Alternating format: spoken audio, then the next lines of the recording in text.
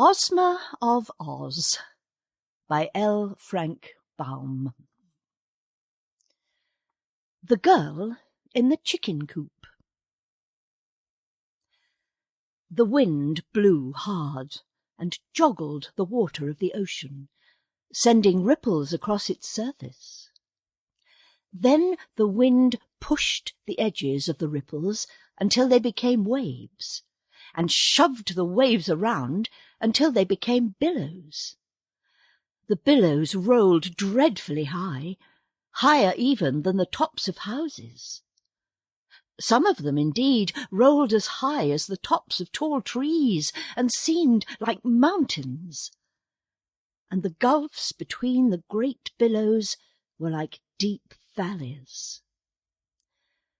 All this mad dashing and splashing of the waters of the big ocean, which the mischievous wind caused without any good reason whatever, resulted in a terrible storm. And a storm on the ocean is liable to cut many queer pranks and do a lot of damage. At the time the wind began to blow, a ship was sailing far out upon the waters. When the waves began to tumble and toss and to grow bigger and bigger, the ship rolled up and down and tipped sideways, first one way and then the other, and was jostled around so roughly that even the sailor-men had to hold fast to the ropes and railings to keep themselves from being swept away by the wind or pitched headlong into the sea. And the clouds were so thick in the sky that the sunlight couldn't get through them, so that the day grew dark as night, which added to the terrors of the storm. The captain of the ship was not afraid, because he had seen storms before, and had sailed his ship through them in safety. But he knew that his passengers would be in danger if they tried to stay on deck. So he put them all into the cabin, and told them to stay there until after the storm was over, and to keep brave hearts and not be scared, and all would be well with them. Now, among these passengers was a little Kansas girl named Dorothy Gale, who was going with her Uncle Henry to Australia to visit some relatives they had never seen before. Uncle Henry, you must know, was not very well, because he had been working so hard on his Kansas farm that his health had given way and left him weak and nervous. So he left Aunt Em at home to watch after the hired men and to take care of the farm, while he travelled far away to Australia to visit his cousins and have a good rest. Dorothy was eager to go with him on his journey, and Uncle Henry thought she would be good company and help to cheer him up. So he decided to take her along.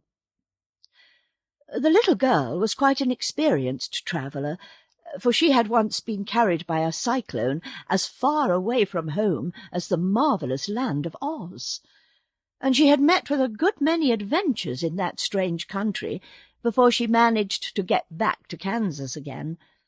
So she wasn't easily frightened, whatever happened. And when the wind began to howl and whistle, and the waves began to tumble and toss, our little girl didn't mind the uproar the least bit. "Of course, we have to stay in the cabin," she said to Uncle Henry and the other passengers, "and keep as quiet as possible until the storm is over, for the captain says if we go on deck we may be blown overboard." No one wanted to risk such an accident as that, you may be sure. So all the passengers stayed huddled up in the dark cabin, listening to the shrieking of the storm and the creaking of the masts and rigging, and trying to keep from bumping into one another when the ship tipped sideways. Dorothy had almost fallen asleep, when she was aroused with a start to find that Uncle Henry was missing. She couldn't imagine where he had gone, and as he was not very strong, she began to worry about him, and to fear he might have been careless enough to go on deck. In that case he would be in great danger, unless he instantly came down again. The fact was that Uncle Henry had gone to lie down in his little sleeping berth, but Dorothy did not know that. She only remembered that Aunt Em had cautioned her to take good care of her uncle. So at once she decided to go on deck and find him, in spite of the fact that the tempest was now worse than ever, and the ship was plunging in a really dreadful manner. Indeed, the little girl found it was as much as she could do to mount the stairs to the deck, and as soon as she got there, the wind struck her so fiercely that it almost tore away the skirts of her dress. Yet Dorothy felt a sort of joyous excitement in defying the storm, and while she held fast to the railings, she peered around through the gloom, and thought she saw the dim form of a man clinging to a mast not far away from her. This might be her uncle, so she called as loudly as she could, "Uncle Henry! Uncle Henry!" But the wind screeched and howled so madly that she scarce heard her own voice, and the man certainly failed to hear her, for he did not move. Dorothy decided she must go to him. So she made a dash forward during a lull in the storm to where a big square chicken coop had been lashed to the deck with ropes. She reached this place in safety, but no sooner had she seized fast hold of the slats of the big box in which the chickens were kept than the wind, as if enraged because the little girl dared to resist its power, suddenly redoubled its fury. With a scream like that of an angry giant, it tore away the ropes that held the coop and lifted it high into the air, with Dorothy still clinging to the slats. Around and over it whirled, this way and that, and a few moments later the chicken coop dropped far away into the sea, where the big waves caught it and slid it uphill to a foaming crest, and then downhill into a deep valley, as if it were nothing more than a plaything to keep them amused. Dorothy had a good ducking, you may be sure. But she didn't lose her presence of mind even for a second. She kept tight hold of the stout slats, and as soon as she could get the water out of her eyes, she saw that the wind had ripped the cover from the coop, and the poor chickens were fluttering away in every direction, being blown by the wind until they looked like feather dusters without handles. The bottom of the coop was made of thick boards, so Dorothy found she was clinging to a sort of raft with sides of slats, which readily bore up her weight. After coughing the water out of her throat and getting her breath again, she managed to climb over the slats and stand upon the firm wooden bottom of the coop, which supported her easily enough. "Why, I've got a ship of my own," she thought, more amused than frightened at her sudden change of condition. And then, as the coop climbed up to the top of a big wave, she looked eagerly around for the ship from which she had been blown. It was far, far away by this time. Perhaps no one on board had missed her, or knew of her strange adventure. Down into a valley between the waves the coop swept her, and when she climbed another crest, the ship looked like a toy boat, it was such a long way off. Soon it had entirely disappeared in the gloom, and then Dorothy gave a sigh of regret at parting with Uncle Henry, and began to wonder what was going to happen to her next. Just now she was tossing on the bosom of the big ocean, with nothing to keep her afloat but a miserable wooden hen-coop that had a plank bottom and slatted sides. through which the water constantly splashed and wetted her through to the skin. And there was nothing to eat when she became hungry, as she was sure to do before long, and no fresh water to drink, and no dry clothes to put on. "Well, I declare," she exclaimed with a laugh, "you're in a pretty fix, Dorothy Gale, I can tell you, and I haven't the least idea how you're going to get out of it." As if to add to her troubles, the night was now creeping on, and the grey clouds overhead changed to inky blackness. But the wind, as if satisfied at last with its pranks, stopped blowing this ocean and hurried away to another part of the world to blow something else, so that the waves, not being joggled any more, began to quiet down and behave themselves. It was lucky for Dorothy, I think, that the storm subsided. Otherwise, brave though she was, I fear she might have perished. Many children in her place would have wept and given way to despair. But because Dorothy had encountered so many adventures and come safely through them, it did not occur to her at this time to be especially afraid. She was wet and uncomfortable, it is true, but after sighing that one sigh I told you of, she managed to recall some of her customary cheerfulness, and decided to patiently await whatever her fate might be. By and by the black clouds rolled away, and showed a blue sky overhead, with a silver moon shining sweetly in the middle of it, and little stars winking merrily at Dorothy when she looked their way. The coop did not toss around any more, but rode the waves more gently, almost like a cradle rocking, so that the floor upon which Dorothy stood was no longer swept by water coming through the slats. Seeing this, and being quite exhausted by the excitement of the past few hours, the little girl decided that sleep would be the best thing to restore her strength, and the easiest way in which she could pass the time.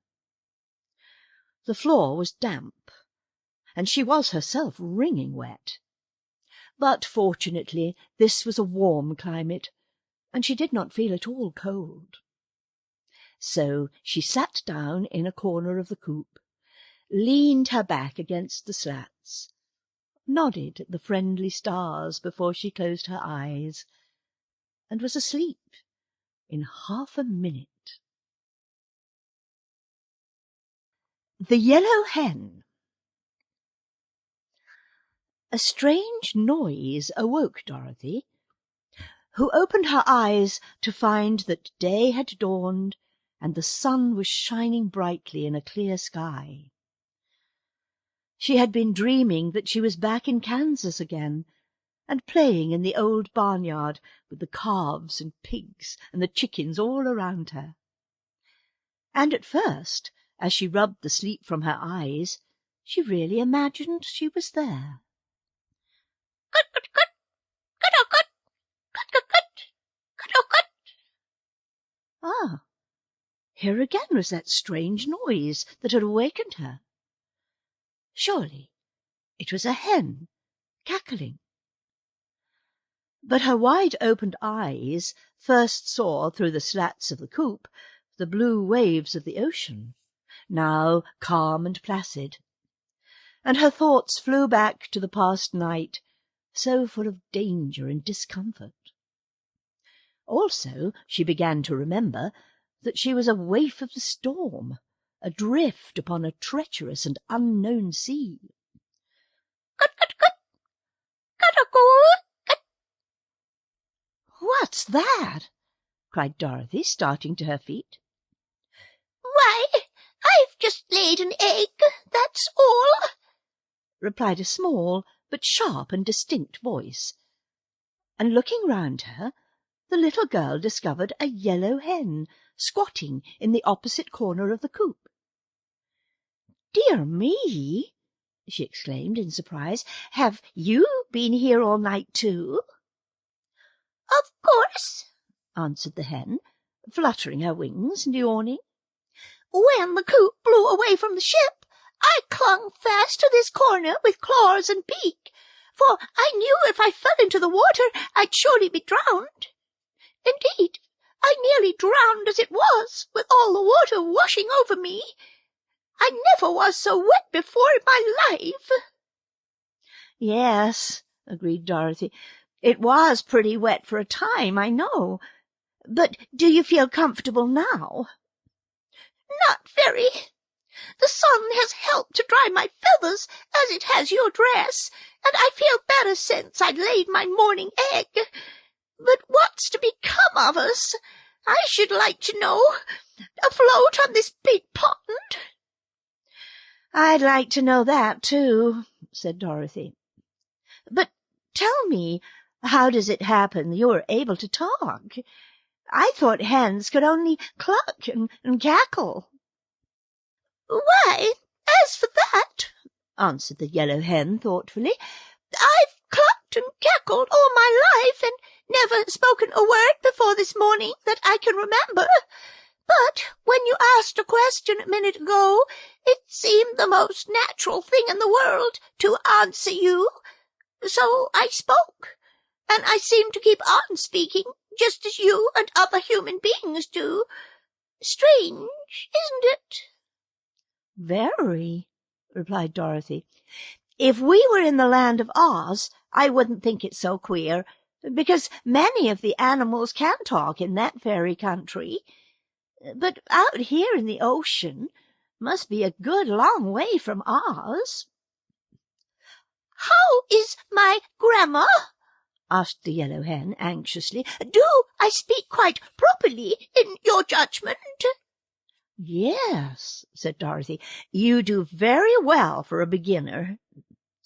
"I'm glad to know that," continued the Yellow Hen in a confidential tone, "because if one is going to talk, it's best to talk correctly. The Red Rooster has often said that my cluck and my cackle were quite perfect, and now it's a comfort to know I am talking properly."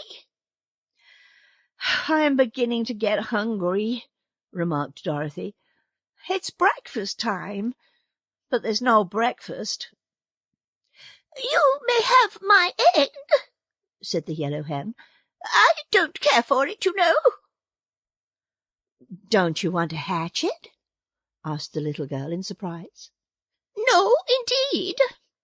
I never care to hatch eggs unless I've a nice snug nest in some quiet place, with a baker's dozen of eggs under me. Oh, that's 13, you know, and it's a lucky number for hens. So you may as well eat this egg." "Oh, I couldn't possibly eat it unless it was cooked," exclaimed Dorothy. "But I'm much obliged to you for your kindness just the same." "Don't mention it, my dear," answered the hen calmly, and began grooming her feathers. For a moment Dorothy stood looking out over the wide sea. She was still thinking of the egg, though, so presently she asked, "Why do you lay eggs if you don't expect to hatch them?" "It's a habit I have," replied the Yellow Hen. "It has always been my pride to lay a fresh egg every morning, except when I'm moulting. I never feel like having my morning cackle till the egg is properly laid, and without the chance to cackle, I would not be happy." "It's strange," said the girl reflectively, "but as I'm not a hen, I can't be expected to understand that." "Certainly not, my dear." Then Dorothy fell silent again. The Yellow Hen was some company, and a bit of comfort too, but it was dreadfully lonely out on the big ocean nevertheless. After a time the hen flew up and perched upon the topmost slat of the coop, which was a little above Dorothy's head, when she was sitting upon the bottom, as she had been doing for some moments past. "Why, we are not far from land," exclaimed the hen. "Oh, where? Where is it?" cried Dorothy, jumping up in great excitement. "Over there a little way," answered the hen, nodding her head in a certain direction. "We seem to be drifting towards it, so that before noon we ought to find ourselves upon dry land again." "I shall like that," said Dorothy with a little sigh, for her feet and legs were still wetted, now and then, by the sea-water that came through the open slats. "So shall I," answered her companion. "There is nothing in the world so miserable as a wet hen." The land, which they seemed to be rapidly approaching, since it grew more distinct every minute, was quite beautiful, as viewed by the little girl in the floating hen-coop. Next to the water was a broad beach of white sand and gravel, and farther back were several rocky hills, while beyond these appeared a strip of green trees that marked the edge of a forest. But there were no houses to be seen, nor any sign of people who might inhabit this unknown land. "I hope we shall find something to eat," said Dorothy, looking eagerly at the pretty beach towards which they drifted. "It's long past breakfast time now." "I'm a trifle hungry myself," declared the Yellow Hen. "Why don't you eat the egg?" asked the child. "You don't need to have your food cooked as I do." "Do you take me for a cannibal?" cried the hen indignantly. "I do not know what I have said or done that leads you to insult me." "Oh, I beg your pardon, I'm sure, Mrs. Oh, by the way, may I inquire your name, ma'am?" asked the little girl. "My name is Bill," said the Yellow Hen, somewhat gruffly. "Bill? Why, that's a boy's name." "What difference does that make?" "You're a lady hen, aren't you?" "Of course. But when I was first hatched out, no one could tell whether I was going to be a hen or a rooster. So the little boy at the farm where I was born called me Bill, and made a pet of me because I was the only yellow chicken in the whole brood. When I grew up, and he found that I didn't crow and fight as all roosters do, he did not think to change my name, and every creature in the barnyard, as well as the people in the house, knew me as Bill. So Bill I've always been called, and Bill is my name." "But it's all wrong, you know," declared Dorothy earnestly, "and if you don't mind, I shall call you Billina. Putting the "iner" on the end makes it a girl's name, you see." "Oh, I don't mind it in the least," returned the Yellow Hen. "It doesn't matter at all what you call me, so long as I know the name means me." "Very well, Billina. My name is Dorothy Gale. Oh, just Dorothy to my friends, and Miss Gale to strangers. You may call me Dorothy if you like. We're getting very near the shore. Do you suppose it's too deep for me to wade the rest of the way?" "Wait a few minutes longer. The sunshine is warm and pleasant, and we are in no hurry." "But my feet are all wet and soggy," said the girl. "My dress is dry enough, but I won't feel real comfortable till I get my feet dried." She waited, however, as the hen advised, and before long the big wooden coop grated gently on the sandy beach, and the dangerous voyage was over. It did not take the castaways long to reach the shore, you may be certain. The Yellow Hen flew to the sands at once, but Dorothy had to climb over the high slats. Still, for a country girl, that was not much of a feat, and as soon as she was safe ashore, Dorothy drew off her wet shoes and stockings and spread them upon the sun-warmed beach to dry. Then she sat down and watched Billina, who was pick-pecking away with her sharp bill in the sand and the gravel, which she scratched up and turned over with her strong claws. "What are you doing?" asked Dorothy. "Getting my breakfast, of course," murmured the hen, busily pecking away. "What do you find?" inquired the girl curiously. "Oh, some fat red ants and some sand bugs, and once in a while a tiny crab. They are very sweet and nice, I assure you." "How dreadful!" exclaimed Dorothy in a shocked voice. "What is dreadful?" asked the hen, lifting her head to gaze with one bright eye at her companion. "Why, eating live things and horrid bugs and crawly ants. You ought to be ashamed of yourself." "Goodness me!" returned the hen in a puzzled tone. "How queer you are, Dorothy! Live things are much fresher and more wholesome than dead ones, and you humans eat all sorts of dead creatures." "We don't," said Dorothy. "You do indeed," answered Billina. "You eat lambs and sheep and cows and pigs and even chickens." "But we cook 'em," said Dorothy triumphantly.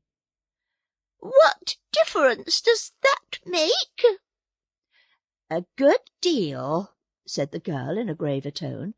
I just can't explain the difference, but it's there. And anyhow, we never eat such dreadful things as bugs." "But you eat the chickens that eat the bugs," retorted the Yellow Hen. "So you are just as bad as we chickens are." This made Dorothy thoughtful. What Billina said was true enough, and it almost took away her appetite for breakfast. As for the Yellow Hen, she continued to peck away at the sand busily, and seemed quite contented with her bill of fare. Finally, down near the water's edge, Billina stuck her bill deep in the sand, and then drew back and shivered. "Ow!" she cried. "I struck metal that time, and it nearly broke my beak."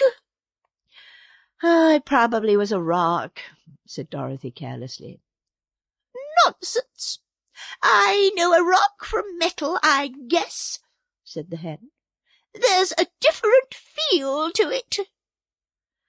"But there couldn't be any metal on this wild, deserted seashore," persisted the girl. "Where's the place? I'll dig it up and prove to you I'm right." Billina showed her the place where she had stubbed her bill, as she expressed it, and Dorothy dug away the sand until she felt something hard.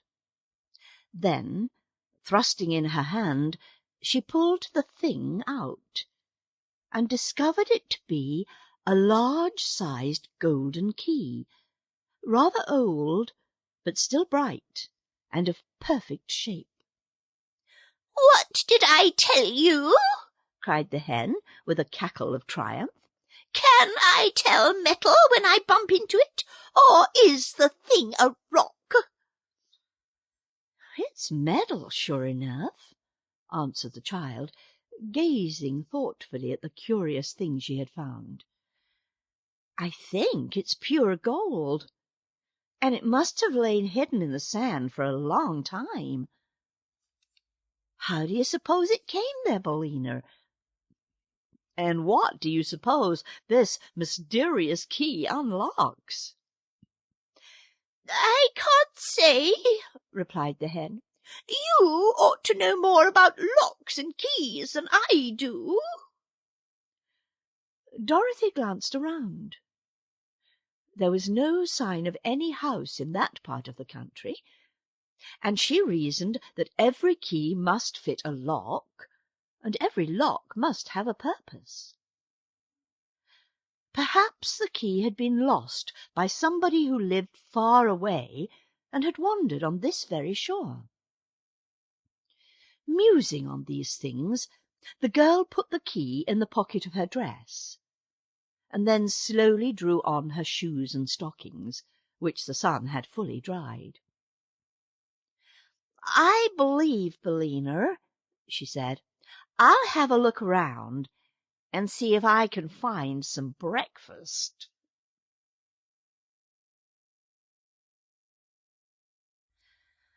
Letters in the Sand.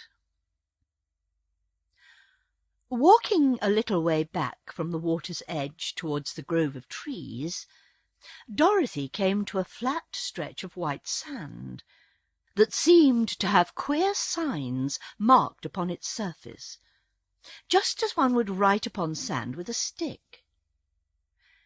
"What does it say?" she asked the Yellow Hen, who trotted along beside her in a rather dignified fashion. "How should I know?" returned the hen. "I cannot read." "Oh, can't you?" "Certainly not. I've never been to school, you know." "Well, I have," admitted Dorothy, "but the letters are so big and far apart, and it's hard to spell out the words." But she looked at each letter carefully, and finally discovered that these words were written in the sand: "Beware the Wheelers." "That's rather strange," declared the hen, when Dorothy had read the words aloud. "What do you suppose the Wheelers are?" "Well, folks that wheel, I guess. They must have wheelbarrows or baby cabs or hand carts," said Dorothy. "Perhaps they're automobiles," suggested the Yellow Hen. "There is no need to beware of baby cabs and wheelbarrows, but automobiles are dangerous things. Several of my friends have been run over by them." "We can't be automobiles," replied the girl, "for this is a new, wild country, without even trolley cars or telephones. The people here haven't been discovered yet, I'm sure. That is, if there are any people. So I don't believe there can be any automobiles, Billina." "Perhaps not," admitted the Yellow Hen. "Where are you going now?" "Over to those trees to see if I can find some fruit or nuts," answered Dorothy. She tramped across the sand, skirting the foot of one of the little rocky hills that stood near, and soon reached the edge of the forest. At first she was greatly disappointed, because the nearer trees were all punita or cottonwood or eucalyptus, and bore no fruit or nuts at all. But by and by, when she was almost in despair, the little girl came upon 2 trees that promised to furnish her with plenty of food. One was quite full of square paper boxes, which grew in clusters on all the limbs, and upon the biggest and ripest boxes the word "lunch" could be read in neat raised letters. This tree seemed to bear all the year round, for there were lunch-box blossoms on some of the branches, and on others tiny little lunch-boxes that were as yet quite green and evidently not fit to eat until they had grown bigger. The leaves of this tree were all paper napkins, and it presented a very pleasing appearance to the hungry little girl. But the tree next to the lunch-box tree was even more wonderful, for it bore quantities of tin dinner-pails, which were so full and heavy that the stout branches bent underneath their weight. Some were small and dark brown in colour. Those larger were of a dull tin colour, but the really ripe ones were pails of bright tin that shone and glistened beautifully in the rays of the sunshine that touched them. Dorothy was delighted, and even the Yellow Hen acknowledged that she was surprised.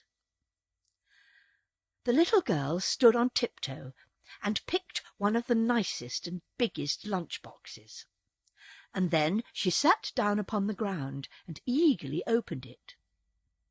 Inside she found, nicely wrapped in white papers, a ham sandwich, a piece of sponge cake, a pickle, a slice of new cheese, and an apple.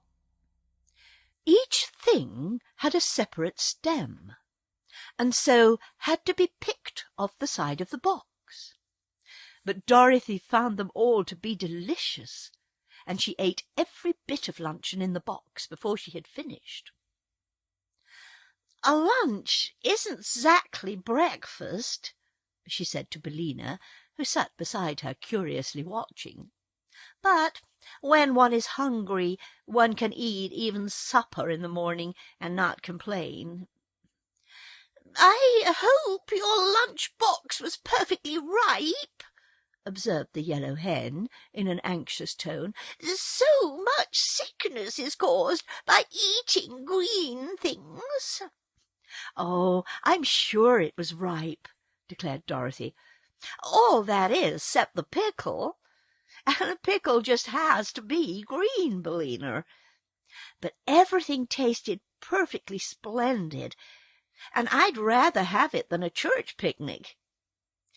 And now I think I'll pick a dinner-pail to have when I get hungry again, and then we'll start out and explore the country and see where we are." "Haven't you any idea what country this is?"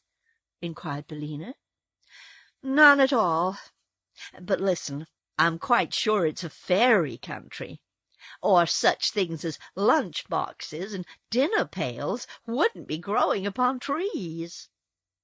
Besides, Billina, being a hen, you wouldn't be able to talk in any civilized country like Kansas, where no fairies live at all." "Perhaps we're in the land of Oz," said the hen thoughtfully. "No, that can't be," answered the little girl, "because I've been to the land of Oz, and it's all surrounded by a horrid desert that no one can cross." "Then how did you get away from there again?" asked Billina. "I had a pair of silver shoes that carried me through the air, but I lost them," said Dorothy. "Ah, indeed," remarked the Yellow Hen in a tone of unbelief. "Anyhow," resumed the girl, "there is no seashore near the land of Oz, so this must surely be some other fairy country." While she was speaking, she selected a bright and pretty dinner-pail that seemed to have a stout handle, and picked it from its branch. Then, accompanied by the Yellow Hen, she walked out of the shadow of the trees towards the seashore. They were part way across the sands when Billina suddenly cried out in a voice of terror, "What's that?" Dorothy turned quickly round, and saw, coming out of a path that led from between the trees, the most peculiar person her eyes had ever beheld. It had the form of a man, except that it walked, or rather rolled, upon all fours, and its legs were the same length as its arms, giving them the appearance of the 4 legs of a beast. Yet it was no beast that Dorothy had discovered, for the person was clothed most gorgeously in embroidered garments of many colours, and wore a straw hat perched jauntily upon the side of its head. But it differed from human beings in this respect, that instead of hands and feet, there grew at the end of its arms and legs round wheels, and by means of these wheels it rolled very swiftly over the level ground. Afterwards Dorothy found that these odd wheels were of the same hard substance that our fingernails and toenails are composed of, and she also learned that creatures of this strange race were born in this queer fashion. But when our little girl first caught sight of the first individual of a race that was destined to cause her a lot of trouble, she had an idea that the brilliant-clothed personage was on roller skates, which were attached to his hands as well as to his feet. "Run!" screamed the Yellow Hen, fluttering away in great fright. "It's a wheeler!" "A wheeler?" exclaimed Dorothy. "What can that be?" "Don't you remember the warning in the sand? Beware the wheelers! Run, I tell you, run!" So Dorothy ran, and the wheeler gave a sharp, wild cry and came after her in full chase. Looking over her shoulder as she ran, the girl now saw a great procession of wheelers emerging from the forest. Dozens and dozens of them, all clad in splendid, tight-fitting garments, and all rolling swiftly towards her and uttering their wild, strange cries. "They're sure to catch us," panted the girl, who was still carrying the heavy dinner-pail that she had picked. "I can't run much farther, Billina."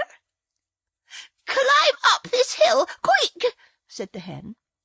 And Dorothy found she was very near to the heap of loose and jagged rocks that they had passed on their way to the forest.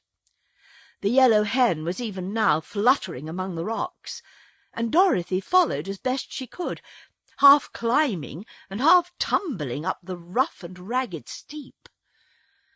She was none too soon, for the foremost wheeler reached the hill a moment after her. But while the girl scrambled up the rocks, the creature stopped short, with howls of rage and disappointment. Dorothy now heard the Yellow Hen laughing in her cackling henny way. "Don't hurry, my dear," cried Billina. "They can't follow us among these rocks, so we're safe enough now." Dorothy stopped at once and sat down upon a broad boulder, for she was out of breath. The rest of the wheelers had now reached the foot of the hill, but it was evident that their wheels would not roll upon the rough and jagged rocks, and therefore they were helpless to follow Dorothy and the hen to where they had taken refuge. But they circled all around the little hill, so the child and Billina were fast prisoners, and could not come down without being captured. Then the creatures shook their front wheels at Dorothy in a threatening manner, and it seemed they were able to speak as well as to make their dreadful outcries, for several of them shouted, "We'll get you in time, never fear, and when we do, we'll tear you into little bits." "Why are you so cruel to me?" asked Dorothy. "I'm a stranger in your country, and I've done you no harm." "No harm?" cried the one who seemed to be their leader. "Did you not pick our lunch boxes and dinner pails? Have you not a stolen dinner pail still in your hand?" "I only picked one of each," she answered. "I was hungry, and I didn't know the trees were yours." "That is no excuse," retorted the leader, who was clothed in a most gorgeous suit. "It's the law here, and whoever picks a dinner-pail without our permission must die immediately." "Don't you believe him?" said Billina. "I'm sure the trees do not belong to these awful creatures. They are fit for any mischief, and it's my opinion they would try to kill us just the same if you hadn't picked a dinner-pail." "I think so too," agreed Dorothy. "But what shall we do now?" "Stay where we are," advised the Yellow Hen. "We are safe from the Wheelers until we starve to death anyhow, and before that time comes a good many things can happen." Tik-Tok, the Machine Man. After an hour or so, most of the band of Wheelers rolled back into the forest, leaving only 3 of their number to guard the hill. These curled themselves up like big dogs and pretended to go to sleep on the sands, but neither Dorothy nor Billina were fooled by this trick. So they remained in security among the rocks and paid no attention to their cunning enemies. Finally, the hen, fluttering over the mound, exclaimed, "Why, here's a path!" So Dorothy at once climbed to where Billina sat. And there, sure enough, was a smooth path cut between the rocks. It seemed to wind around the mound from top to bottom, like a corkscrew, twisting here and there between the rough boulders, but always remaining level and easy to walk upon. Indeed, Dorothy wondered at first why the Wheelers did not roll up this path. But when she followed it to the foot of the mound, she found that several big pieces of rock had been placed directly across the ends of the way, thus preventing anyone from outside seeing it, and also preventing the Wheelers from using it to climb the mound. Then Dorothy walked back up the path, and followed it until she came to the very top of the hill, where a solitary rock stood that was bigger than any of the others surrounding it.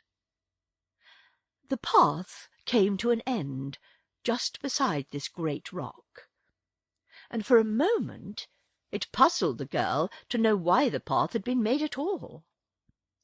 But the hen, who had been gravely following her around, was now perched upon a point of the rock behind Dorothy, and suddenly remarked, "It looks something like a door, doesn't it?" "What looks like a door?" inquired the child. "Why, that crack in the rock just facing you," replied Billina, whose little round eyes were very sharp and seemed to see everything. "It runs up one side and down the other, and across the top and the bottom." "What does?" "Why, the crack. So I think it must be a door of rock, although I do not see any hinges." "Oh, yes," said Dorothy, now observing for the first time the crack in the rock. "And isn't this a keyhole, Billina?" pointing to a round, deep hole at one side of the door. "Of course. If we only had the key now, we could unlock it and see what is there," replied the Yellow Hen. Maybe it's a treasure chamber full of diamonds and rubies, or heaps of shining gold, or— That reminds me, said Dorothy, of the golden key I picked up on the shore. Do you think that it would fit this keyhole, Billina? Try it and see, suggested the hen. So Dorothy searched in the pocket of her dress and found the golden key. And when she had put it into the hole in the rock and turned it, a sudden sharp snap was heard. Then, with a solemn creak that made the shivers run down the child's back, the face of the rock fell outwards like a door on hinges, and revealed a small dark chamber just inside. "Good gracious!" cried Dorothy, shrinking back as far as the narrow path would let her. For, standing within the narrow chamber of rock, was the form of a man. Or at least it seemed like a man in the dim light. He was only about as tall as Dorothy herself, and his body was round as a ball, and made out of burnished copper. Also his head and limbs were copper, and these were jointed or hinged to his body in a peculiar way, with metal caps over the joints, like the armour worn by knights in days of old. He stood perfectly still, and where the light struck upon his form, it glittered as if made of pure gold. "Don't be frightened," called Billina from her perch. "It isn't alive." "I see it isn't," replied the girl, drawing a long breath. "It's only made out of copper, like the old kettles in the barnyard at home," continued the hen, turning her head first to one side and then to the other, so that both her little round eyes could examine the object. "Once," said Dorothy, "I knew a man made out of tin, who was a woodman named Nick Chopper, but he was alive, as we are, 'cause he was born a real man and got his tin body a little at a time, first a leg, and then a finger, and then an ear, for the reason that he had so many accidents with his axe, and cut himself up in a very careless manner." "Oh," said the hen, with a sniff, as if she did not believe the story. "But this copper man," continued Dorothy, looking at it with big eyes, "is not alive at all, and I wonder what it was made for, and why it was locked up in this queer place." "That is a mystery," remarked the hen, twisting her head to arrange her wing feathers with her bill. Dorothy stepped inside the little room to get a back view of the copper man, and in this way discovered a printed card that hung between his shoulders, it being suspended from a small copper peg at the back of his neck. She unfastened this card and returned to the path, where the light was better, and sat herself down upon a slab of rock to read the printing. "What does it say?" asked the hen curiously. Dorothy read the card aloud, spelling out the big words with some difficulty. And this is what she read: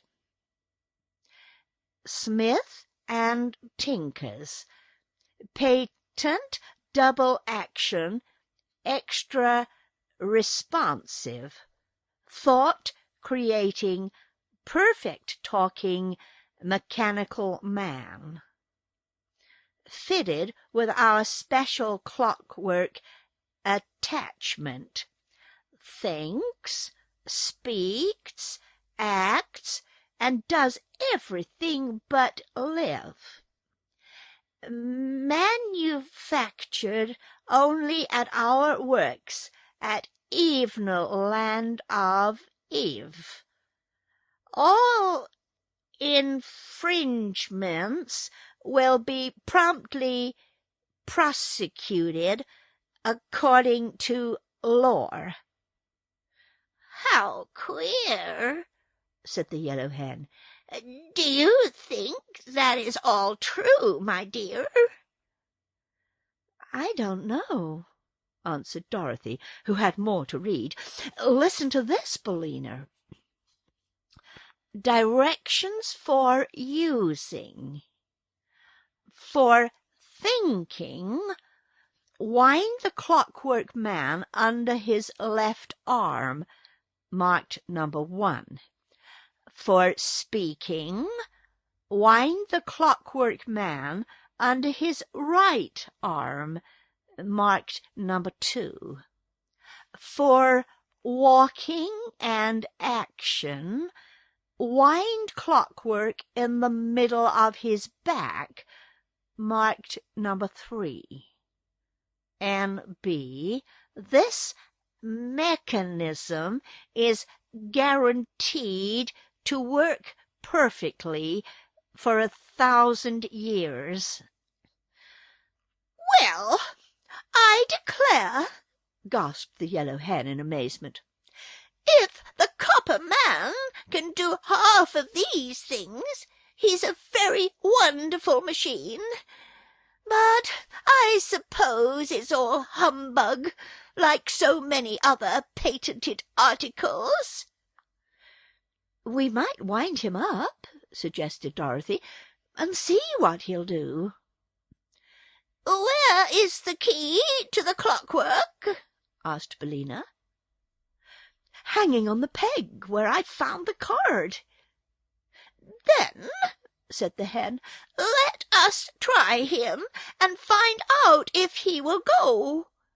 He is warranted for 1,000 years, it seems, but we do not know how long he has been standing inside this rock."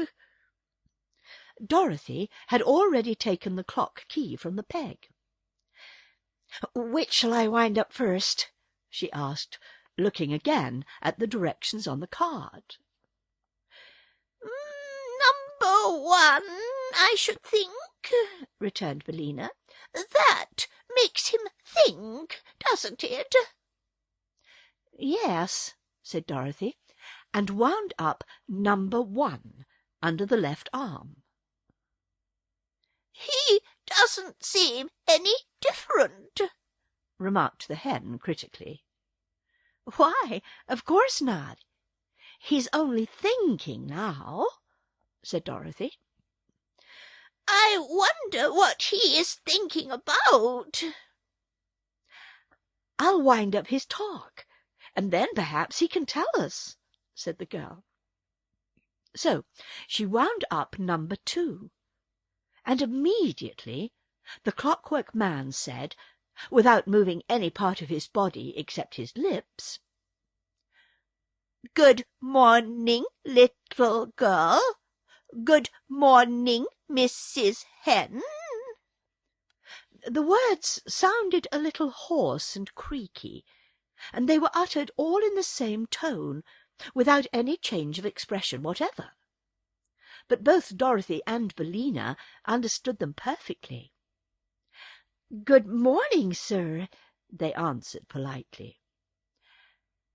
"Thank you for rescuing me," continued the machine in the same monotonous voice, which seemed to be worked by a bellows inside of him, like the little toy lambs and cats that children squeeze so that they will make a noise. "Don't mention it," answered Dorothy, and then, being very curious, she asked, "How did you come to be locked up in this place?" "It's a long story," replied the Copper Man, "but I will tell it to you briefly. I was purchased from Smith and Tinker, my manufacturers, by a cruel king of Eve, named Evoldo, who used to beat all his servants until they died. However, he was not able to kill me because I was not alive, and one must first live in order to die, so that all his beating did me no harm and merely kept my copper body well polished. This cruel king had a lovely wife and 10 beautiful children, 5 boys and 5 girls, but in a fit of anger he sold them all to the Nome King, who, by means of his magic arts, changed them all into other forms and put them in his underground palace to ornament the rooms. Afterward, the King of Eve regretted his wicked action and tried to get his wife and children away from the Nome King, but without avail. So, in despair, he locked me up in this rock, threw the key into the ocean, then jumped in after it, and was drowned. "How very dreadful!" exclaimed Dorothy. "It is indeed," said the machine. "When I found myself imprisoned, I shouted for help until my voice ran down, and then I walked back and forth in this little room until my action ran down, and then I stood still and thought until my thoughts ran down. After that I remember nothing until you wound me up again." "It's a very wonderful story," said Dorothy, "and proves that the land of Eve is really a fairyland, as I thought it was." "Of course it is," answered the Copper Man. "I do not suppose such a perfect machine as I am could be made in any place but a fairyland." "I've never seen one in Kansas," said Dorothy. "But where did you get the key to unlock this door?" asked the clockwork voice. "I found it on the shore, where it was probably washed up by the waves," she answered. "And now, sir, if you don't mind, I'll wind up your action." "That will please me very much," said the machine. So she wound up number 3, and at once the Copper Man, in a somewhat stiff and jerky fashion, walked out of the rocky cavern, took off his copper hat and bowed politely, and then kneeled before Dorothy. Said he, "From this time forth I am your obedient servant. Whatever you command, that I will do willingly, if you keep me wound up." "What is your name?" she asked. "Tik-Tok," he replied. "My former master gave me that name because my clockwork always ticks when it is wound up." "I can hear it now," said the Yellow Hen. "So can I," said Dorothy. And then she added, with some anxiety, "You don't strike, do you?" "No," answered Tik-Tok, "and there is no alarm connected with my machinery. I can tell the time, though, by speaking, and as I never sleep, I can waken you at any hour you wish to get up in the morning." "That's nice," said the little girl, "only I never wish to get up in the morning." "You can sleep until I lay my egg," said the Yellow Hen. "Then, when I cackle, Tik-Tok will know it is time to waken you." "Do you lay your egg very early?" asked Dorothy. "About 8 o'clock," said Billina, "and everybody ought to be up by that time, I'm sure." Dorothy opens the dinner-pail. "Now, Tik-Tok," said Dorothy, "the first thing to be done is to find a way for us to escape from these rocks. The Wheelers are down below, you know, and threaten to kill us." "There's no reason to be afraid of the Wheelers," said Tik-Tok, the words coming more slowly than before. "Why not?" she asked. "Because they are..." He gave a sort of gurgle and stopped short, waving his hands frantically, until suddenly he became motionless, with one arm in the air and the other held stiffly before him, with all the copper fingers of the hand spread out like a fan. "Dear me," said Dorothy in a frightened tone, "what can be the matter?" "He's run down, I suppose," said the Hen calmly. "You couldn't have wound him up very tightly." "I didn't know how much to wind him," replied the girl, "but I'll try to do better next time." She ran around the copper man to take the key from the peg at the back of his neck, but it was not there. "It's gone!" cried Dorothy in dismay. "What's gone?" asked Billina. "The key."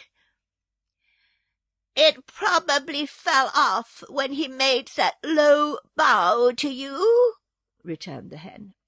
"Look around and see if you cannot find it again." Dorothy looked, and the Hen helped her, and by the girl discovered the clock key, which had fallen into a crack of the rock.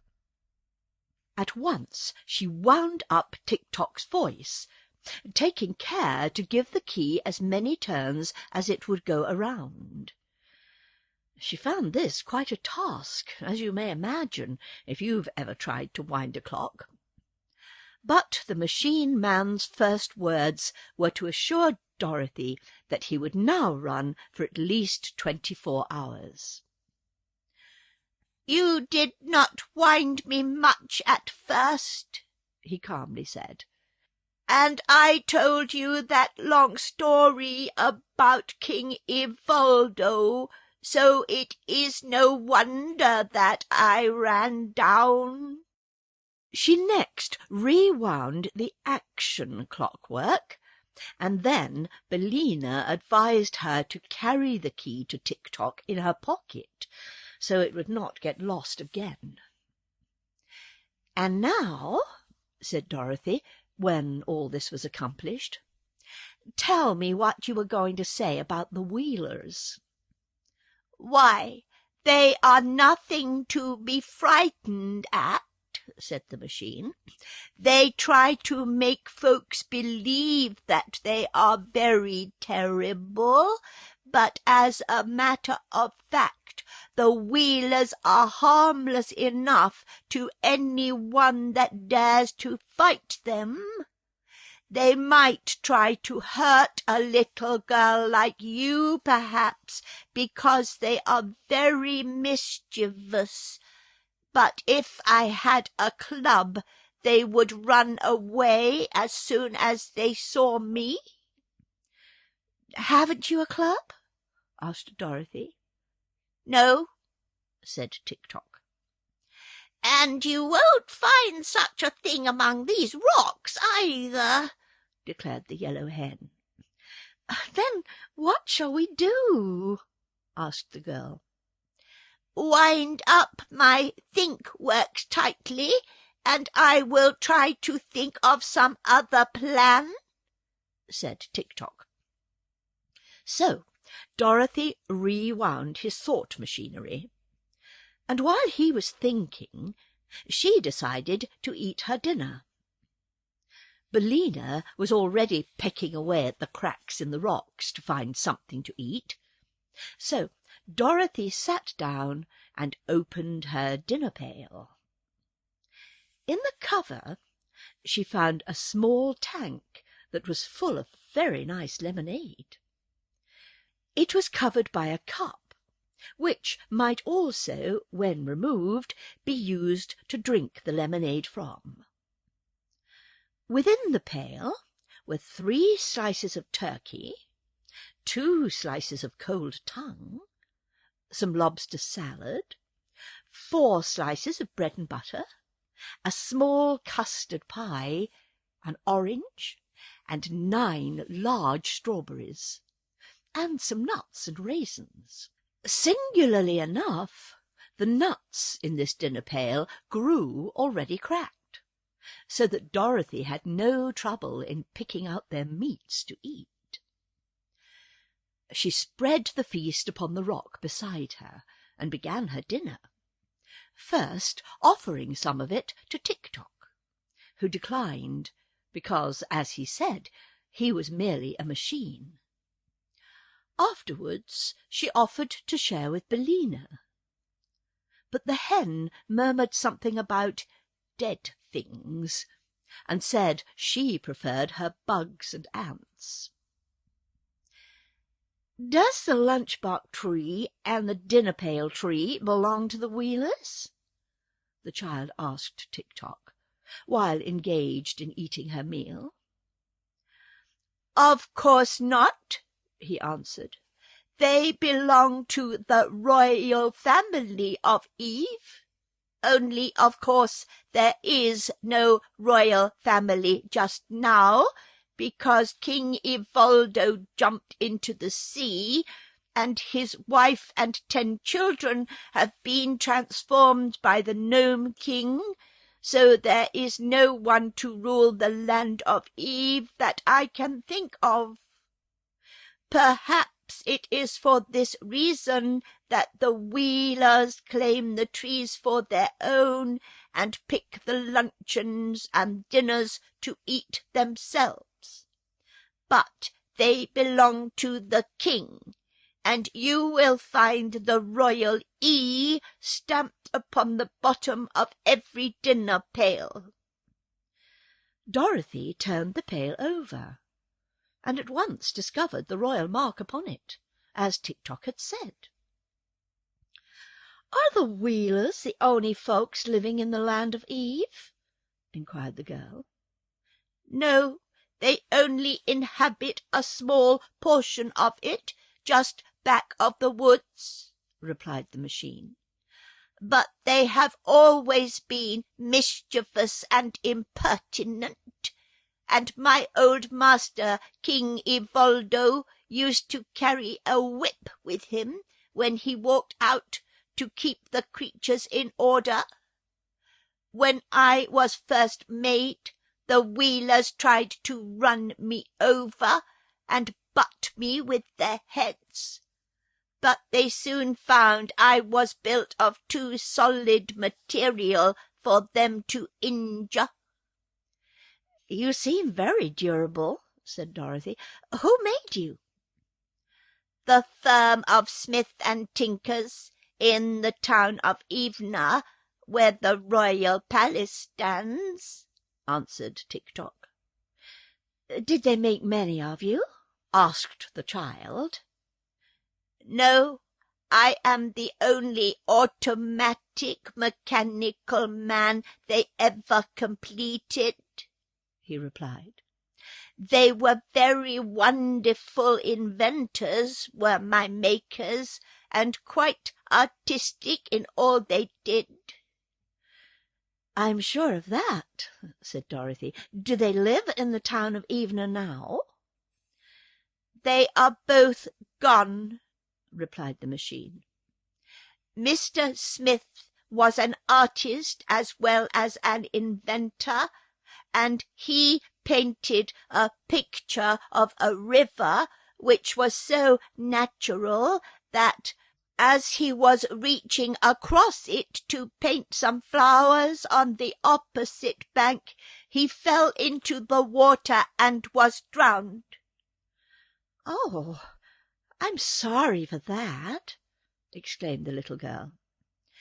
"Mr. Tinker," continued Tik-Tok, "made a ladder so tall that he could rest the end of it against the moon.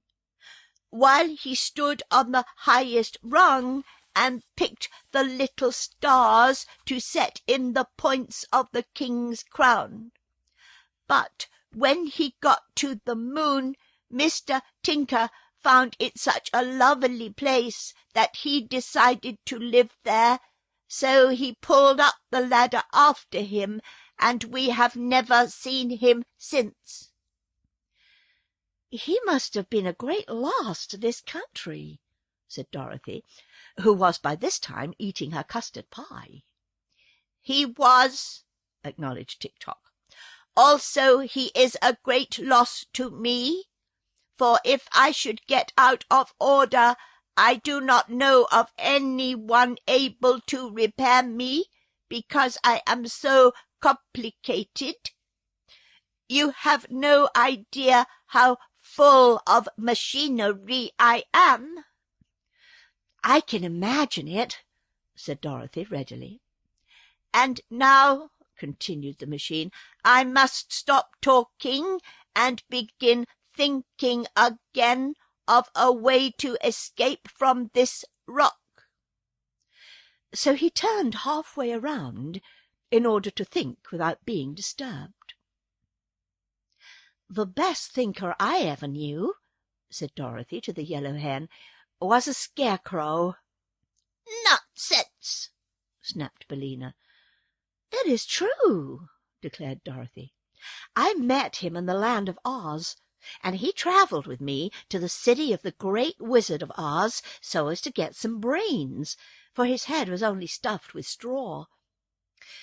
But it seems to me that he thought just as well before he got his brains as he did afterwards." "Do you expect me to believe all that rubbish about the land of Oz?" inquired Billina, who seemed a little cross, perhaps because bugs were scarce. "What rubbish?" asked the child, who was now finishing her nuts and raisins. "Why, your impossible stories about animals that can talk, and a Tin Woodman who is alive, and a Scarecrow who can think." "They are all there," said Dorothy, "for I have seen them." "I don't believe it," cried the hen, with a toss of her head. "That's 'cause you're so ignorant," replied the little girl, who was rather offended at her friend Billina's speech. "In the land of Oz," remarked Tik-Tok, turning towards them, "anything is possible, for it is a wonderful fairy country." "There, Billina, what did I say?" cried Dorothy. And then she turned to the machine and asked in an eager tone, "Do you know the land of Oz, Tik-Tok?"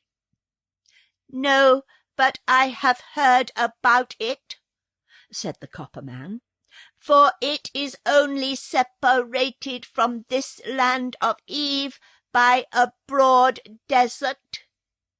Dorothy clapped her hands together, delighted. "I'm glad of that," she exclaimed. "It makes me quite happy to be so near my old friends. The Scarecrow I told you of, Billina, is the king of the land of Oz." "Pardon me, he is not the king now," said Tik-Tok. "Well, he was when I left there," declared Dorothy.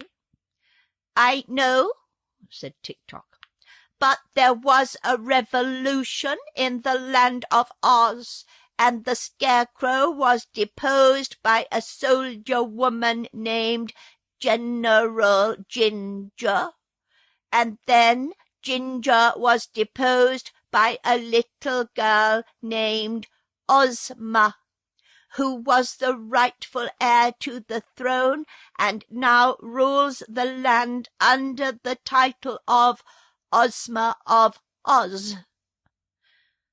"That is news to me," said Dorothy thoughtfully. "But I suppose lots of things have happened since I left the land of Oz. I wonder what has become of the Scarecrow, and of the Tin Woodman and the Cowardly Lion. And I wonder who this girl Ozma is, for I never heard of her before." But Tik-Tok did not reply to this. He had turned around again to resume his thinking. Dorothy packed the rest of the food back into the pail, so as not to be wasteful of good things. And the Yellow Hen forgot her dignity far enough to pick up all of the scattered crumbs, which she ate rather greedily, although she had so lately pretended to despise the things that Dorothy preferred as food. By this time Tik-Tok approached them with his stiff bow. "Be kind enough to follow me," he said, "and I will lead you away from here to the town of Evna, where you will be more comfortable, and also I will protect you from the Wheelers." "All right," answered Dorothy promptly. "I'm ready." The Heads of Langwidere. They walked slowly down the path between the rocks, Tik-Tok going first, Dorothy following him, and the Yellow Hen trotting along last of all. At the foot of the path, the Copper Man leaned down and tossed aside with ease the rocks that cumbered the way. Then he turned to Dorothy and said, "Let me carry your dinner-pail."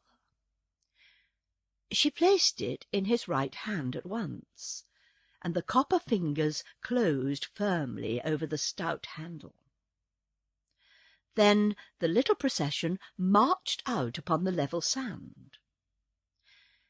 As soon as the three Wheelers who were guarding the mound saw them, they began to shout their wild cries, and rolled swiftly towards the little group, as if to capture them or bar their way. But when the foremost had approached near enough, Tik-Tok swung the tin dinner-pail and struck the Wheeler a sharp blow over its head with the queer weapon. Perhaps it did not hurt very much, but it made a great noise, and the Wheeler uttered a howl and tumbled over upon its side. The next minute it scrambled to its wheels and rolled away as fast as it could go, screeching with fear at the same time. "I told you they were harmless," began Tik-Tok. But before he could say any more, another Wheeler was upon them.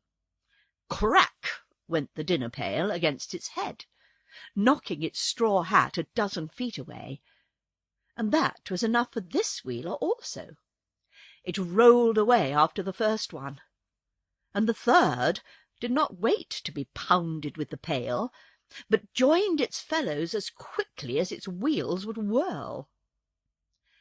The Yellow Hen gave a cackle of delight, and flying to perch upon Tik-Tok's shoulder, she said, "Bravely done, my copper friend, and wisely thought of, too.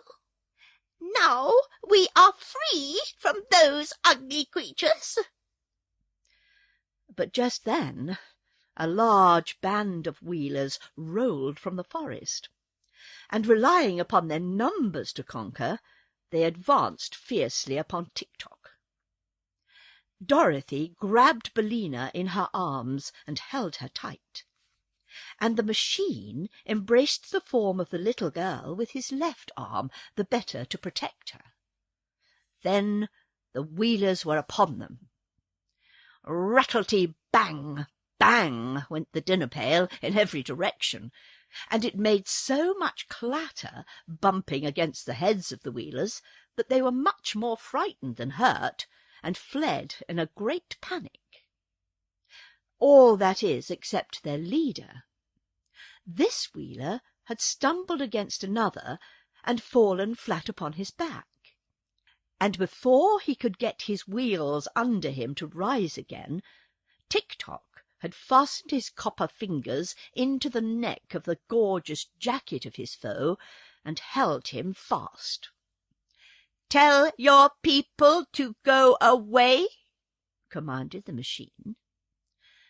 The leader of the Wheelers hesitated to give this order, so Tik-Tok shook him as a terrier dog does a rat, until the Wheeler's teeth rattled together with a noise like hailstones on a window-pane. Then, as soon as the creature could get its breath, it shouted to the others to roll away, which they immediately did. "Now," said Tik-Tok, "you shall come with us and tell me what I want to know." "You'll be sorry for treating me this way," whined the Wheeler. "I'm a terribly fierce person." "As for that," answered Tik-Tok, "I am only a machine and cannot feel sorrow or joy no matter what happens. But you are wrong to think yourself terrible or fierce." "Why so?" asked the Wheeler. "Because no one else thinks as you do. Your wheels make you helpless to injure anyone, for you have no fists and cannot scratch or even pull hair, nor have you any feet to kick with. All you can do is yell and shout, and that does not hurt anyone at all." The Wheeler burst into a flood of tears, to Dorothy's great surprise. "Now I and my people are ruined forever," he sobbed, "for you have discovered our secret. Being so helpless, our only hope is to make people afraid of us by pretending we are very fierce and terrible, and writing in the sand warnings to beware the Wheelers. Until now we have frightened everyone, but since you have discovered our weakness, our enemies will fall upon us and make us very miserable and unhappy." "Oh, no!" exclaimed Dorothy, who was so sorry to see this beautifully dressed Wheeler so miserable. "Tik-Tok will keep your secret, and so will Billina and I. Only you must promise not to try to frighten children any more if they come near you." I won't. Indeed, I won't," promised the Wheeler, ceasing to cry and becoming more cheerful. I'm not really bad, you know, but we have to pretend to be terrible in order to prevent others from attacking us." "That is not exactly true," said Tik-Tok, starting to walk towards the path through the forest, and still holding fast to his prisoner, who rolled slowly along beside him. "You and your people are full of mischief, and like to bother those who fear you, and you are often impudent and disagreeable too. But if you will try to cure those faults, I will not tell anyone how helpless you are." "I'll try, of course," replied the Wheeler eagerly, "and thank you, Mr. Tik-Tok, for your kindness." "I am only a machine," said Tik-Tok. "I cannot be kind any more than I can be sorry or glad. I can only do what I am wound up to do." "Are you wound up to keep my secret?" asked the Wheeler anxiously. "Yes, if you behave yourself. But tell me, who rules the land of Eve now?" asked the machine. "There is no ruler," was the answer, "because every member of the royal family is imprisoned by the Nome King. But the Princess Langwidere, who is a niece of our late King Ivoldo, lives in a part of the royal palace, and takes as much money out of the royal treasury as she can spend. The Princess Langwidere is not exactly a ruler, you see, because she doesn't rule. But she is the nearest approach to a ruler we have at present." "I do not remember her," said Tik-Tok. "What does she look like?" "That I cannot say," replied the Wheeler, "although I have seen her 20 times. For the Princess Langwidere is a different person every time I see her, and the only way her subjects can recognize her at all is by means of a beautiful ruby key, which she always wears on a chain attached to her left wrist. When we see the key, we know we are beholding the princess." "That is strange," said Dorothy in astonishment. "Do you mean to say that so many different princesses are one and the same person?" "Not exactly," answered the Wheeler. "There is, of course, but one princess, but she appears to us in many forms, which are all more or less beautiful." "She must be a witch," exclaimed the girl. "I do not think so," declared the Wheeler, "but there is some mystery connected with her nevertheless. She is a very vain creature, and lives mostly in a room surrounded by mirrors, so that she can admire herself whichever way she looks." No one answered this speech, because they had just passed out of the forest, and their attention was fixed upon the scene before them. A beautiful vale, in which were many fruit trees and green fields, with pretty farmhouses scattered here and there, and broad, smooth roads that led in every direction. In the centre of this lovely vale, about a mile from where our friends were standing, rose the tall spires of the royal palace, which glittered brightly against the background of blue sky. The palace was surrounded by charming grounds full of flowers and shrubbery. Several tinkling fountains could be seen, and there were pleasant walks bordered by rows of white marble statuary.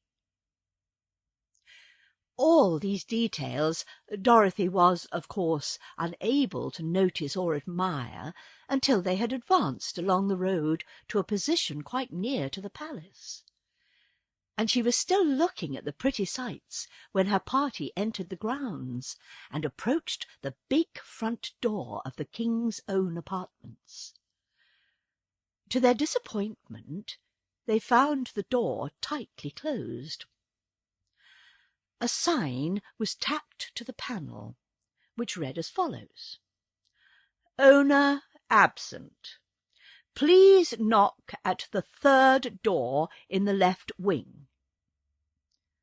"Now," said Tik-Tok to the captive Wheeler, "you must show us the way to the left wing." "Very well," agreed the prisoner. "It is around here at the right." "How can the left wing be at the right?" demanded Dorothy, who feared the Wheeler was fooling them. "Because there used to be 3 wings, and 2 were torn down, so the one on the right is the only one left. It is a trick of the Princess Langwidere to prevent visitors from annoying her." Then the captive led them around to the wing, after which the machine man, having no further use for the Wheeler, permitted him to depart and rejoin his fellows. He immediately rolled away at a great pace and was soon lost to sight. Tik-Tok now counted the doors in the wing and knocked loudly upon the third one. It was opened by a little maid in a cap trimmed with gay ribbons, who bowed respectfully and asked, "What do you wish, good people?" "Are you the Princess Langwidere?" asked Dorothy. "No, miss, I am her servant," replied the maid. "May I see the princess, please?" "I will tell her you're here, miss, and ask her to grant you an audience," said the maid. "Step in, please, and take a seat in the drawing-room." So Dorothy walked in, followed closely by the machine. But as the Yellow Hen tried to enter after them, the little maid cried, "Shoo!" and flapped her apron in Billina's face. "Shoo yourself!" retorted the hen, drawing back in anger and ruffling up her feathers. "Haven't you any better manners than that?" "Oh, do you talk?" inquired the maid, evidently surprised. "Can't you hear me?" snapped Billina. "Drop that apron and get out of the doorway so that I may enter with my friends." "The princess won't like it," said the maid, hesitating. "I don't care whether she likes it or not," replied Billina, and fluttering her wings with a loud noise, she flew straight at the maid's face. The little servant at once ducked her head, and the hen reached Dorothy's side in safety. "Very well," sighed the maid. "If you are all ruined because of this obstinate hen, don't blame me for it. It isn't safe to annoy the Princess Langwidere." "Tell her we are waiting, if you please," Dorothy requested with dignity. "Billina is my friend, and must go wherever I go." Without more words, the maid led them to a richly furnished drawing-room, lighted with subdued rainbow tints that came in through beautiful stained-glass windows. "Remain here," she said. "What name shall I give the princess?" "I am Dorothy Gale of Kansas," replied the child, "and this gentleman is a machine named Tik-Tok, and the Yellow Hen is my friend Billina."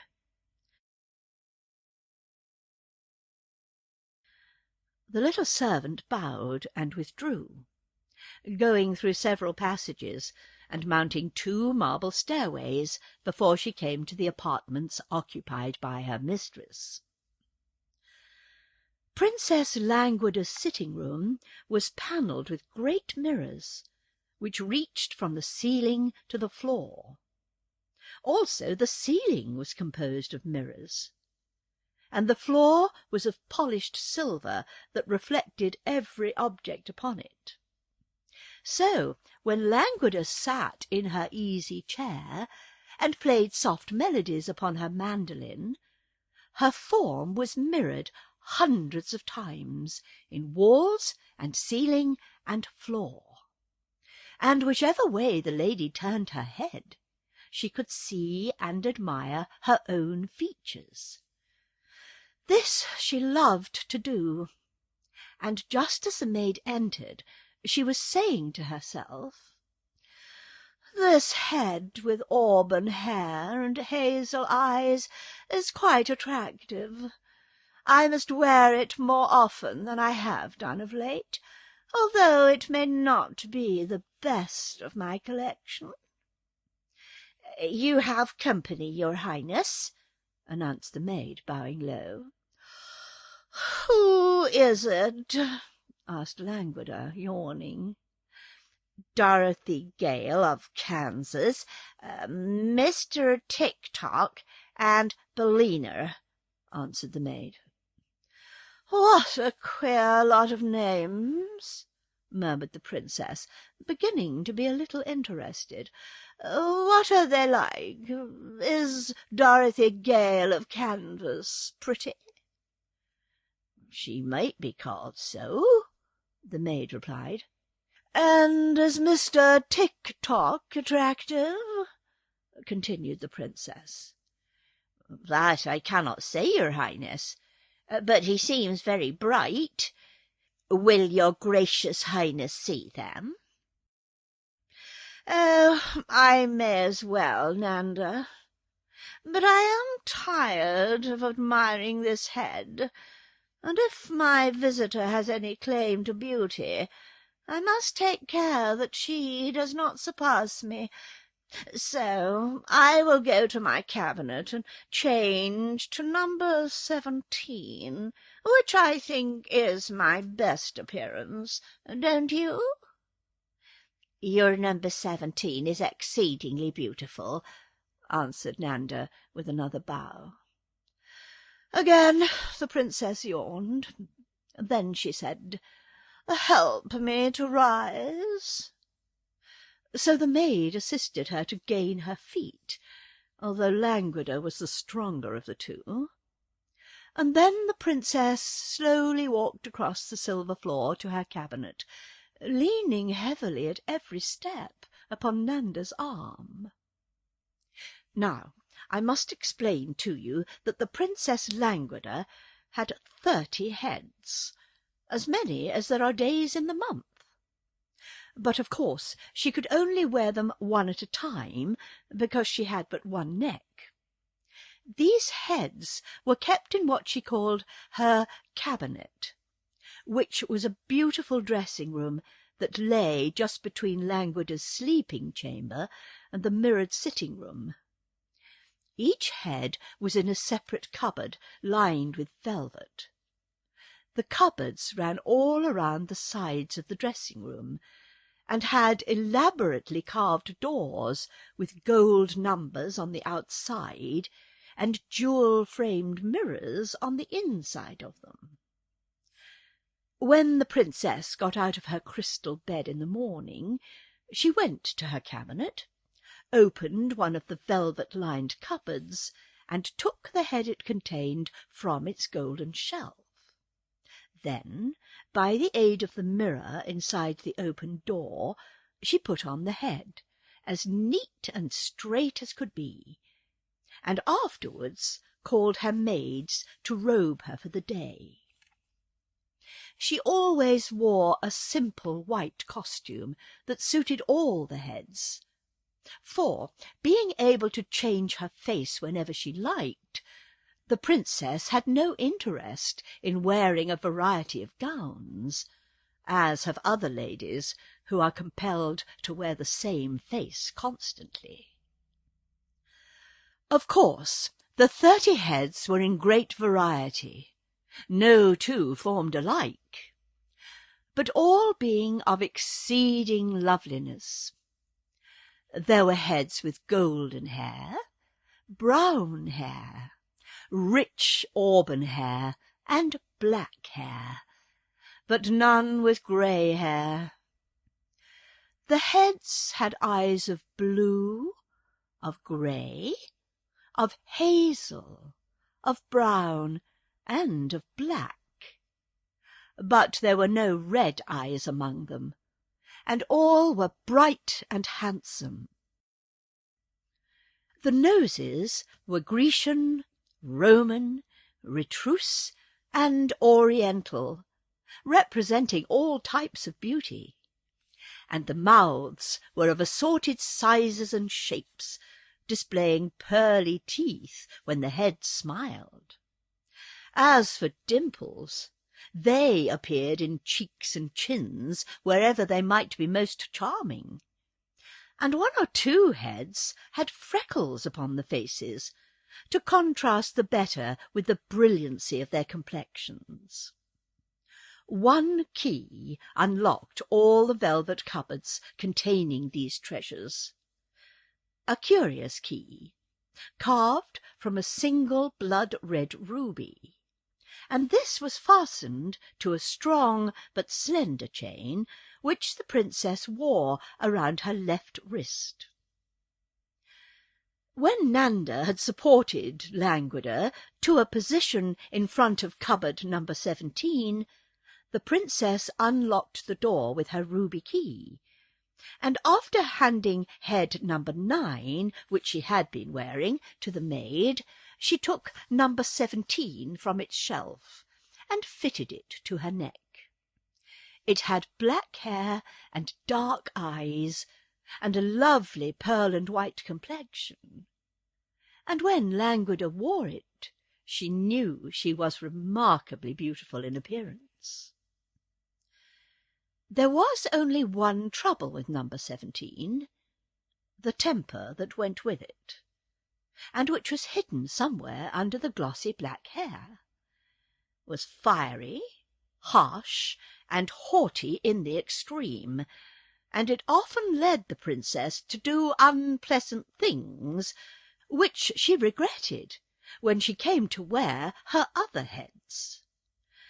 But she did not remember this to-day, and went to meet her guests in the drawing-room with a feeling of certainty that she would surprise them with her beauty.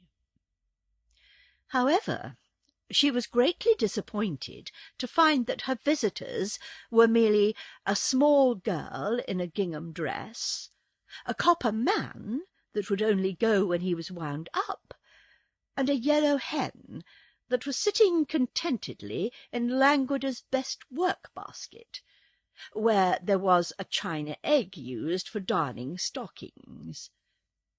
It may surprise you to learn that a princess never does such a common thing as darn stockings, but if you will stop to think, you will realize that a princess is sure to wear holes in her stockings, the same as other people. Only it isn't considered quite polite to mention the matter. "Oh," said Langwidere, slightly lifting the nose of number 17, "I thought someone of importance had called." "Then you were right," declared Dorothy. "I'm a good deal of 'portance myself, and when Billina lays an egg, she has the proudest cackle you ever heard. And as for Tik-Tok, he's the—" "Stop, stop!" commanded the princess, with an angry flash of her splendid eyes. "How dare you annoy me with your senseless chatter?" "Why, you horrid thing!" said Dorothy, who was not accustomed to being treated so rudely. The princess looked at her more closely. "Tell me," she resumed, "are you of royal blood?" "Better than that, ma'am," said Dorothy. "I came from Kansas." "Huh!" cried the princess scornfully. "You are a foolish child, and I cannot allow you to annoy me. Run away, you little goose, and bother someone else." Dorothy was so indignant that for a moment she could find no words to reply. But she rose from her chair and was about to leave the room, when the princess, who had been scanning the girl's face, stopped her by saying more gently, "Come nearer to me." Dorothy obeyed without a thought of fear, and stood before the princess, while Langwidere examined her face with careful attention. "You are rather attractive," said the lady presently. "Not at all beautiful, you understand, but you have a certain style of prettiness that is different from that of any of my 30 heads. So I believe I'll take your head, and give you number 26 for it." "Well, I believe you won't," exclaimed Dorothy. "It will do no good to refuse," continued the princess, "for I need your head for my collection, and in the land of Eve my will is law. I never have cared much for number 26, and you will find that it is very little worn.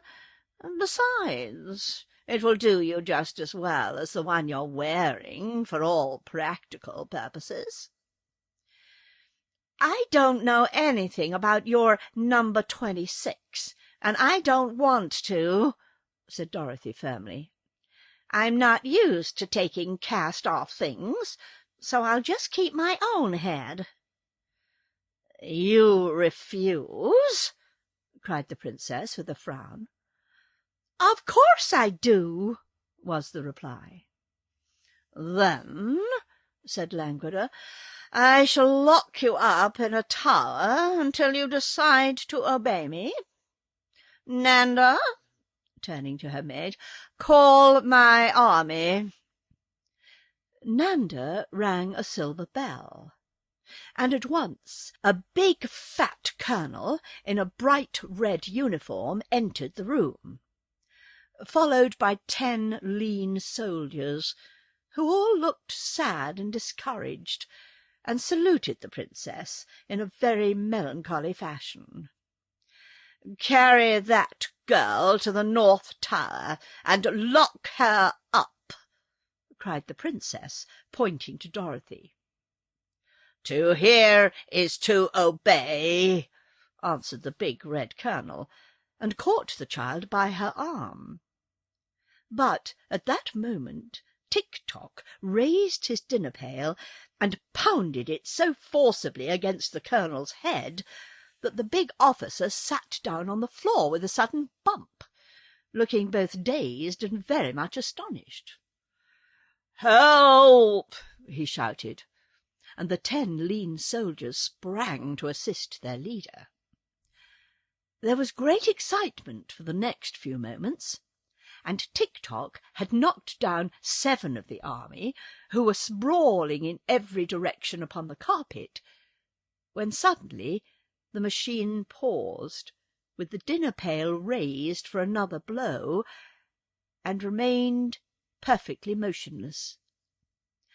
"My action has run down," he called to Dorothy. "Wind me up, quick."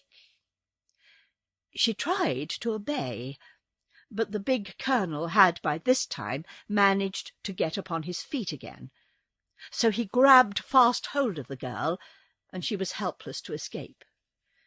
"This is too bad," said the machine. "I ought to have run 6 hours longer at least.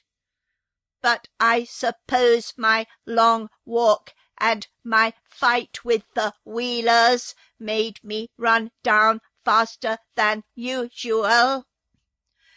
"Well, it can't be helped," said Dorothy with a sigh. "Will you exchange heads with me?" demanded the princess. "No, indeed!" cried Dorothy. "Then lock her up," said Langwidere to her soldiers. And they led Dorothy to a high tower at the north of the palace, and locked her securely within. The soldiers afterwards tried to lift Tik-Tok, but they found the machinery so solid and heavy that they could not stir it. So they left him standing in the centre of the drawing-room. "Oh, people will think I have a new statue," said Langwidere, "so it won't matter in the least, and Nanda can keep him well polished." "What shall we do with the hen?" asked the colonel, who had just discovered Billina in the work-basket. "I'll put her in the chicken-house," answered the princess.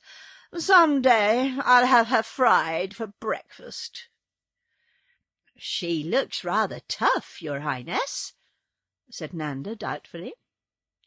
"That is a base slander!" cried Billina, struggling frantically in the colonel's arms. "But the breed of chickens I come from is said to be poison to all princesses." "Then," remarked Langwidere, "I will not fry the hen, but keep her to lay eggs, and if she doesn't do her duty, I'll have her drowned in the horse trough."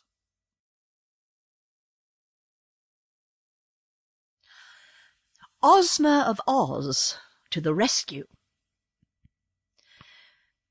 Nanda brought Dorothy bread and water for her supper, and she slept upon a hard stone couch with a single pillow and a silken coverlet.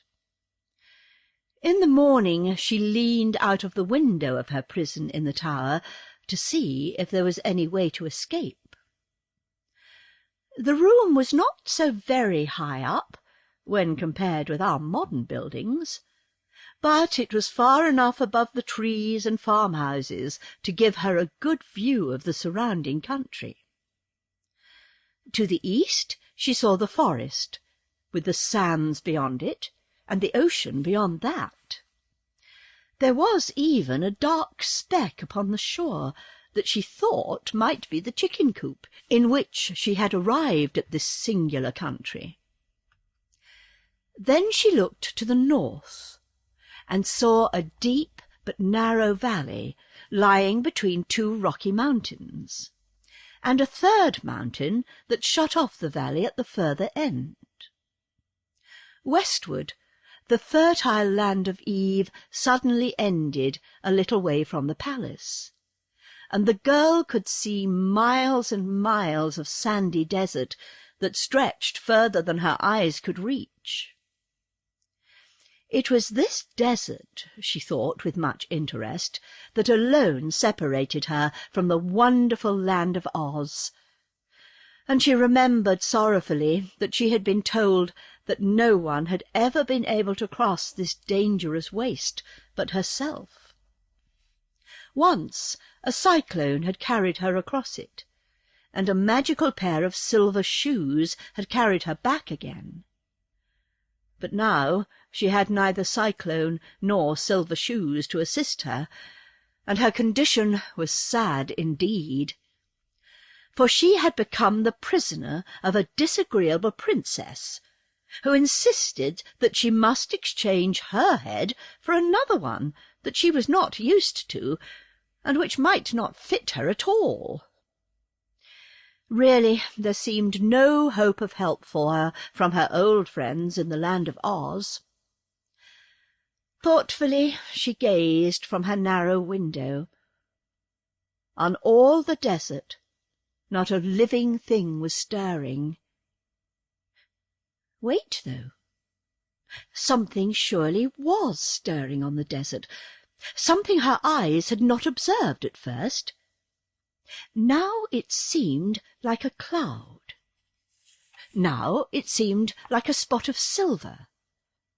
Now it seemed to be a mass of rainbow colours that moved swiftly towards her. What could it be, she wondered. Then, gradually, but in a brief space of time nevertheless, the vision drew near enough to Dorothy to make out what it was. A broad green carpet was unrolling itself upon the desert, while, advancing across the carpet, was a wonderful procession that made the girl open her eyes in amazement as she gazed. First came a magnificent golden chariot, drawn by a great lion and an immense tiger, who stood shoulder to shoulder, and trotted along as gracefully as a well-matched team of thoroughbred horses. And standing upright within the chariot was a beautiful girl, clothed in flowing robes of silver gauze, and wearing a jewelled diadem upon her dainty head. She held in one hand the satin ribbons that guided her astonishing team, and in the other an ivory wand that separated at the top into two prongs, the prongs being tipped by the letters O and Z, made of glistening diamonds set close together. The girl seemed neither older nor larger than Dorothy herself, and at once the prisoner in the tower guessed that the lovely driver of the chariot must be that Ozma of Oz, of whom she had so lately heard from Tik-Tok. Following close behind the chariot, Dorothy saw her old friend the Scarecrow, riding calmly astride a wooden sawhorse, which pranced and trotted as naturally as any meat horse could have done. Then came Nick Chopper the Tin Woodman, with his funnel-shaped cap tipped carelessly over his left ear, his gleaming axe over his right shoulder, and his whole body sparkling as brightly as it had ever done in the old days when first she knew him. The Tin Woodman was on foot, marching at the head of a company of 27 soldiers, of whom some were lean and some fat, some short and some tall, but all the 27 were dressed in handsome uniforms of various designs and colours, no two being alike in any respect. Behind the soldiers, the green carpet rolled itself up again, so that there was always just enough of it for the procession to walk upon, in order that their feet might not come in contact with the deadly, life-destroying sands of the desert. Dorothy knew at once it was a magic carpet she beheld, and her heart beat high with hope and joy as she realized she was soon to be rescued and allowed to greet her dearly beloved friends of Oz, the Scarecrow, the Tin Woodman, and the Cowardly Lion. Indeed, the girl felt herself as good as rescued as soon as she recognized those in the procession, for she well knew the courage and loyalty of her old comrades, and also believed that any others who came from their marvellous country would prove to be pleasant and reliable acquaintances. As soon as the last bit of the desert was past, and all the procession, from the beautiful and dainty Ozma to the last soldier, had reached the grassy meadows of the land of Eve, the magic carpet rolled itself together and entirely disappeared. Then the chariot-driver turned her lion and tiger into a broad roadway leading up to the palace, and the others followed, while Dorothy still gazed from her tower window in eager excitement. They came quite close to the front door of the palace, and then halted. The Scarecrow, dismounting from his sawhorse to approach the sign fastened to the door, that he might read what it said. Dorothy, just above him, could keep silent no longer. "Here I am!" she shouted as loudly as she could. "Here's Dorothy!" "Dorothy who?" asked the Scarecrow, tipping his head to look upwards, until he nearly lost his balance and tumbled over backwards. "Dorothy Gale, of course! Your friend from Kansas," she answered. "Why, hello, Dorothy," said the Scarecrow. "What in the world are you doing up there?" "Nothing," she called down, "because there's nothing to do. Oh, save me, my friend, save me." "You seem to be quite safe now," replied the Scarecrow. "But I'm a prisoner. I'm locked in so that I can't get out," she pleaded. "Well, that's all right," said the Scarecrow. "You might be worse off, little Dorothy. Just consider the matter. You can't get drowned, or be run over by a wheeler, or fall out of an apple tree. Some folks would think they were pretty lucky to be up there." "Well, I don't," declared the girl, "and I want to get down immediately and see you and the Tin Woodman and the Cowardly Lion." "Very well," said the Scarecrow, nodding. "It shall be just as you say, little friend. Who locked you up?" "The Princess Langwidere, who is a horrid creature," she answered. At this, Ozma, who had been listening carefully to the conversation, called to Dorothy from her chariot, asking, "Why did the Princess lock you up, my dear?" "Because," exclaimed Dorothy, "I wouldn't let her have my head for her collection, and take an old cast-off head in exchange for it." "I do not blame you," exclaimed Ozma promptly.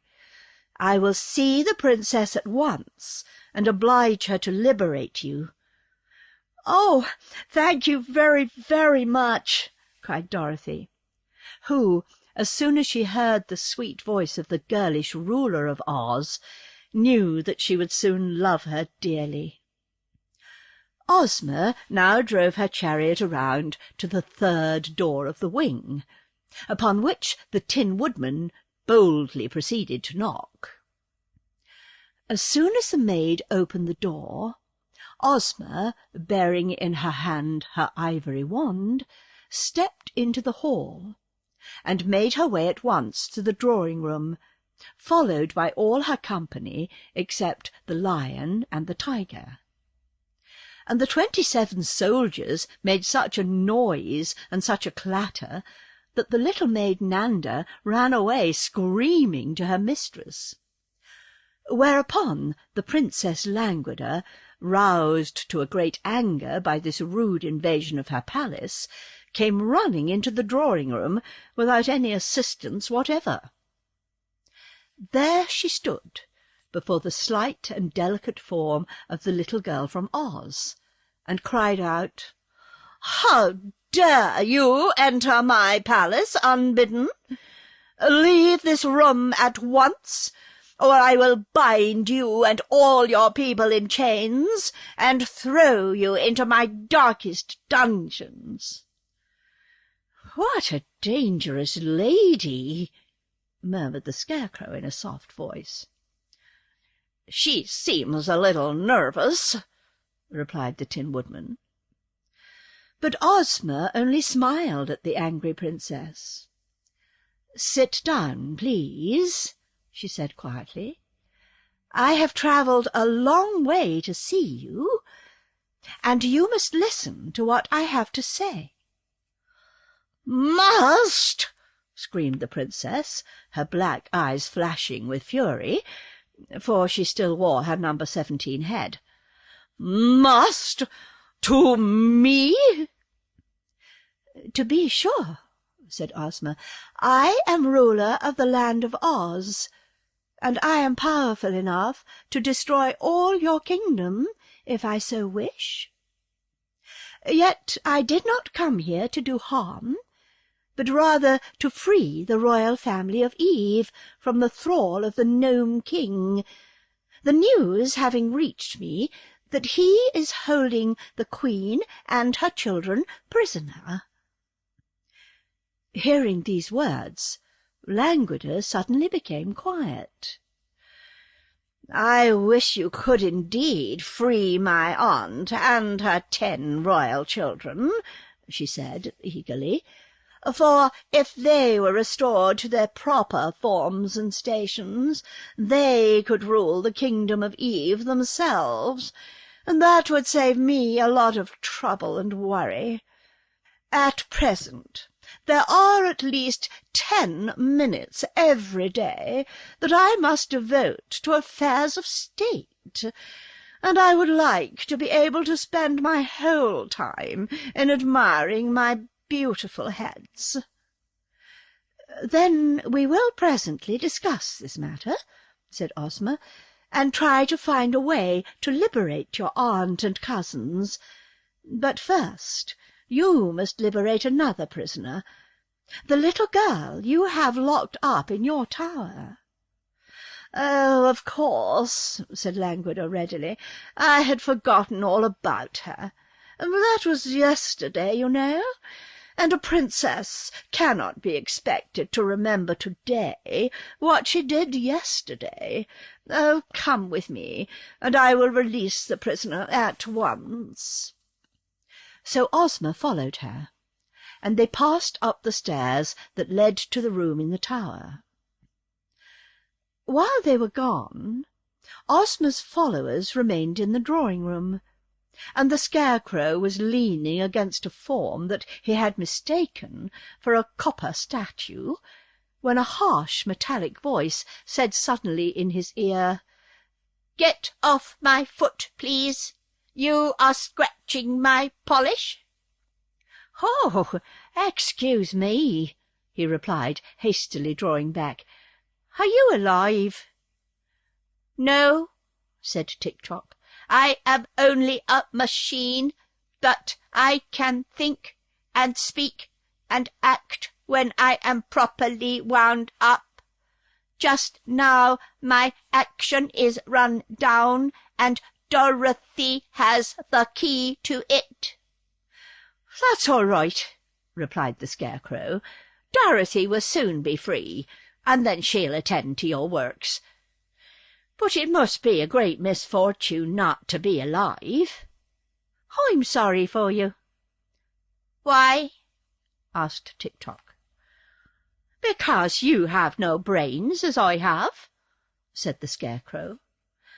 "Oh, yes, I have," returned Tik-Tok. "I am fitted with Smith and Tinker's improved combination steel brains. They are what make me think. What sort of brains are you fitted with?" "I don't know," admitted the Scarecrow. "They were given to me by the great Wizard of Oz, and I didn't get a chance to examine them before he put them in. But they work splendidly, and my conscience is very active. Have you a conscience?" "No," said Tik-Tok. "And no heart, I suppose," added the Tin Woodman, who had been listening with interest to this conversation. "No," said Tik-Tok. "Then," continued the Tin Woodman, "I regret to say that you are greatly inferior to my friend the Scarecrow and to myself, for we are both alive, and he has brains which do not need to be wound up, while I have an excellent heart that is continually beating in my bosom." I congratulate you," replied Tik-Tok. "I cannot help being your inferior, for I am a mere machine. When I am wound up, I do my duty by going just as my machinery is made to go. You have no idea how full of machinery I am." "I can guess," said the Scarecrow, looking at the machine man curiously. "Some day I'd like to take you apart and see just how you are made." "Do not do that, I beg of you," said Tik-Tok, "for you could not put me together again, and my usefulness would be destroyed." "Oh, are you useful?" asked the Scarecrow, surprised. "Very," said Tik-Tok. "In that case," the Scarecrow kindly promised, "I won't fool with your interior at all, for I am a poor mechanic, and I might mix you up." "Thank you," said Tik-Tok. Just then Ozma re-entered the room, leading Dorothy by the hand, and followed closely by the Princess Langwidere.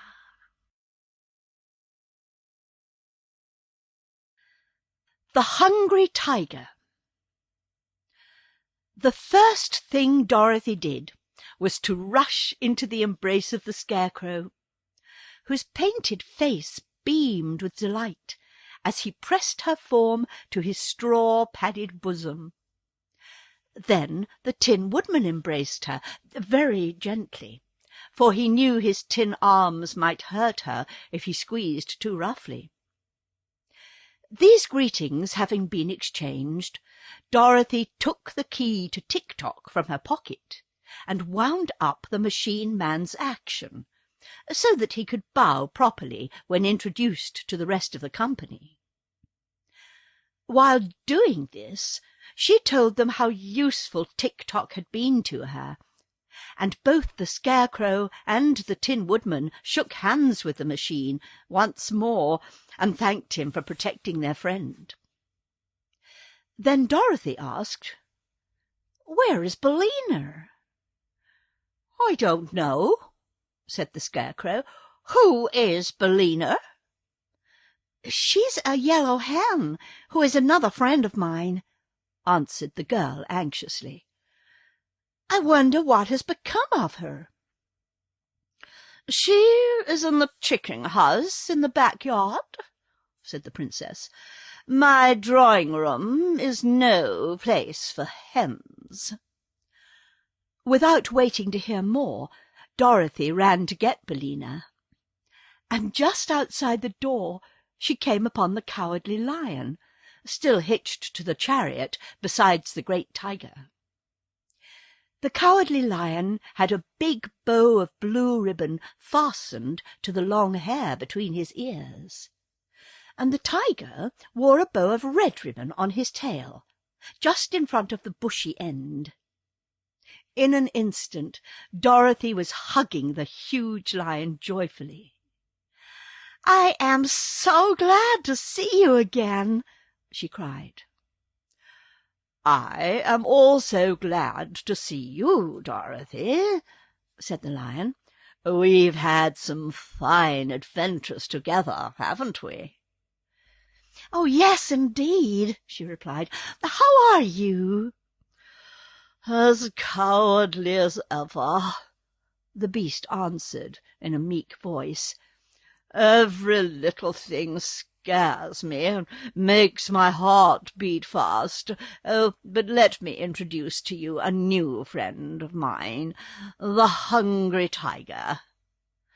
"Oh, are you hungry?"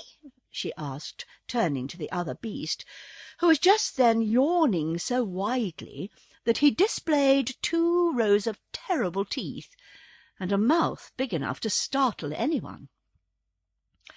"Dreadfully hungry," answered the tiger, snapping his jaws together with a fierce click. "Then why don't you eat something?" she asked. "It's no use," said the tiger sadly.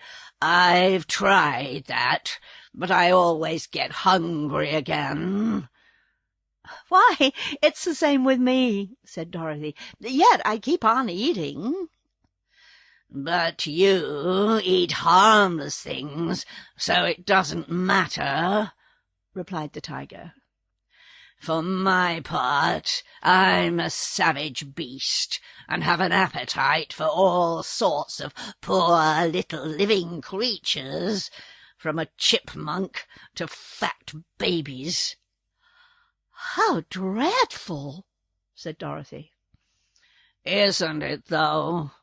returned the hungry lion, licking his lips with his long red tongue. "Fat babies! Don't they sound delicious? But I've never eaten any, because my conscience tells me it's wrong.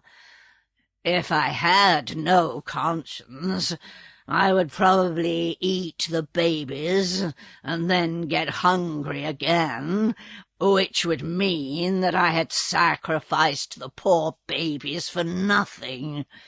No, hungry I was born, and hungry I shall die, but I'll not have any cruel deeds on my conscience to be sorry for." "I think you're a very good tiger," said Dorothy, patting the huge head of the beast. "In that you're mistaken," was the reply. "I am a good beast, perhaps, but a disgracefully bad tiger. For it is the nature of tigers to be cruel and ferocious, and in refusing to eat harmless living creatures, I am acting as no good tiger has ever before acted. That is why I left the forest and joined my friend, the Cowardly Lion." "But the lion is not really cowardly," said Dorothy. "I have seen him act as bravely as can be." "All a mistake, my dear," protested the lion gravely. "To others I may have seemed brave at times, but I have never been in any danger that I was not afraid." "Nor I," said Dorothy truthfully. "But I must go and set Billina free, and then I will see you again." She ran around to the backyard of the palace, and soon found the chicken house, being guided to it by a loud cackling and crowing, and a distracting hubbub of sounds such as chickens make when they are excited. Something seemed to be wrong in the chicken house, and when Dorothy looked through the slats in the door, she saw a group of hens and roosters huddled in one corner and watching what appeared to be a whirling ball of feathers. It bounded here and there about the chicken house, and at first Dorothy could not tell what it was, while the screeching of the chickens nearly deafened her. But suddenly the bunch of feathers stopped whirling, and then, to her amazement, the girl saw Billina crouching upon the prostrate form of a speckled rooster. For an instant they both remained motionless, and then the Yellow Hen shook her wings to settle the feathers, and walked towards the door with a strut of proud defiance and a cluck of victory, while the speckled rooster limped away to the group of other chickens, trailing his crumpled plumage in the dust as he went. "Why, Billina!" cried Dorothy in a shocked voice. "Have you been fighting?" "I really think I have," retorted Billina. "Do you think I'd let that speckled villain of a rooster lord it over me and claim to run this chicken house as long as I'm able to peck and scratch? Not if my name is Bill." "It isn't Bill, it's Billina, and you're talking slang, which is very undignified," said Dorothy reprovingly. "Come here, Billina, and I'll let you out, for Ozma of Oz is here and has set us free." So the Yellow Hen came to the door, which Dorothy unlatched for her to pass through, and the other chickens silently watched them from their corner, without offering to approach nearer. The girl lifted her friend in her arms and exclaimed, "Oh, Billina, how dreadful you look! You've lost a lot of feathers, and one of your eyes is nearly pecked out, and your comb is bleeding." "That's nothing," said Billina. "Just look at the speckled rooster. Didn't I do him up brown?" Dorothy shook her head. "I don't approve of this at all," she said, carrying Billina away towards the palace. "It isn't a good thing for you to associate with those common chickens. They would soon spoil your good manners, and you wouldn't be respectable any more." "I didn't ask to associate with them," replied Billina. "It's that cross old princess who is to blame. But I was raised in the United States, and I won't allow any one-horse chicken of the land of Eve to run over me and put on airs as long as I can lift a claw in self-defense." "Very well, Billina," said Dorothy. "We won't talk about it any more." Soon they came to the Cowardly Lion and the Hungry Tiger, to whom the girl introduced the Yellow Hen. "Glad to meet any friend of Dorothy's," said the Lion politely. "To judge by your present appearance, you are not a coward as I am." "Your present appearance makes my mouth water," said the Tiger, looking at Billina greedily. My, how good you would taste if I could only crunch you between my jaws. But don't worry, you would only appease my appetite for a moment, so it isn't worthwhile to eat you." "Thank you," said the hen, nestling closer in Dorothy's arms. "Besides, it wouldn't be right," continued the Tiger, looking steadily at Billina and clicking his jaws together. "Of course not," cried Dorothy hastily. "Billina is a friend, and you mustn't ever eat her under any circumstances." "I'll try to remember that," said the Tiger, "but I'm a little absent-minded at times."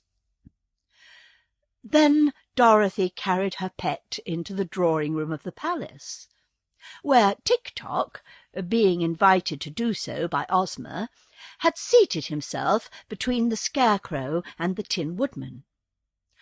Opposite to them sat Ozma herself and the Princess Langwidere, and between them there was a vacant chair for Dorothy. Around this important group was ranged the army of Oz, and as Dorothy looked at the handsome uniforms of the 27, she said, "Why, they all seem to be officers." "They are all except one," answered the Tin Woodman. I have in my army 8 generals, 6 colonels, 7 majors, and 5 captains, besides 1 private for them to command. I'd like to promote the private, for I believe no private should ever be in public life. And I've also noticed that officers usually fight better and are more reliable than common soldiers. Besides, the officers are more important and lend dignity to our army." "No doubt you're right," said Dorothy, seating herself beside Ozma. "And now," announced the girlish ruler of Oz, "we will hold a solemn conference to decide the best manner of liberating the royal family of this fair land of Eve from their long imprisonment."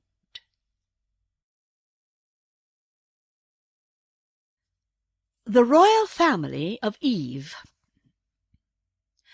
The Tin Woodman was the first to address the meeting. "To begin with," said he, "word came to our noble and illustrious ruler, Ozma of Oz, that the wife and 10 children, 5 boys and 5 girls, of the former king of Eve, by name Ivaldo, have been enslaved by the Nome King, and are held prisoner in his underground palace. Also, that there was no one in Eve powerful enough to release them. Naturally, our Ozma wished to undertake the adventure of liberating the poor prisoners, but for a long time she could find no way to cross the great desert between the 2 countries. Finally, she went to a friendly sorceress of our land named Glinda the Good, who heard the story and at once presented Ozma a magic carpet, which would continually unroll beneath our feet, and so make a comfortable path for us to cross the desert. As soon as she had received the carpet, our gracious ruler ordered me to assemble our army, which I did. You behold these bold warriors, the pick of all the finest soldiers of Oz, and if we are obliged to find the Nome King, every officer, as well as the private, will battle fiercely unto death." Then Tik-Tok spoke. "Why should you fight the Nome King?" he asked. "He has done no wrong." "No wrong?" cried Dorothy. "Isn't it wrong to imprison a queen mother and her 10 children?" "They were sold to the Nome King by King Ivaldo," replied Tik-Tok. "It was the King of Eve who did wrong, and when he realized what he had done, he jumped into the sea and drowned himself." "This is news to me," said Ozma thoughtfully. "I had supposed the Nome King was all to blame in the matter. But in any case he must be made to liberate the prisoners." "My uncle, Ivaldo, was a very wicked man," declared the Princess Langwidere. "If he had drowned himself before he sold his family, no one would have cared. But he sold them to the powerful Nome King in exchange for a long life, and afterwards destroyed the life by jumping into the sea." "Then," said Ozma, "he did not get the long life, and the Nome King must give up the prisoners. Where are they confined?" "No one knows exactly," replied the princess, "for the king, whose name is Rocket of the Rocks, owns a splendid palace underneath the great mountain which is at the north end of this kingdom. and he has transformed the Queen and her children into ornaments and bric-a-brac with which to decorate his rooms." "I'd like to know," said Dorothy, "who this Nome King is." "I will tell you," replied Ozma. "He is said to be the ruler of the underground world, and commands the rocks and all that the rocks contain.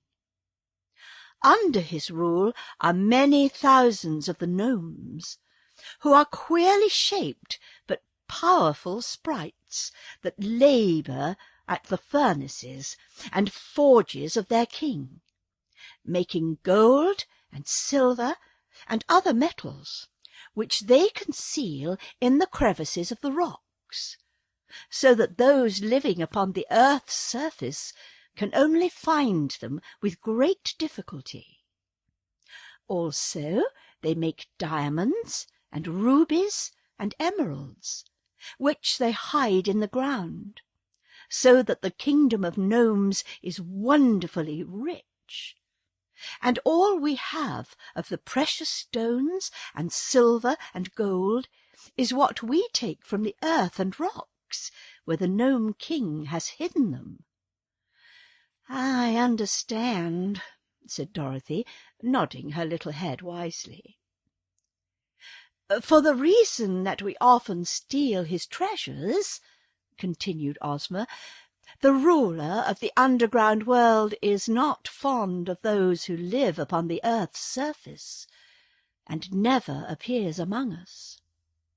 If we wish to see King Ruckat of the Rocks, we must visit his own country, where he is all-powerful, and therefore it will be a dangerous undertaking.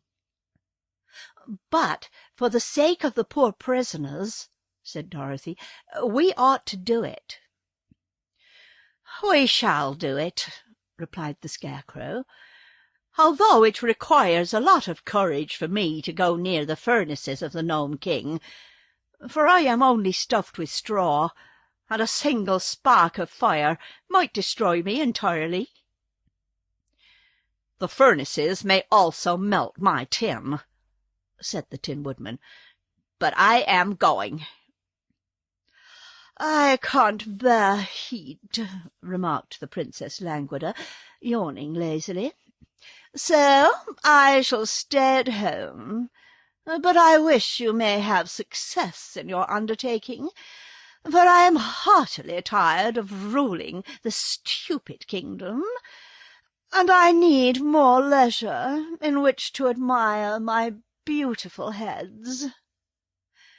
"We do not need you," said Ozma, "for if, with the aid of my brave followers, I cannot accomplish my purpose, then it would be useless for you to undertake the journey."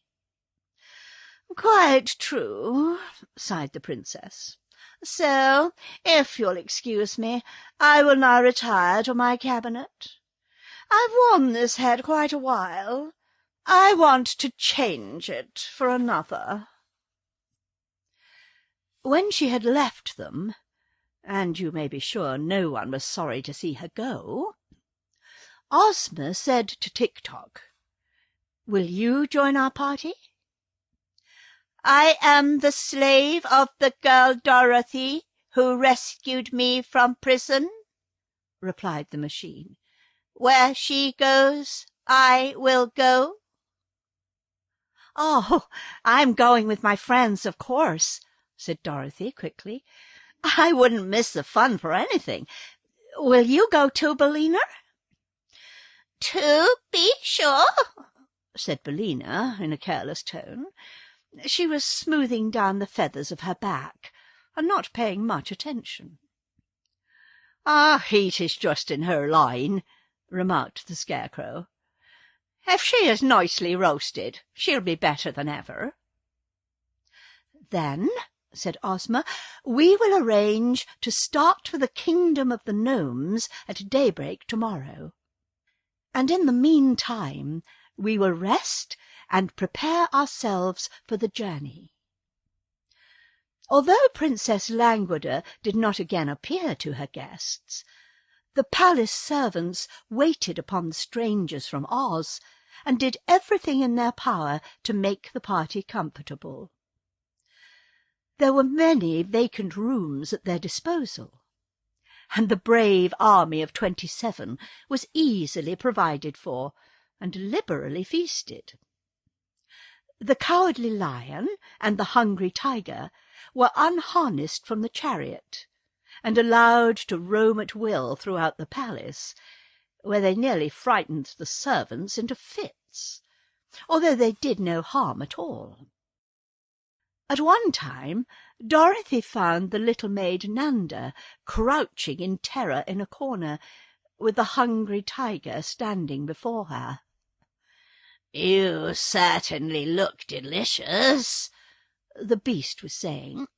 "Will you kindly give me permission to eat you?" "No, no, no!" cried the maid in reply.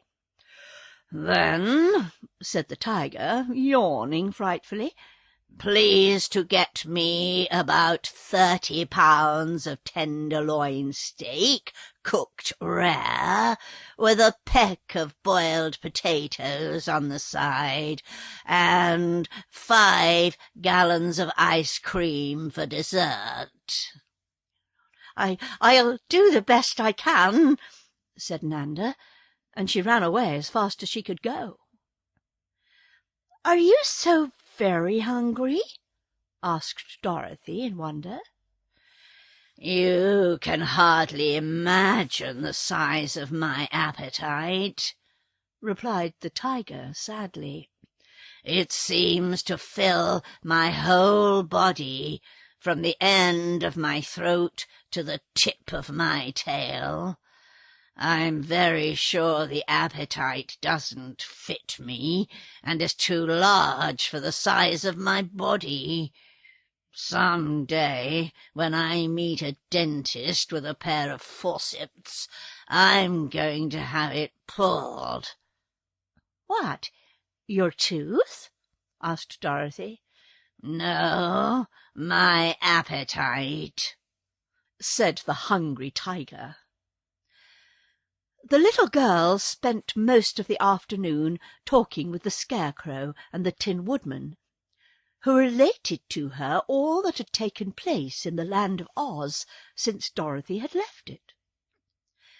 She was much interested in the story of Ozma, who had been, when a baby, stolen by a wicked old witch and transformed into a boy. She did not know that she had ever been a girl until she was restored to her natural form by a kind sorceress. Then it was found that she was the only child of the former ruler of Oz, and was entitled to rule in his place. Ozma had many adventures, however, before she regained her father's throne, and in these she was accompanied by a pumpkin-headed man, a highly magnified and thoroughly educated woggle-bug, and a wonderful sawhorse that had been brought to life by means of a magic powder. The Scarecrow and the Tin Woodman had also assisted her, but the Cowardly Lion, who ruled the great forest as the King of Beasts, knew nothing of Ozma until after she became the reigning Princess of Oz. Then he journeyed to the Emerald City to see her, and on hearing she was about to visit the land of Eve to set free the royal family of that country, the Cowardly Lion begged to go with her, and brought along his friend, the Hungry Tiger, as well. Having heard this story, Dorothy related to them her own adventures, and then went out with her friends to find the sawhorse, which Ozma had caused to be shod with plates of gold, so that its legs would not wear out.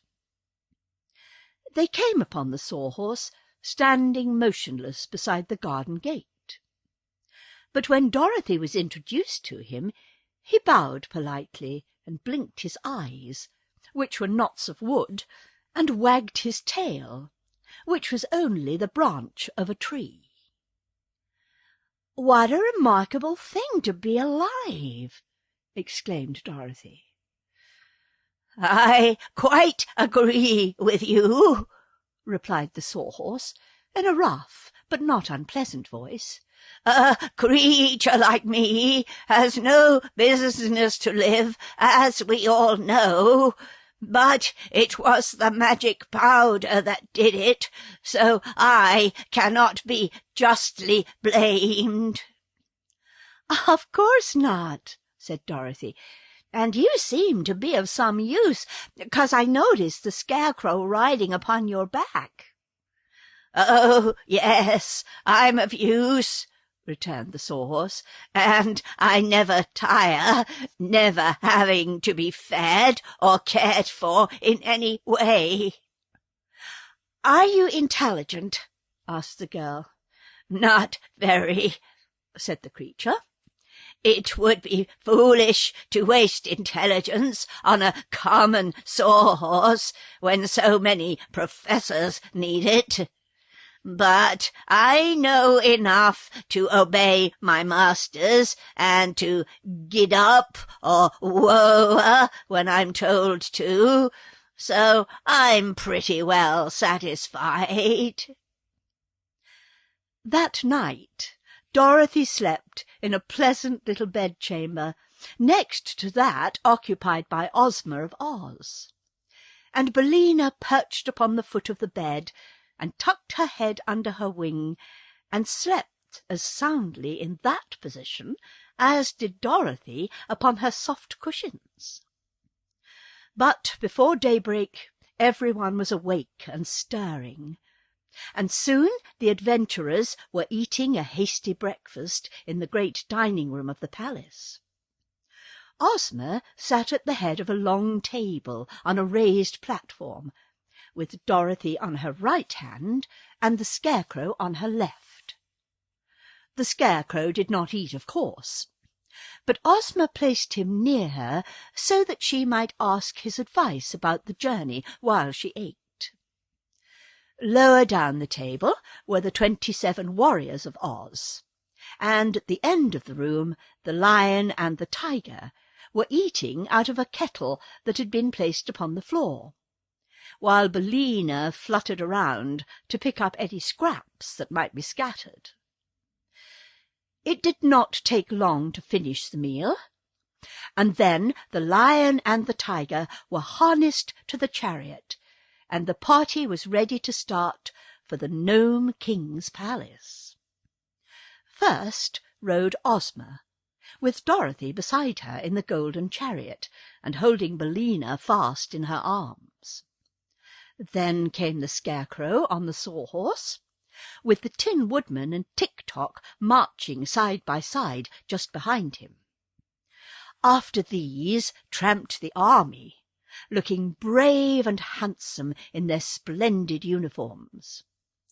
The generals commanded the colonels, and the colonels commanded the majors, and the majors commanded the captains, and the captains commanded the private, who marched with an air of proud importance, because it required so many officers to give him his orders.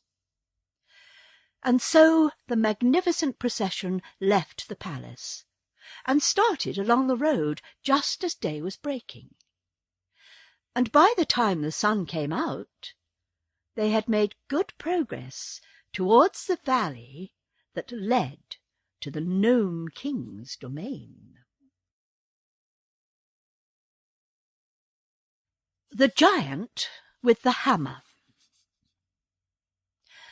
The road led for a long time through a pretty farm country, and then past a picnic grove that was very inviting.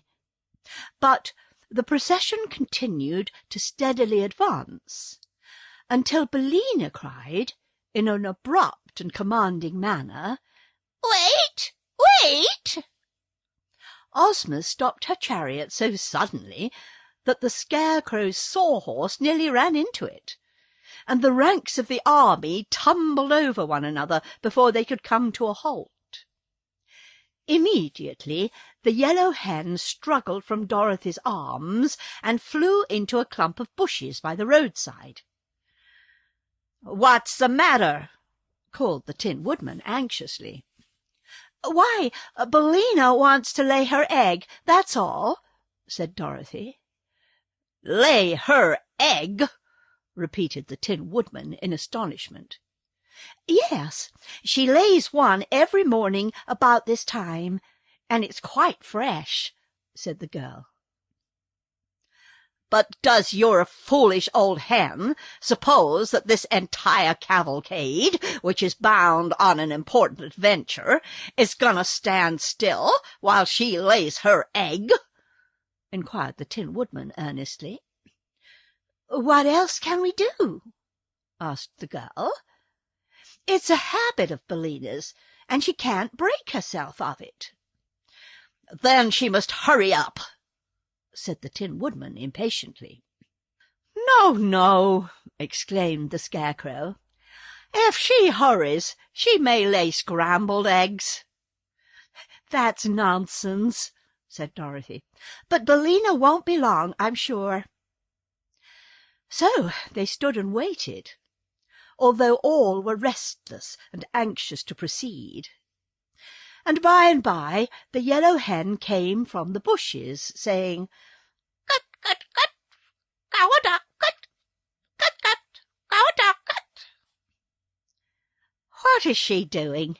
Singing her lay?" asked the Scarecrow. "Forward march!" shouted the Tin Woodman, waving his axe, and the procession started, just as Dorothy had once more grabbed Billina in her arms. "Isn't anyone going to get my egg?" cried the hen in great excitement. "I'll get it," said the Scarecrow, and at his command the Sawhorse pranced into the bushes. The straw man soon found the egg, which he placed in his jacket pocket. The cavalcade, having moved rapidly on, was even then far in advance, but it did not take the Sawhorse long to catch up with it, and presently the Scarecrow was riding in his accustomed place behind Ozma's chariot. "What shall I do with the egg?" he asked Dorothy. "I do not know," the girl answered. "Perhaps the Hungry Tiger would like it?" "It would not be enough to fill one of my back teeth," remarked the Tiger. "A bushel of them, hard-boiled, might take a little off the edge of my appetite, but one egg isn't good for anything at all that I know of." "No, it wouldn't even make a sponge cake," said the Scarecrow thoughtfully. "The Tin Woodman might carry it with his axe and hatchet, but after all, I may as well keep it myself for a souvenir." So he left it in his pocket. They had now reached the part of the valley that lay between the two high mountains, which Dorothy had seen from her tower window.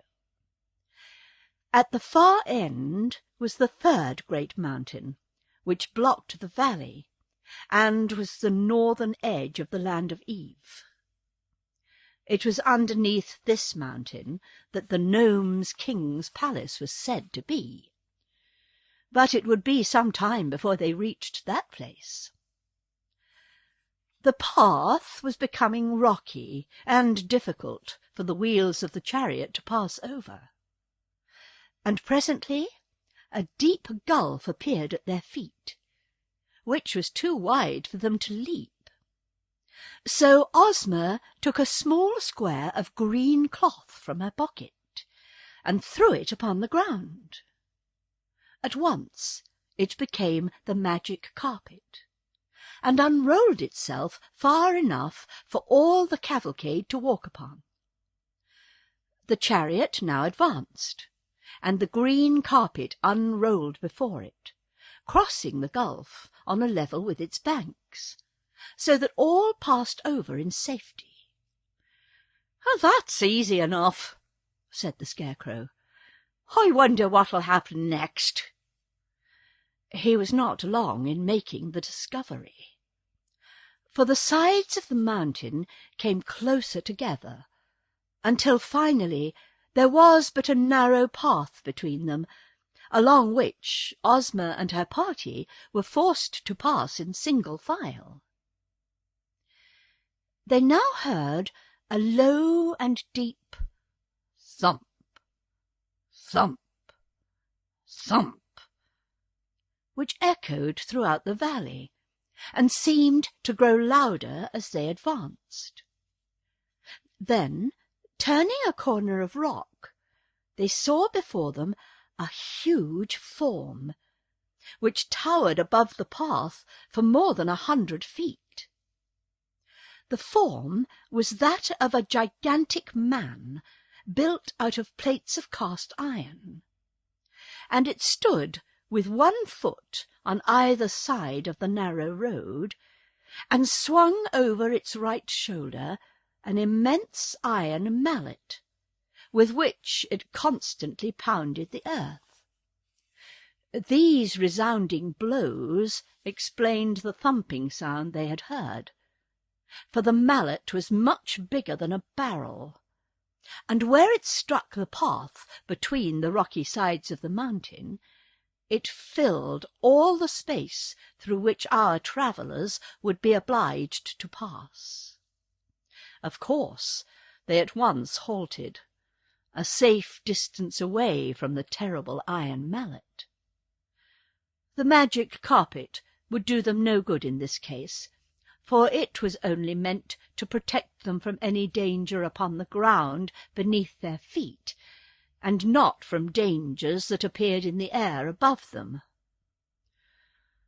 "Well," said the Cowardly Lion with a shudder, "it makes me dreadfully nervous to see that big hammer pounding so near my head. One blow would crush me into a doormat." "The Iron Giant is a fine fellow," said Tik-Tok, "and works as steadily as a clock. He was made for the Nome King by Smith and Tinker, who made me, and his duty is to keep folk from finding the underground palace. Is he not a great work of art?" "Can he think and speak as you do?" asked Ozma, regarding the giant with wondering eyes. "No," replied the machine. "He is only made to pound the road, and has no thinking or speaking attachments. But he pounds very well, I think." "Too well," observed the Scarecrow. "He is keeping us from going farther. Is there no way to stop his machinery?" "Only the Nome King, who has the key, can do that," answered Tik-Tok. "Then," said Dorothy anxiously, "what shall we do?" "Excuse me for a few minutes," said the Scarecrow, "and I will think it over." He retired then to a position in the rear, where he turned his painted face to the rocks and began to think. Meantime, the giant continued to raise his iron mallet high in the air, to strike the path terrific blows that echoed through the mountains like the roar of a cannon.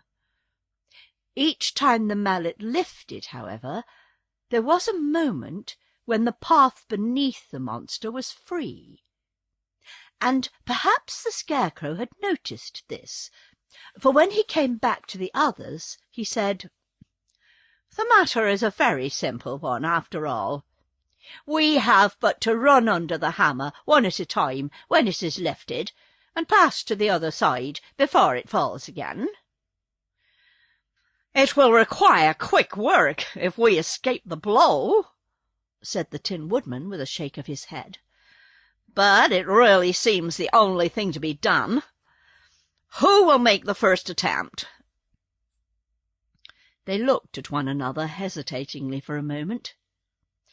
Then the Cowardly Lion, who was trembling like a leaf in the wind, said to them, "I suppose the head of the procession must go first, and that's me. But I'm terribly afraid of the big hammer." "What will become of me?" asked Ozma. "You might rush under the hammer yourself, but the chariot would surely be crushed." "We must leave the chariot," said the Scarecrow. "But you two girls can ride upon the backs of the lion and the tiger." So this was decided upon, and Ozma, as soon as the lion was unfastened from the chariot, at once mounted the beast's back, and said she was ready. "Cling fast to his mane," advised Dorothy. "I used to ride him myself, and that's the way I held on." So Ozma clung fast to the mane, and the lion crouched in the path and eyed the swinging mallet carefully, until he knew just the instant it would begin to rise in the air. Then, before anyone thought he was ready, he made a sudden leap straight between the Iron Giant's legs, and before the mallet struck the ground again, the lion and Ozma were safe on the other side. The tiger went next. Dorothy sat upon his back and locked her arms around his striped neck, for he had no mane to cling to. He made the leap straight and true as an arrow from a bow, and ere Dorothy realized it, she was out of danger and standing by Ozma's side. Now came the Scarecrow and the Sawhorse, and while they made the dash in safety, they were within a hair's breadth of being caught by the descending hammer. Tik-Tok walked up to the very edge of the spot the hammer struck, and as it was raised for the next blow, he calmly stepped forward and escaped its descent. That was an idea for the Woodman to follow, and he also crossed in safety while the great hammer was in the air. But when it came to the 26 officers and the private, their knees were so weak that they could not walk a step. "In battle we are wonderfully courageous," said one of the generals, "and our foes find us very terrible to face. But war is one thing, and this is another. When it comes to being pounded upon the head by an iron hammer and smashed into pancakes, we naturally object." "Make a run for it," urged the Scarecrow. "Our knees shake so that we cannot run," answered the captains. "If we should try it, we would all certainly be pounded to jelly." "Well, well," sighed the Cowardly Lion, "I see, friend Tiger, that we must place ourselves in great danger to rescue this bold army. Come with me, and we will do the best we can." So Ozma and Dorothy, having already dismounted from their backs, the lion and the tiger leapt back again under the awful hammer, and returned with 2 generals clinging to their necks. They repeated this daring passage 12 times, when all the officers had been carried beneath the giant's legs and landed safely on the further side. By that time the beasts were very tired, and panted so hard that their tongues hung out of their great mouths. "But what is to become of the private?" asked Ozma. "Oh, leave him there to guard the chariot," said the Lion.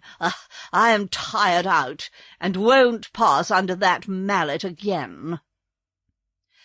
The officers at once protested that they must have the private with them, else there would be no one for them to command. But neither the Lion nor the Tiger would go after him, so the Scarecrow sent the Sawhorse. Either the wooden horse was careless, or he failed to properly time the descent of the hammer, for the mighty weapon caught him squarely upon his head, and thumped him against the ground so powerfully that the private flew off his back high into the air and landed upon one of the giant's cast-iron arms. Here he clung desperately, while the arm rose and fell with each one of the rapid strokes. The Scarecrow dashed in to rescue his Sawhorse, and had his left foot smashed by the hammer before he could pull the creature out of danger. They then found that the Sawhorse had been badly dazed by the blow. For while the hard wooden knot of which his head was formed could not be crushed by the hammer, both his ears were broken off, and he would be unable to hear a sound until some new ones were made for him. Also, his left knee was cracked, and had to be bound up with string. Billina having fluttered under the hammer, it now remained only to rescue the private, who was riding upon the iron giant's arm high in the air. The Scarecrow lay flat upon the ground, and called to the man to jump down upon his body, which was soft because it was stuffed with straw. This the private managed to do, waiting until a time when he was nearest the ground, and then letting himself drop upon the Scarecrow. He accomplished the feat without breaking any bones, and the Scarecrow declared he was not injured in the least. Therefore, the Tin Woodman having by this time fitted new ears to the Sawhorse, the entire party proceeded upon its way, leaving the giant to pound the path behind them. The Nome King. By and by, when they drew near to the mountain that blocked their path, and which was the furthermost edge of the kingdom of Eve, the way grew dark and gloomy, for the reason that the high peaks on either side shut out the sunshine. And it was very silent too, as there were no birds to sing or squirrels to chatter, the trees being left far behind them, and only the bare rocks remaining.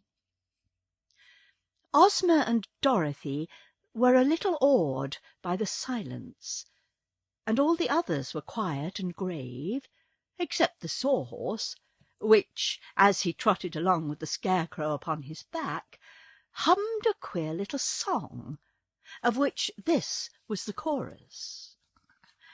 Would a wooden horse in a woodland go? I sigh, he would, although had he not a wooden head, he'd mount the mountain top instead. But no one paid any attention to this, because they were now close to the Nome King's dominions, and his splendid underground palace could not be very far away. Suddenly they heard a shout of jeering laughter, and stopped short.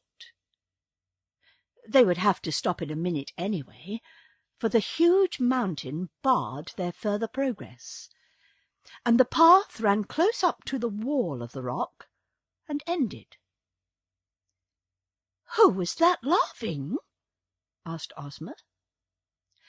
There was no reply, but in the gloom they could see strange forms flit across the face of the rock. Whatever the creations might be, they seemed very like the rock itself, for they were the colour of the rocks, and their shapes were as rough and rugged as if they had been broken away from the side of the mountain. They kept close to the steep cliff facing our friends, and glided up and down, and this way and that, with a lack of regularity that was quite confusing. And they seemed not to need places to rest their feet, but clung to the surface of the rock as a fly does to a window pane, and were never still for a moment. "Do not mind them," said Tik-Tok, as Dorothy shrank back. "They are only the gnomes." "And what are gnomes?" asked the girl, half frightened. "They are rock fairies and serve the Nome King," replied the machine, "but they will do us no harm.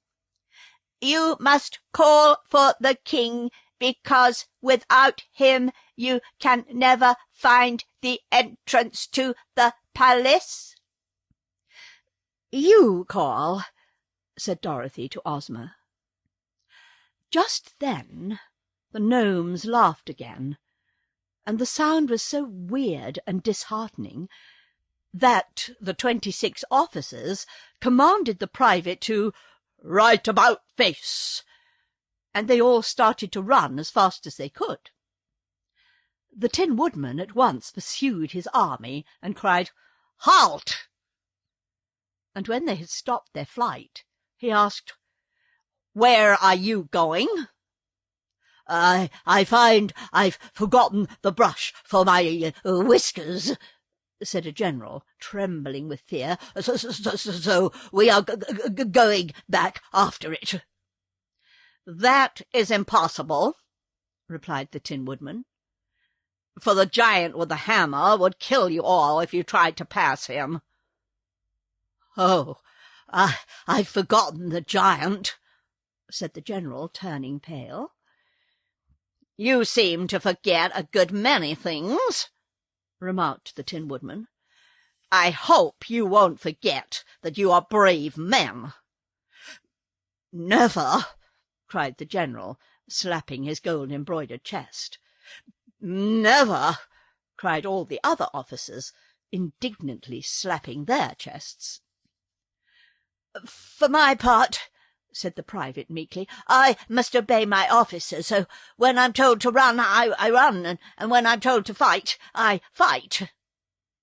"That is right," agreed the Tin Woodman. "And now you must all come back to Ozma and obey her orders. And if you try to run away again, I will have her reduce all the 26 officers to privates, and make the private your general." This terrible threat so frightened them that they all at once returned to where Ozma was standing beside the Cowardly Lion. Then Ozma cried out in a loud voice, "I demand that the King of Nome appear to us." There was no reply, except that the shifting gnomes upon the mountain laughed in derision. "You must not command the Nome King," said Tik-Tok, "for you do not rule him as you do your own people." So Ozma called again, saying, "I request the Nome King to appear to us." Only the mocking laughter replied to her, and the shadowy gnomes continued to flit here and there upon the rocky cliff. "Try entreaty," said Tik-Tok to Ozma.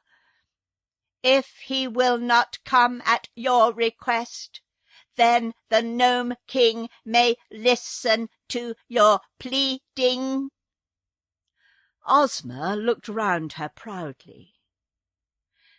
"Do you wish your ruler to plead with this wicked Nome King?" she asked.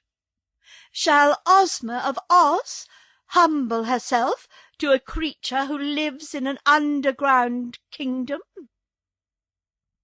"No!"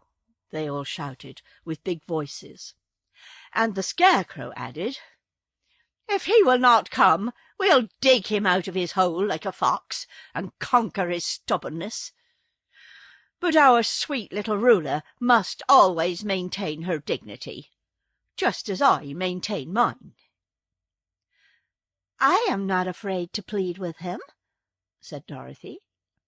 "I'm only a little girl from Kansas, and we've got more dignity at home than we know what to do with. I'll call the Nome King." "Do," said the Hungry Tiger, "and if he makes hash of you, I'll willingly eat you for breakfast tomorrow morning." So Dorothy stepped forward and said, "Please, Mr. Nome King, come here and see us." The gnomes started to laugh again, but a low growl came from the mountain, and in a flash they had all vanished from sight and were silent. Then a door in the rock opened, and a voice cried, "Enter." "Isn't it a trick?" asked the Tin Woodman. "Never mind," replied Ozma. "We came here to rescue the poor Queen of Eve and her 10 children, and we must run some risk to do so." "The Nome King is honest and good-natured," said Tik-Tok. "You can trust him to do what is right." So Ozma led the way, hand in hand with Dorothy, and they passed through the arched doorway of rock and entered a long passage, which was lighted by jewels set in the walls and having lamps behind them. There was no one to escort them or to show them the way, but all the party pressed through the passage until they came to a round, domed cavern that was grandly furnished. In the centre of this room was a throne, carved out of a solid boulder of rock, rude and rugged in shape, but glittering with great rubies and diamonds and emeralds on every part of its surface. And upon the throne sat the Nome King.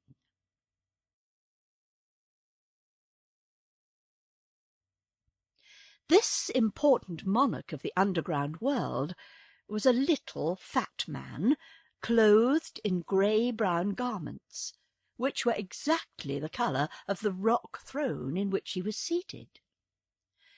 His bushy hair and flowing beard were also coloured like the rocks, and so was his face.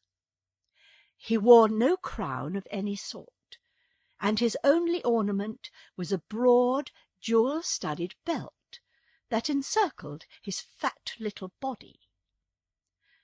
As for his features, they seemed kindly and good-humoured, and his eyes were turned merrily upon his visitors as Ozma and Dorothy stood before him, with their followers ranged in close order behind them. "Why, he looks just like Santa Claus, only he isn't the same colour," whispered Dorothy to her friend. But the Nome King heard the speech, and it made him laugh aloud. "He had a red face and a round little belly that shook when he laughed like a bowl full of jelly," quoth the monarch in a pleasant voice, and they could all see he really did shake like a jelly when he laughed. Both Ozma and Dorothy were much relieved to find the Nome King so jolly, and a minute later he waved his right hand, and each girl found a cushioned stool at her side. "Sit down, my dears," said the king, "and tell me why you have come all this way to see me, and what I can do to make you happy." While they seated themselves, the Nome King picked up a pipe, and taking a glowing red coal out of his pocket, he placed it in the bowl of the pipe, and began puffing out clouds of smoke that curled in rings above his head. Dorothy thought this made the little monarch look more like Santa Claus than ever. But Ozma now began speaking, and everyone listened intently to her words. "Your Majesty," said she, "I am the ruler of the land of Oz, and I have come here to ask you to release the good Queen of Eve and her 10 children, whom you have enchanted and hold as your prisoners." "Oh, no, you are mistaken about that," replied the king. "They are not my prisoners, but my slaves, whom I purchased from the King of Eve." "But that was wrong," said Ozma. "According to the laws of Eve, the king can do no wrong," answered the monarch, eyeing a ring of smoke he had just blown from his mouth. "So he had a perfect right to sell his family to me in exchange for a long life." "You cheated him, though," declared Dorothy, "for the King of Eve did not have a long life. He jumped into the sea and was drowned." "That was not my fault," said the Nome King, crossing his legs and smiling contentedly. "I gave him the long life all right, but he destroyed it." "Then how could it be a long life?" asked Dorothy. "Easily enough," was the reply. "Now, suppose, my dear, that I gave you a pretty doll in exchange for a lock of your hair, and that after you had received the doll, you smashed it into pieces and destroyed it. Could you say that I had not given you a pretty doll?" "No," answered Dorothy. "And could you, in fairness, ask me to return you the lock of hair just because you had smashed the doll?" "No," said Dorothy again. "Of course not," the Nome King returned. "Nor will I give up the Queen and her children because the King of Eve destroyed his long life by jumping into the sea. They belong to me, and I shall keep them." "But you are treating them cruelly," said Ozma, who was much distressed by the king's refusal. "In what way?" he asked. "By making them your slaves," said she. "Cruelty," remarked the monarch, puffing out wreaths of smoke and watching them float into the air, "is a thing I can't abide. So, as slaves must work hard, and the Queen of Eve and her children were delicate and tender, I transformed them all into articles of ornament and bric-a-brac, and scattered them around the various rooms of my palace. Instead of being obliged to labor, they merely decorate my apartments, and I really think I have treated them with great kindness." "But what a dreadful fate is theirs!" exclaimed Ozma earnestly. "And the kingdom of Eve is in great need of its royal family to govern it. If you will liberate them and restore them to their proper forms, I will give you 10 ornaments to replace each one you lose." The Nome King looked grave. "Suppose I refuse?" he asked. "Then," said Ozma firmly, "I am here with my friends and my army to conquer your kingdom and oblige you to obey my wishes." The Nome King laughed until he choked. He choked until he coughed, and he coughed until his face turned from greyish-brown to bright red. And then he wiped his eyes with a rock-coloured handkerchief, and grew grave again. "You are as brave as you are pretty, my dear," he said to Ozma, "but you have little idea of the extent of the task you have undertaken. Come with me for a moment." He arose and took Ozma's hand, leading her to a little door at one side of the room. This he opened, and they stepped out upon a balcony, whence they obtained a wonderful view of the underground world. A vast cave extended for miles and miles under the mountain, and in every direction were furnaces and forges growing brightly, and gnomes hammering upon precious metals or polishing gleaming jewels. All around the walls of the cave were thousands of doors of silver and gold, built into the solid rock, and these extended in rows far away into the distance, as far as Ozma's eyes could follow them.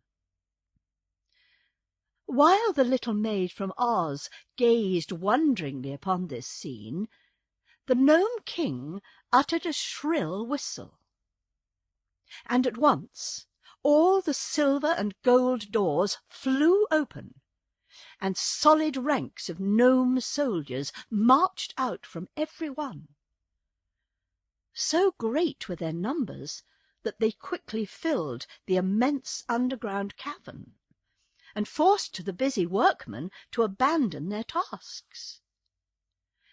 Although this tremendous army consisted of rock-coloured gnomes, all squat and fat, they were clothed in glittering armour of polished steel, inlaid with beautiful gems.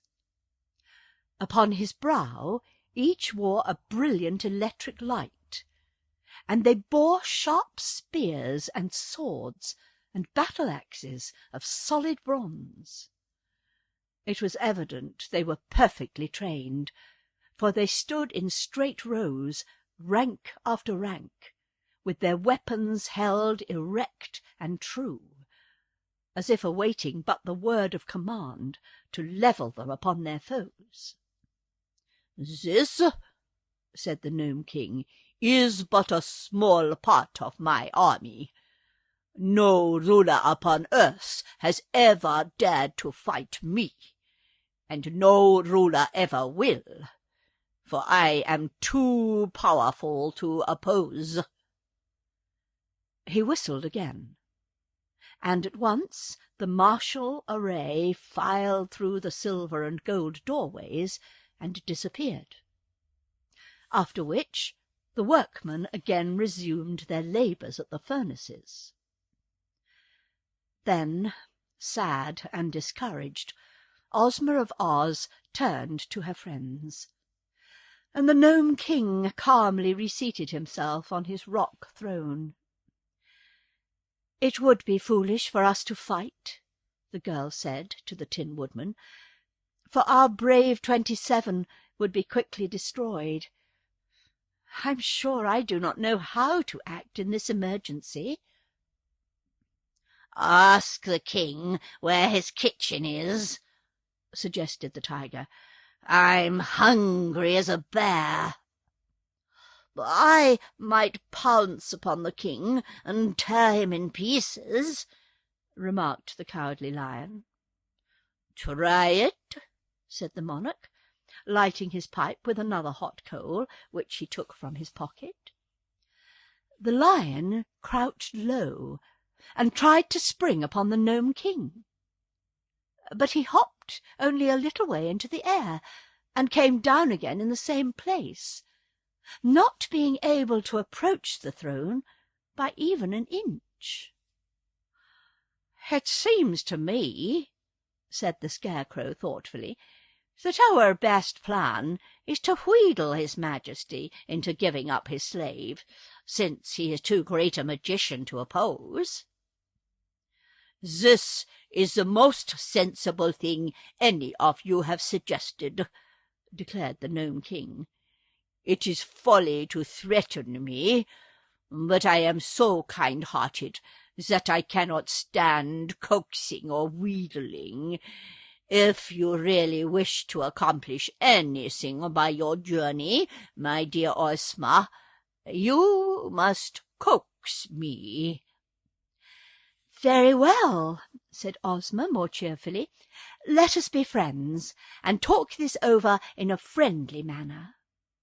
"To be sure," agreed the king, his eyes twinkling merrily.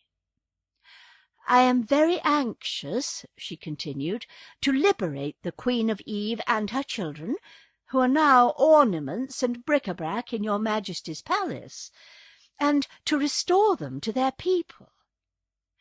Tell me, sir, how this may be accomplished."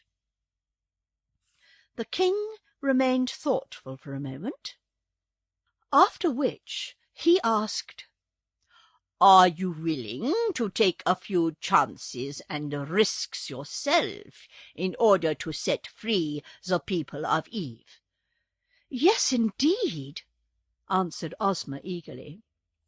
"Then," said the Nome King, "I will make you this offer.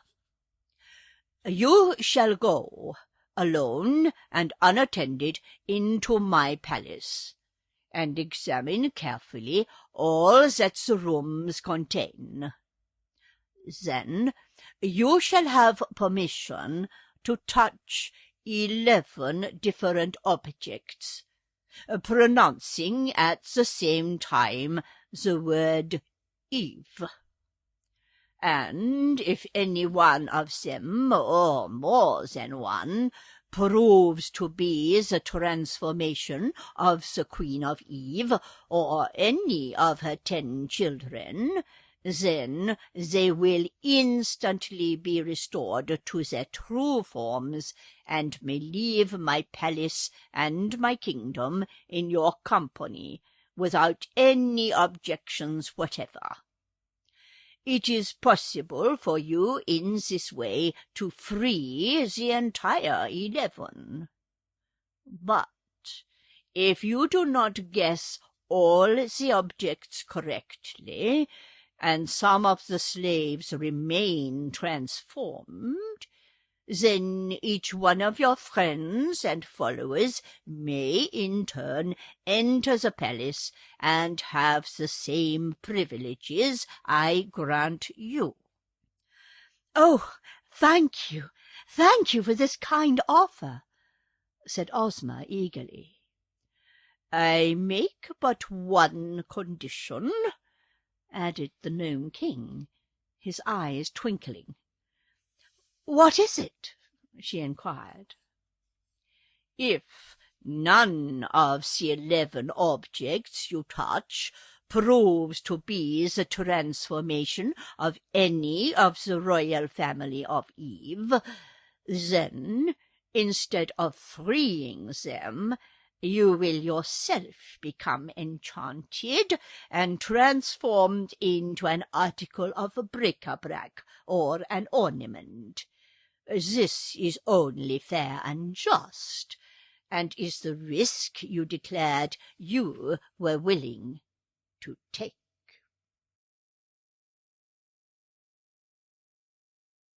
The 11 Guesses. Hearing this condition imposed by the Nome King, Ozma became silent and thoughtful. and all her friends looked at her uneasily. "Don't you do it!" exclaimed Dorothy. "If you guess wrong, you will be enslaved yourself." "But I shall have 11 guesses," answered Ozma. "Surely I ought to guess one object in 11 correctly. And if I do, I shall rescue one of the royal family and be safe myself. Then the rest of you may attempt it, and soon we shall free all those who are enslaved." "What if we fail?" inquired the Scarecrow. "I'd look nice as a piece of bric-a-brac, wouldn't I?" "We must not fail," cried Ozma courageously. "Having come all this distance to free these poor people, it would be weak and cowardly in us to abandon the adventure. Therefore, I will accept the Nome King's offer and go at once into the royal palace." "Come along then, my dear," said the king, climbing down from his throne with some difficulty, because he was so fat. "I will show you the way."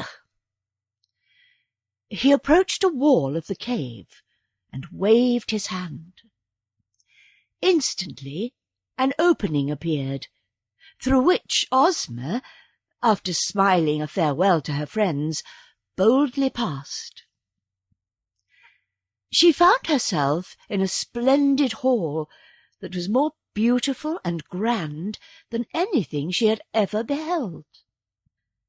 The ceilings were composed of great arches that rose far above her head, and all the walls and floors were of polished marble, exquisitely tinted in many colours. Thick carpets were on the floor, and heavy silken draperies covered the arches leading to the various rooms of the palace. The furniture was made of rare old woods, richly carved, and covered with delicate satins. The entire palace was lighted by a mysterious rosy glow that seemed to come from no particular place, but flooded each apartment with its soft, pleasing radiance. Ozma passed from one room to another, greatly delighted by all she saw. The lovely palace had no other occupants, for the Nome King had left her at the entrance, which closed behind her. And in all the magnificent rooms there appeared to be no other person. Upon the mantels, and on many shelves and brackets and tables, were clustered ornaments of every description, seemingly made out of all sorts of metals, glass, china, stones, and marbles. There were vases, and figures of men and animals, and graven platters and bowls, and mosaics of precious gems, and many other things. Pictures, too, were on the walls, and the underground palace was quite a museum of rare and curious and costly objects. After her first hasty examination of the rooms, Ozma began to wonder which of all the numerous ornaments they contained were the transformations of the royal family of Eve. There was nothing to guide her, for everything seemed without a spark of life. So she must guess blindly. And for the first time the girl came to realize how dangerous was her task, and how likely she was to lose her own freedom in striving to free others from the bondage of the Nome King. No wonder the cunning monarch laughed good-naturedly with his visitors when he knew how easily they might be entrapped. But Ozma, having undertaken the venture, would not abandon it. She looked at a silver candelabra that had 10 branches, and thought, "This may be the Queen of Eve and her 10 children." So she touched it and uttered aloud the word Eve, as the Nome King had instructed her to do when she guessed. But the candelabra remained as it was before. Then she wandered into another room and touched a china lamb, thinking it might be one of the children she sought. But again she was unsuccessful. 3 guesses, 4 guesses, 5, 6, 7, 8, 9, and 10 she made, and still not one of them was right. The girl shivered a little, and grew pale even under the rosy light, for now but one guess remained, and her own fate depended upon the result.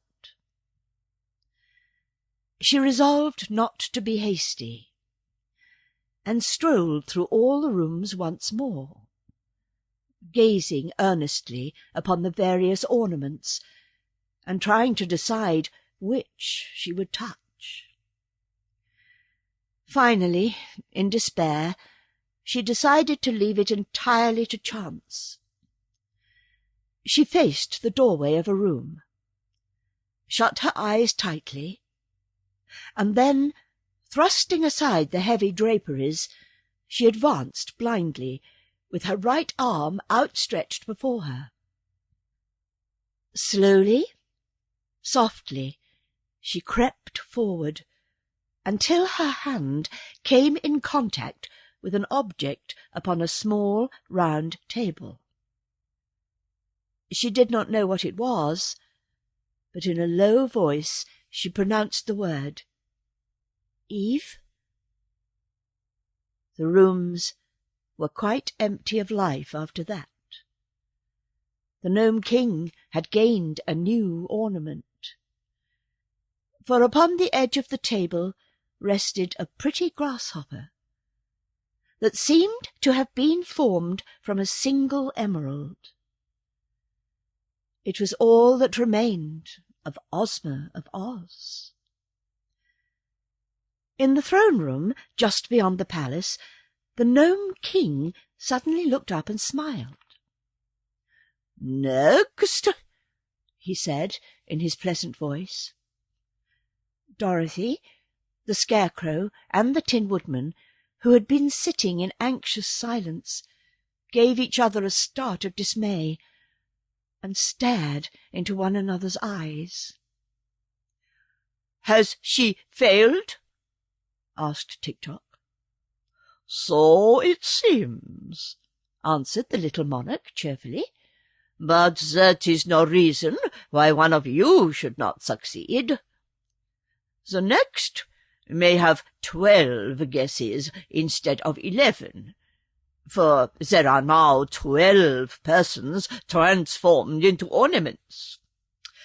Well, well, which of you goes next?" "I'll go," said Dorothy. "Not so," replied the Tin Woodman. "As commander of Ozma's army, it is my privilege to follow her and attempt her rescue." "Away you go, then," said the Scarecrow. "But be careful, old friend." "I will," promised the Tin Woodman, and then he followed the Nome King to the entrance to the palace, and the rock closed behind him. The Nome King laughs. In a moment the king returned to his throne, and relighted his pipe, and the rest of the little band of adventurers settled themselves for another long wait. They were greatly disheartened by the failure of their girl ruler, and the knowledge that she was now an ornament in the Nome King's palace, a dreadfully creepy place in spite of all its magnificence.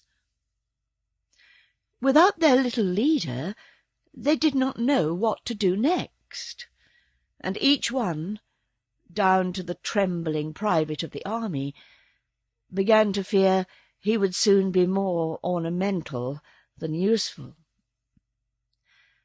Suddenly the Nome King began laughing.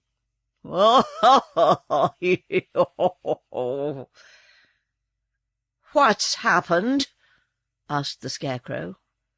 "Why, your friend, the Tin Woodman, has become the funniest thing you can imagine," replied the king, wiping the tears of merriment from his eyes. "No one would ever believe he could make such an amusing ornament. Next." They gazed at each other with sinking hearts. One of the generals began to weep dolefully. "What are you crying for?" asked the Scarecrow indignantly at such a display of weakness. "He owed me 6 weeks' back pay," said the general, "and I hate to lose him." "Then you shall go and find him," declared the Scarecrow. "Me?" cried the general, greatly alarmed. "Certainly. It is your duty to follow your commander. March." "I won't," said the general. "I'd like to, of course, but I just simply won't." The Scarecrow looked inquiringly at the Nome King. "Never mind," said the jolly monarch. "If he does not care to enter the palace and make his guesses, I will throw him into one of my fiery furnaces." "I'll go, of course, I'm going," yelled the general, as quick as scat. "Where's the entrance? Where is it? Let me go at once." So the Nome King escorted him into the palace, and again returned to await the result. What the general did, no one can tell. But it was not long before the king called for the next victim, and a colonel was forced to try his fortune. Thus, one after another, all of the 26 officers filed into the palace and made their guesses, and became ornaments. Meanwhile, the king ordered refreshments to be served to those waiting, and at his command a rudely shaped gnome entered, bearing a tray. This gnome was not unlike the others that Dorothy had seen, but he wore a heavy gold chain around his neck, to show that he was the chief steward of the Nome King, and he assumed an air of much importance, and even told his Majesty not to eat too much cake late at night, or he would be ill. Dorothy, however, was hungry, and she was not afraid of being ill, so she ate several cakes, and found them good.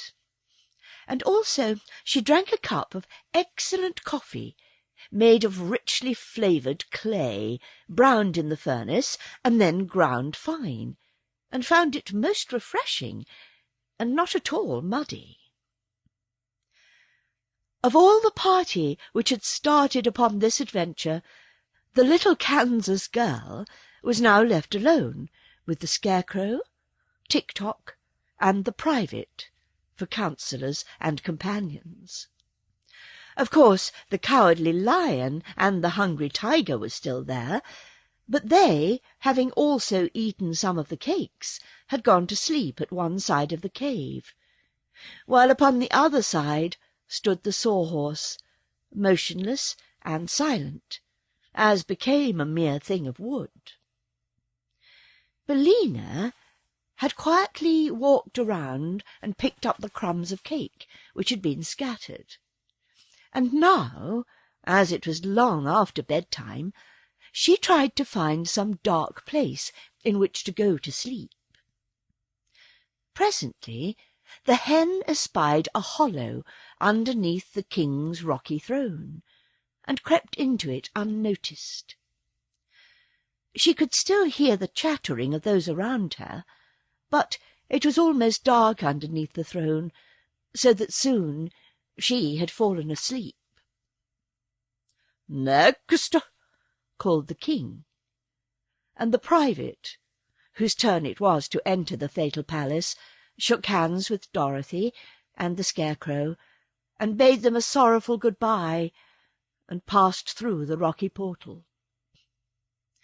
They waited a long time, for the private was in no hurry to become an ornament, and made his guesses very slowly.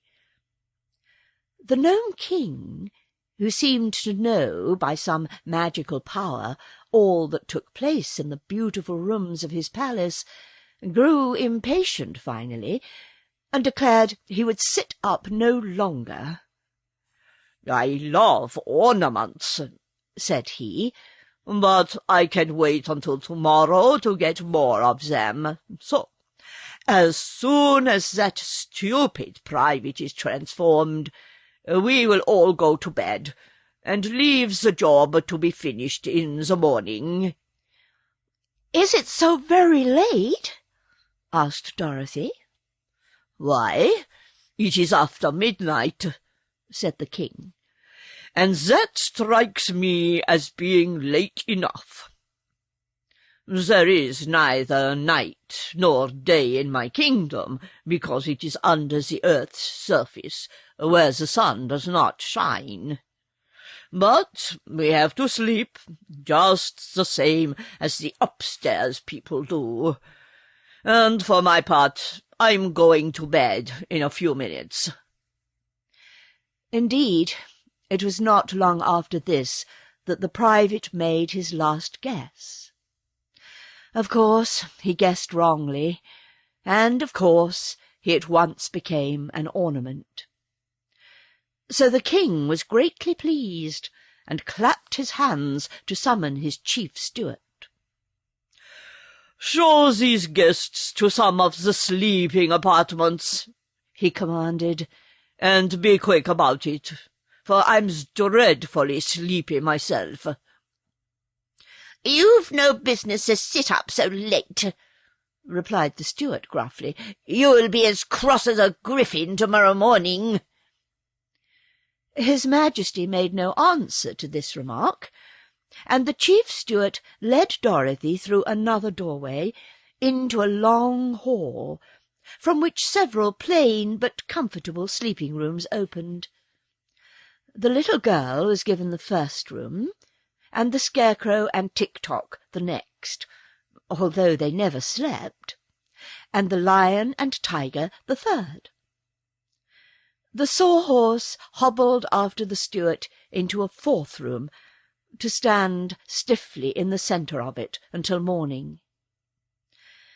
Each night was rather a bore to the Scarecrow, Tik-Tok, and the Sawhorse, but they had learned from experience to pass the time patiently and quietly, since all their friends who were made of flesh had to sleep, and did not like to be disturbed.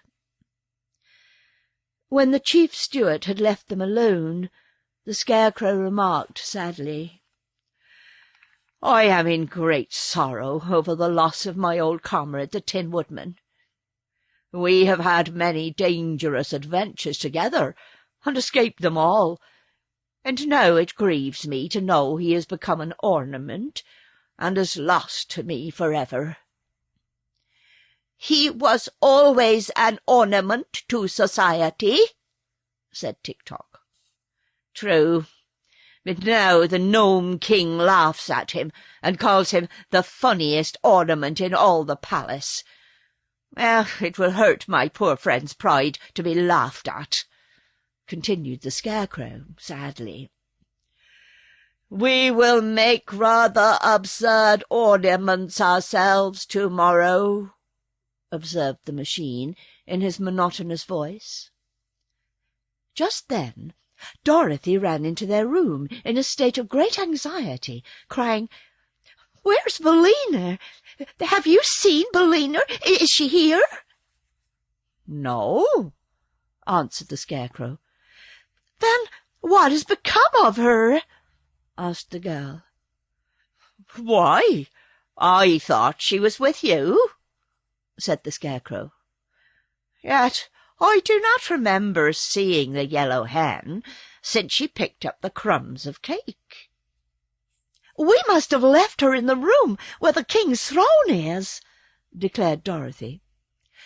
And at once she turned and ran down the hall to the door through which they had entered. But it was fast closed and locked on the other side, and the heavy slab of rock proved to be so thick that no sound could pass through it. So Dorothy was forced to return to her chamber. The Cowardly Lion stuck his head into her room to try to console the girl for the loss of her feathered friend. "The Yellow Hen is well able to take care of herself," said he, "so don't worry about her, but try to get all the sleep you can. It has been a long and weary day, and you need rest." "I'll probably get lots of rest tomorrow when I become an ornament," said Dorothy. But she lay down upon her couch nevertheless, and in spite of all her worries, was soon in the land of dreams. Dorothy tries to be brave. Meantime, the chief steward had returned to the throne-room, where he said to the king, "You are a fool to waste so much time upon these people." "What?" cried his Majesty, in so enraged a voice that it awoke Billina, who was asleep under his throne. "How dare you call me a fool?" "Because I like to speak the truth," said the steward. "Why didn't you enchant them all at once, instead of allowing them to go one by one into the palace and guess which ornaments are the Queen of Eve and her children?" "Why, you stupid rascal, it's more fun this way," returned the king. "And it serves to keep me amused for a long time." "But suppose some of them happen to guess aright," persisted the steward. "Then you would lose your ornaments, and these new ones too." "There is no chance of their guessing aright," replied the monarch with a laugh. "How could they know that the Queen of Eve and her family are all ornaments of a royal purple colour?" "But there are no other purple ornaments in the palace," said the steward. "There are many other colours, however, and the purple ones are scattered throughout the rooms, and are of many different shapes and sizes. Take my word for it, steward, they will never think of choosing the purple ornaments." Billina, squatting under the throne, had listened carefully to this talk, and now chuckled softly to herself as she heard the king disclose his secret. "Still, you are acting foolishly by running the chance," continued the steward roughly. "And it is still more foolish of you to transform all those people from Oz into green ornaments." "I did that because they came from the Emerald City," replied the king. "And I had no green ornaments in my collection until now. I think they will look quite pretty mixed with the others, don't you?" The steward gave an angry grunt. "Have your own way, since you are the king," he growled. "But if you come to grief through your carelessness, remember that I told you so. If I was a magic belt which enables you to work all your transformations and gives you so much other power, I am sure I would make a much wiser and better king than you are." "Oh, cease your tiresome chatter," commanded the king, getting angry again. "Because you are my chief steward, you have an idea you can scold me as much as you please. But the very next time you become impudent, I will send you to work in the furnace and get another gnome to fill your place. Now, follow me to my chamber, for I am going to bed. And see that I am awakened early tomorrow morning. I want to enjoy the fun of transforming the rest of these people into ornaments." "What colour will you make the Kansas girl?" asked the steward. "Grey, I think," said His Majesty. "And the Scarecrow and the Machine Man?" "Oh, they shall be of solid gold, because they are so ugly in real life."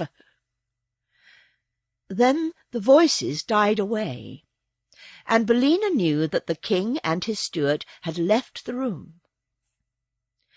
She fixed up some of her tail feathers that were not straight, and then tucked her head under her wing again and went to sleep. In the morning, Dorothy and the lion and the tiger were given their breakfast in their rooms, and afterwards joined the king in his throne-room. The tiger complained bitterly that he was half-starved, and begged to go into the palace and become an ornament, so that he would no longer suffer the pangs of hunger. "Haven't you had your breakfast?" asked the Nome King. "Oh, I had just a bite," replied the beast. "But what good is a bite to a hungry tiger?" "He ate 17 bowls of porridge, a platter full of fried sausages, 11 loaves of bread, and 21 mince pies," said the steward.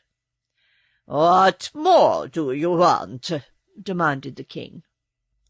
"A fat baby. I want a fat baby," said the hungry tiger.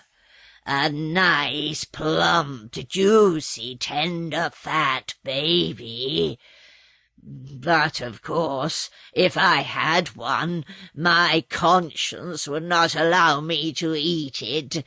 So I'll have to be an ornament and forget my hunger." "Impossible!" exclaimed the king.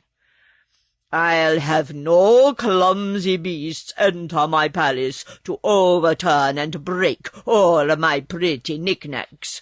When the rest of your friends are transformed, you can return to the upper world and go about your business."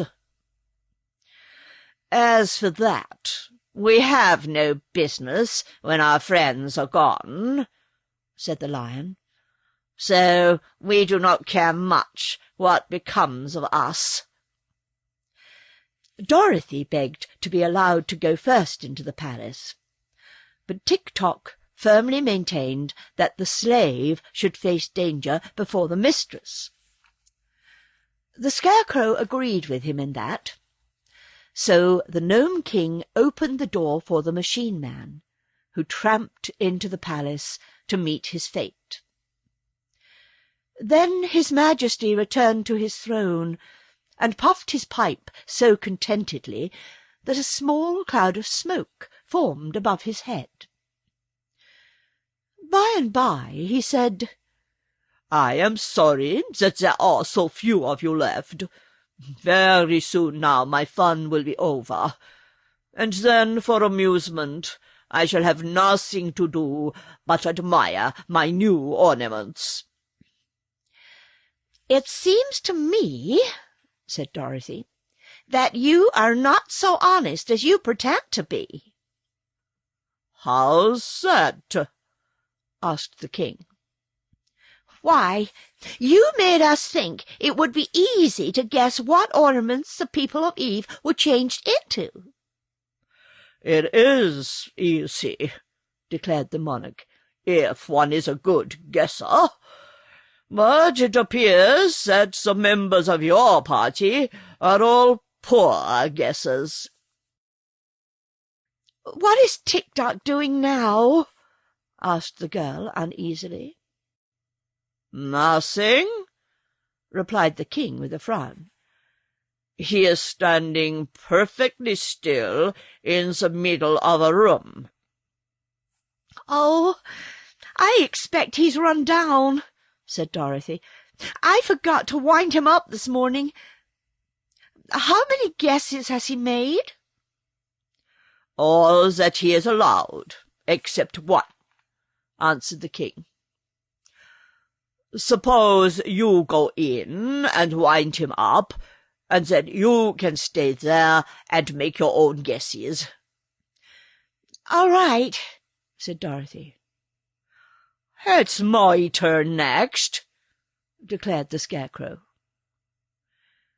"Why, you don't want to go away and leave me all alone, do you?" asked the girl. "Besides, if I go now, I can wind up Tik-Tok so that he can make his last guess." "Very well, then," said the Scarecrow with a sigh. "Run along, little Dorothy, and may good luck go with you." So Dorothy, trying to be brave in spite of her fears, passed through the doorway into the gorgeous rooms of the palace. The stillness of the place awed her at first, and the child drew short breaths, and pressed her hand to her heart, and looked all around with wondering eyes. Yes, it was a beautiful place, but enchantments lurked in every nook and corner, and she had not yet grown accustomed to the wizardries of these fairy countries, so different from the quiet and sensible commonplaces of her own native land. Slowly she passed through several rooms until she came upon Tik-Tok, standing motionless. It really seemed then that she had found a friend in this mysterious place, so she hastened to wind up the machine man's action and speech and thoughts. "Thank you, Dorothy," were his first words. "I have now one more guess to make." "Oh, be very careful, Tik-Tok, won't you?" cried the girl. "Yes, but the Nome King has us in his power, and has set a trap for us. I fear we are all lost," he answered. "I fear so, too," said Dorothy sadly. "If Smith and Tinker had given me a guessing clockwork attachment," continued Tik-Tok, "I might have defied the Nome King. But my thoughts are plain and simple, and are not of much use in this case." "Do the best you can," said Dorothy encouragingly, "and if you fail, I will watch and see what shape you are changed into." So Tik-Tok touched a yellow glass vase that had daisies painted on one side, and he spoke at the same time the the word, "Eve." In a flash, the machine man had disappeared, and although the girl looked quickly in every direction, she could not tell which of the many ornaments the room contained had a moment before been her faithful friend and servant. So all she could do was to accept the hopeless task set her, and make her guesses, and abide by the result. "It can't hurt very much," she thought, "for I haven't heard any of them scream or cry out, not even the poor offices. Dear me, I wonder if Uncle Henry or Aunt Em will ever know what I have become, an ornament in the Nome King's palace, and must stand for ever and ever in one place and look pretty, except when I move to be dusted. It isn't the way I thought I'd turn out at all. But I suppose it can't be helped." She walked through all the rooms once more, and examined with care all the objects they contained. But there were so many, they bewildered her, and she decided, after all, as Ozma had done, that it could be only guesswork at the best, and that the chances were much against her guessing aright. Timidly, she touched an alabaster bowl and said, "Eve?" "That's one failure, anyhow," she thought. "But how am I to know which thing is enchanted and which is not?" Next, she touched the image of a purple kitten that stood on the corner of a mantel, and as she pronounced the word, "Eve," the kitten disappeared, and a pretty, fair-haired boy stood beside her. At the same time, a bell rang somewhere in the distance, and as Dorothy started back, partly in surprise and partly in joy, the little one exclaimed, "Where am I? And who are you? And what has happened to me?" "Well, I declare," said Dorothy, "I've really done it." "Done what?" asked the boy. "Saved myself from being an ornament," replied the girl with a laugh, "and saved you from being forever a purple kitten." "A purple kitten?" he replied. "There is no such thing." "I know," she answered, "but there was a minute ago. Don't you remember standing on a corner of the mantel?" "Of course not. I am a prince of Eve, and my name is Evering," the little one announced proudly. "But my father, the king, sold my mother and all her children to the cruel ruler of the gnomes, and after that I remember nothing at all." "A purple kitten can't be expected to remember, Evering," said Dorothy. "But now you are yourself again, and I'm going to try to save some of your brothers and sisters, and perhaps your mother as well. So come with me." She seized the child's hand and eagerly hurried here and there, trying to decide which object to choose next. The third guess was another failure, and so were the fourth and the fifth.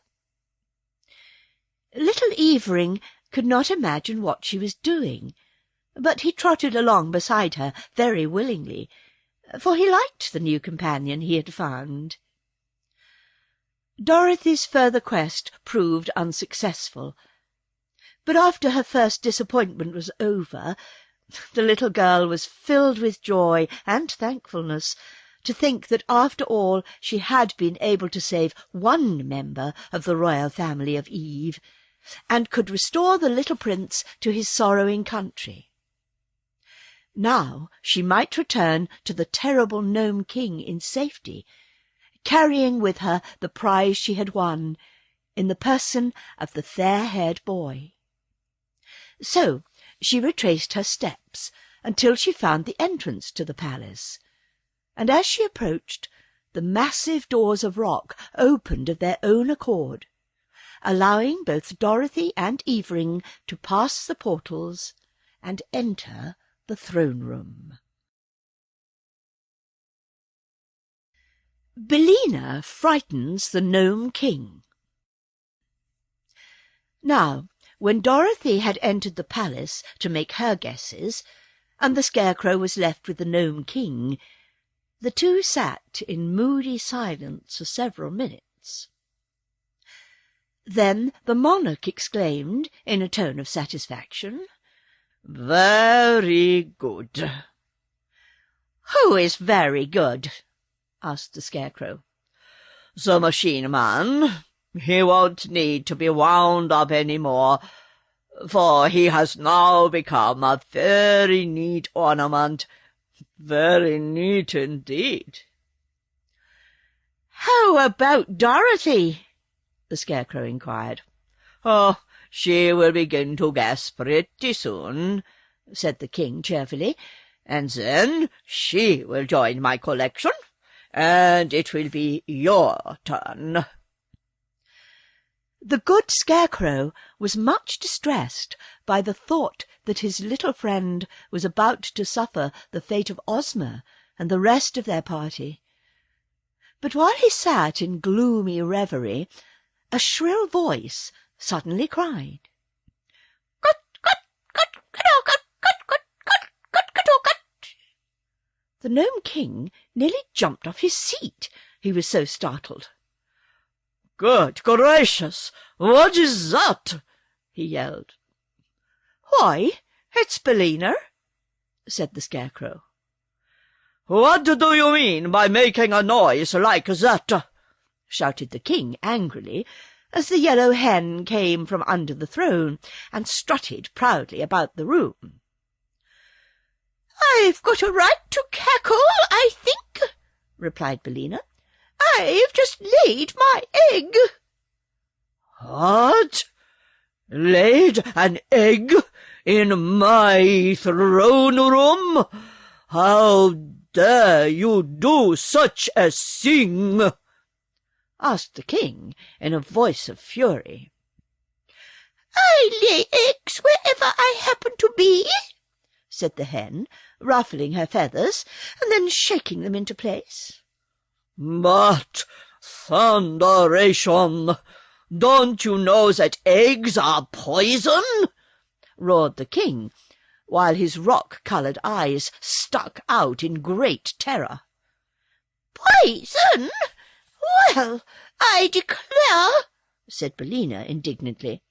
"I'll have you know that all my eggs are warranted, strictly, fresh and up-to-date. Poison indeed!" "You don't understand," retorted the little monarch nervously. "Eggs belong only to the outside world, to the world on the earth's surface where you came from. Here, in my underground kingdom, they are rank poison, as I said, and we gnomes can't bear them around."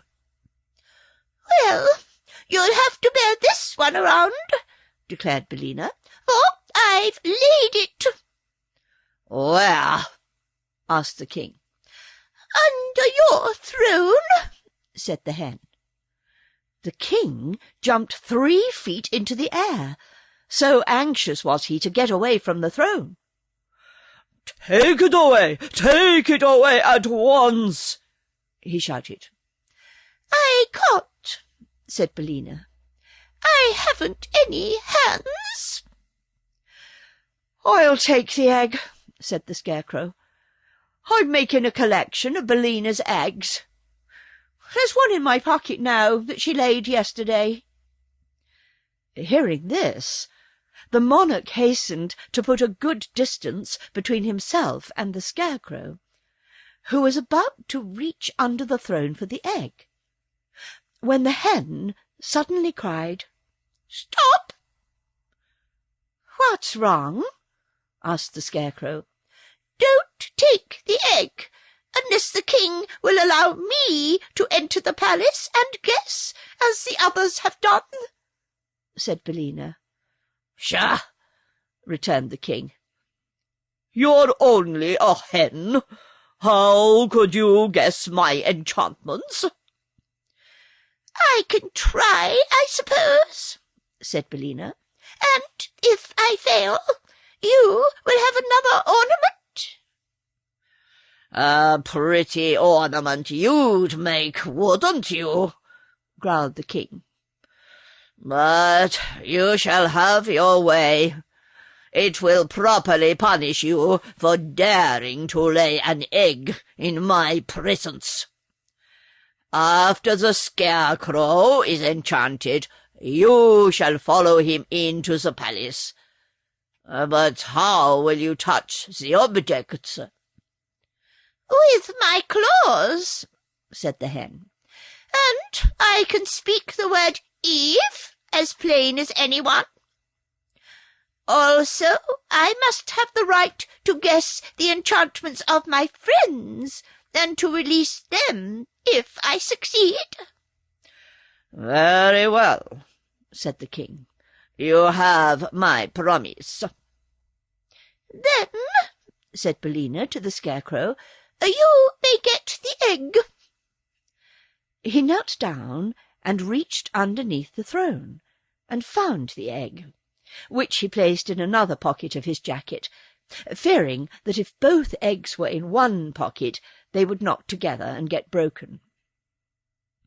Just then a bell above the throne rang briskly, and the king gave another nervous jump. "Well, well," said he, with a rueful face, "the girl has actually done it." "Done what?" asked the Scarecrow. "She has made one guess that is right, and broken one of my neatest enchantments. By rickety, it's too bad. I never thought she would do it." "Do I understand that she will now return to us safely?" inquired the Scarecrow joyfully, wrinkling his painted face into a broad smile. "Of course," said the king, fretfully pacing up and down the room. "I always keep my promises, no matter how foolish they are. But I shall make an ornament of the Yellow Hen to replace the one I have just lost." "Perhaps you will, and perhaps you won't," murmured Billina calmly. "I may surprise you by guessing right." "Guessing right?" snapped the king. "How should you guess right where your betters have failed, you stupid fowl?" Billina did not care to answer this question, and a moment later the doors flew open and Dorothy entered, leading the little Prince Evering by the hand.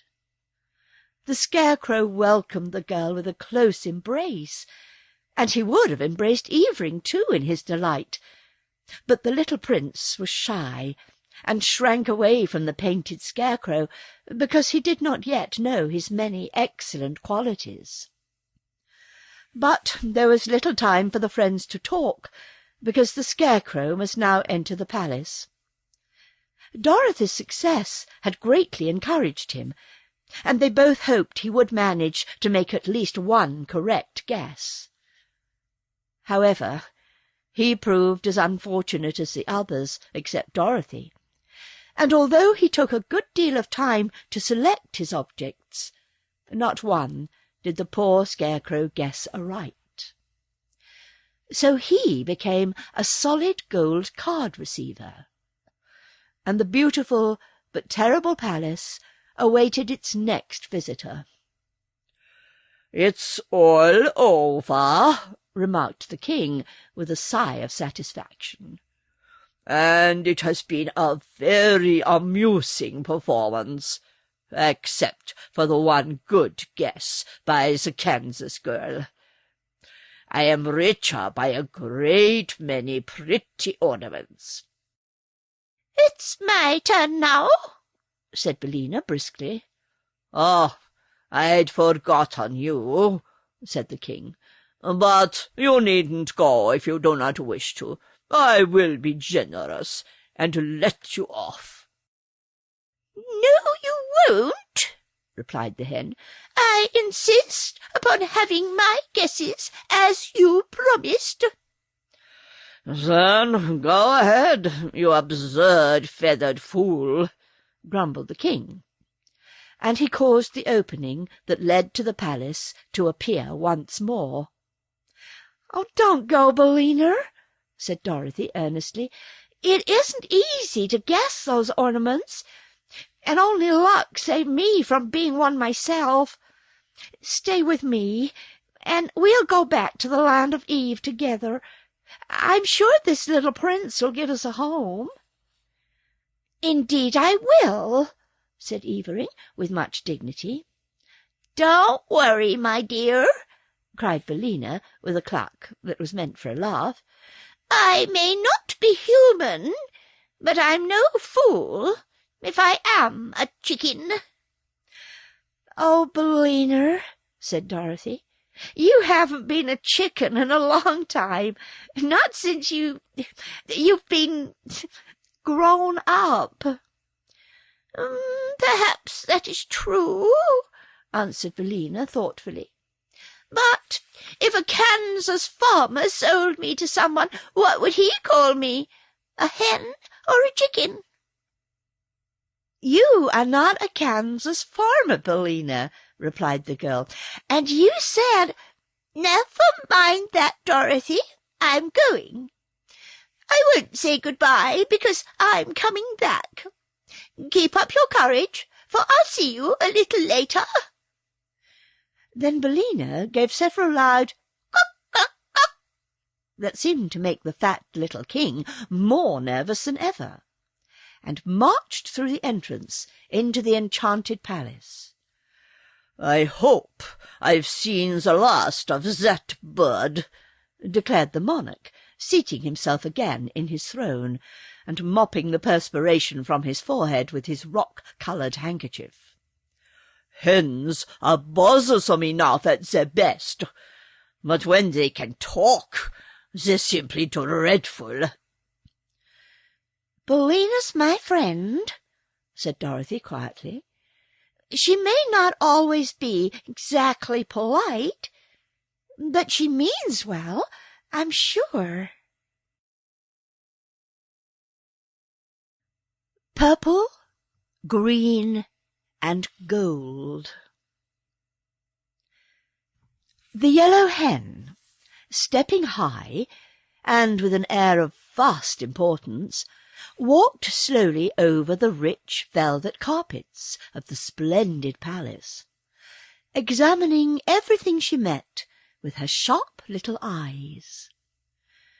Billina had a right to feel important, for she alone shared the Nome King's secret, and knew how to tell the objects that were transformations from those that had never been alive. She was very sure that her guesses would be correct, but before she began to make them, she was curious to behold all the magnificence of this underground palace, which was perhaps one of the most splendid and beautiful palaces in any fairyland. As she went through the rooms, she counted the purple ornaments, and although some were small and hidden in queer places, Billina spied them all, and found the entire 10 scattered about the various rooms. The green ornaments she did not bother to count, for she thought she could find them all when the time came. Finally, having made a survey of the entire palace and enjoyed its splendour, The Yellow Hen returned to one of the rooms where she had noticed a large purple footstool. She placed a claw upon this and said, "Eve?" And at once the footstool vanished, and a lovely lady, tall and slender and most beautifully robed, stood before her. The lady's eyes were round with astonishment for a moment, for she could not remember her transformation, nor imagine what had restored her to life. "Good morning, Mum," said Billina in her sharp voice. "You're looking quite well, considering your age." "Who speaks?" demanded the Queen of Eve, drawing herself up proudly.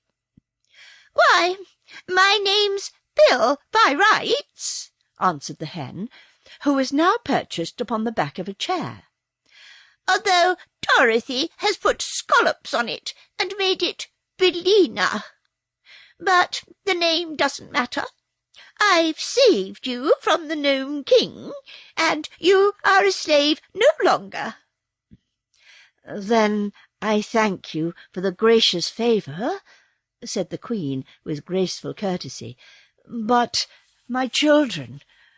Tell me, I beg of you, where are my children?" And she clasped her hands in anxious entreaty. "Don't worry," advised Billina, pecking at a tiny bug that was crawling over the chair back. "Just at present they are out of mischief and perfectly safe, for they can't even wiggle." "What mean you, O kindly stranger?" asked the Queen, striving to repress her anxiety. "They're enchanted," said Billina, "just as you have been. All that is, except the little fellow Dorothy picked out.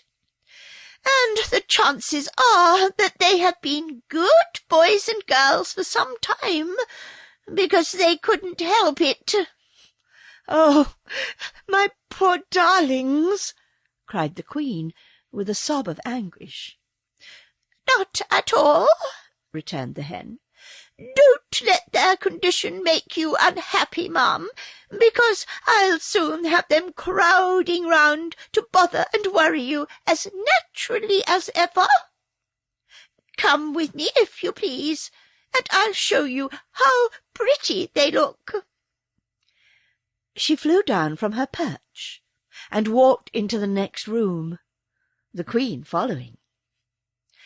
As she passed a low table, a small green grasshopper caught her eye, and instantly Billina pounced upon it and snapped it up in her sharp bill, for grasshoppers are a favourite food with hens, and they usually must be caught quickly before they can hop away. It might easily have been the end of Ozma of Oz had she been a real grasshopper instead of an emerald one. But Billina found the grasshopper hard and lifeless, and, suspecting it was not good to eat, she quickly dropped it instead of letting it slide down her throat. "I might have known better," she muttered to herself, "for where there is no grass, there can be no live grasshoppers. This is probably one of the king's transformations." A moment later she approached one of the purple ornaments, and while the Queen watched her curiously, the hen broke the Nome King's enchantment, and a sweet-faced girl, whose golden hair fell in a cloud over her shoulders, stood beside them. "Ivana!" cried the Queen, "my own Ivana!" And she clasped the girl to her bosom and covered her face with kisses. "That's all right," said Billina contentedly.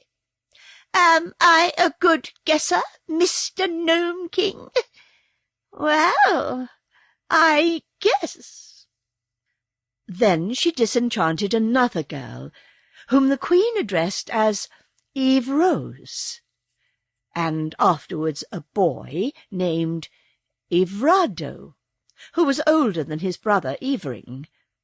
Indeed, the Yellow Hen kept the good queen exclaiming and embracing for some time, until 5 princesses and 4 princes, all looking very much alike, except for the difference in size, stood in a row beside their happy mother.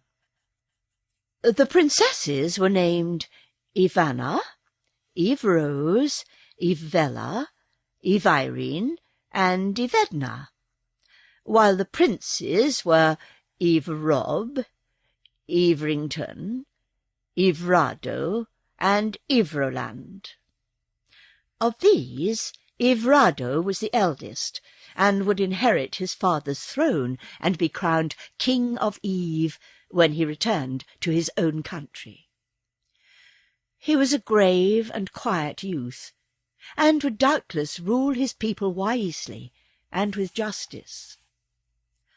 Billina, having restored all of the royal family of Eve to their proper forms, now began to select the green ornaments, which were the transformations of the people of Oz.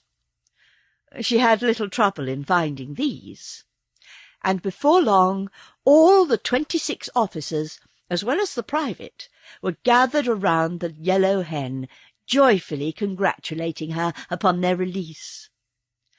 The 37 people who were now alive in the rooms of the palace knew very well that they owed their freedom to the cleverness of the Yellow Hen, and they were earnest in thanking her for saving them from the magic of the Nome King. "Now," said Billina, "I must find Ozma. She is sure to be here somewhere, and, of course, she is green, being from Oz. So look around, you stupid soldiers, and help me in my search." For a while, however, they could discover nothing more that was green.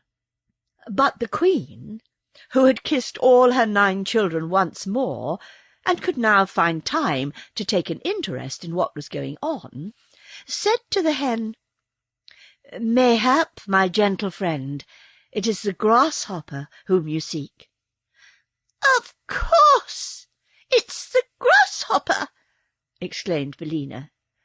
"I declare, I am nearly as stupid as these brave soldiers. Wait here for me, and I'll go back and get it." So she went into the room where she had seen the grasshopper, and presently Ozma of Oz, as lovely and dainty as ever, entered, and approached the Queen of Eve, greeting her as one high-born princess greets another. "But where are my friends, the Scarecrow and the Tin Woodman?" asked the girl ruler, when these courtesies had been exchanged. "I'll hunt them up," replied Billina. "The Scarecrow is solid gold, and so is Tik-Tok.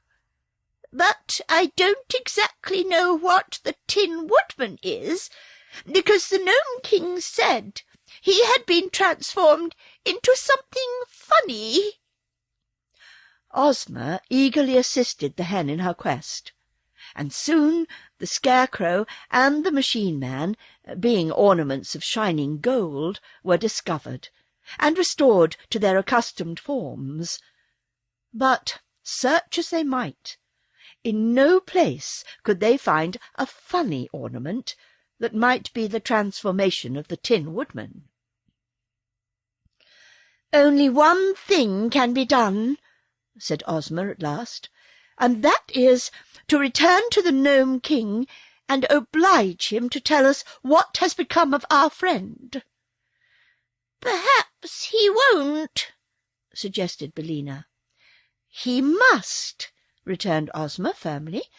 "The king has not treated us honestly, for under the mask of fairness and good nature he entrapped us all, and we would have been for ever enchanted had not our wise and clever friend, the Yellow Hen, found a way to save us."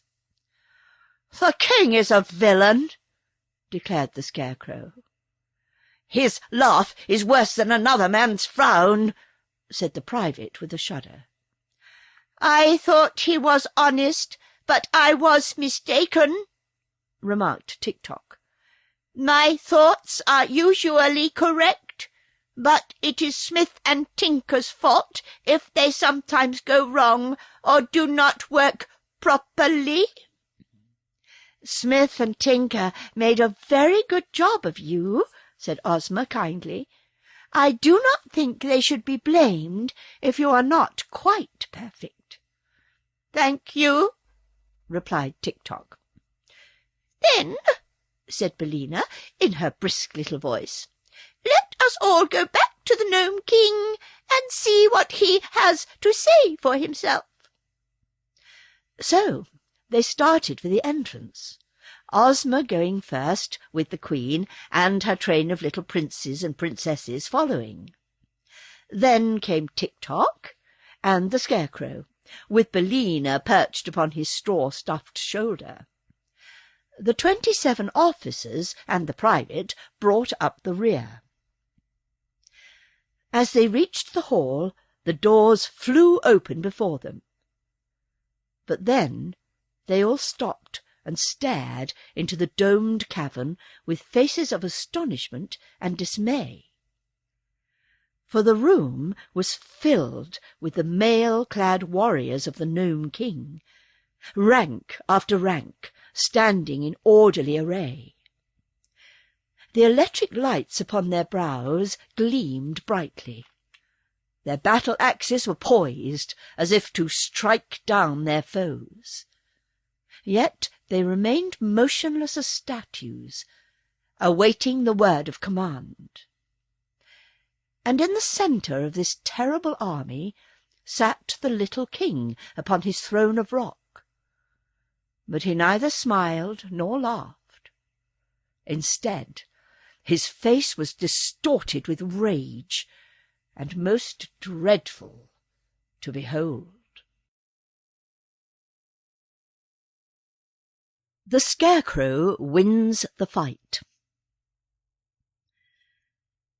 After Billina had entered the palace, Dorothy and Evering sat down to await the success or failure of her mission, and the Nome King occupied his throne and smoked his long pipe for a while in a cheerful and contented mood.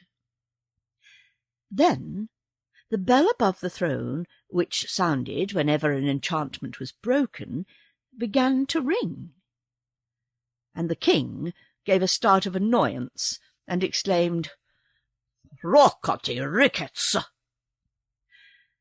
When the bell rang a second time, the king shouted angrily, "Smudge and blazes!"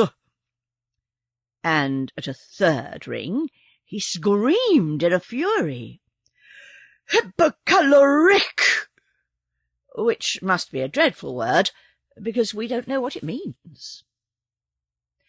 After that, the bell went on ringing, time after time, but the king was now so violently enraged that he could not utter a word, but hopped out of his throne and all around the room in a mad frenzy, so that he reminded Dorothy of a jumping-jack. The girl was, for her part, filled with joy at every peal of the bell, for it announced the fact that Billina had transformed one more ornament into a living person.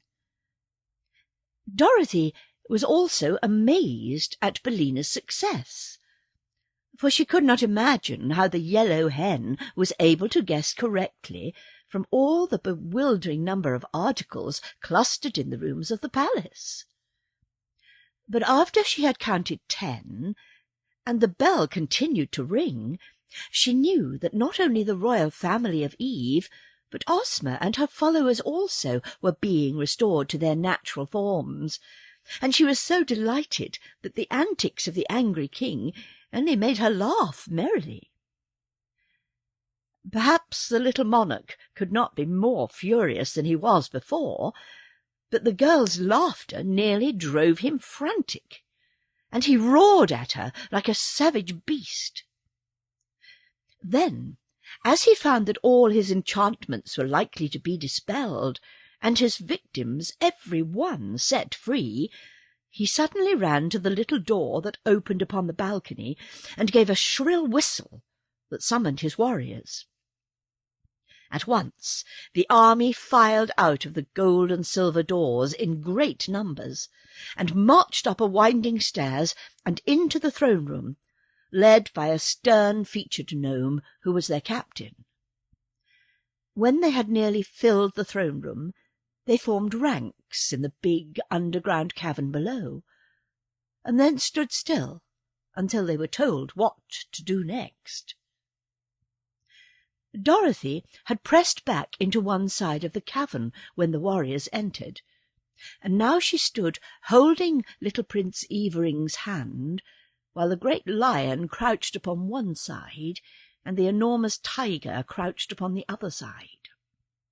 "Seize that girl!" shouted the king to his captains, and a group of warriors sprang forward to obey.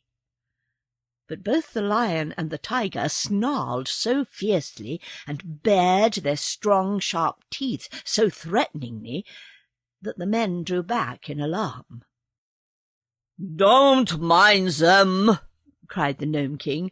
"They cannot leap beyond the places where they now stand." "But they can bite those who attempt to touch the girl," said the captain.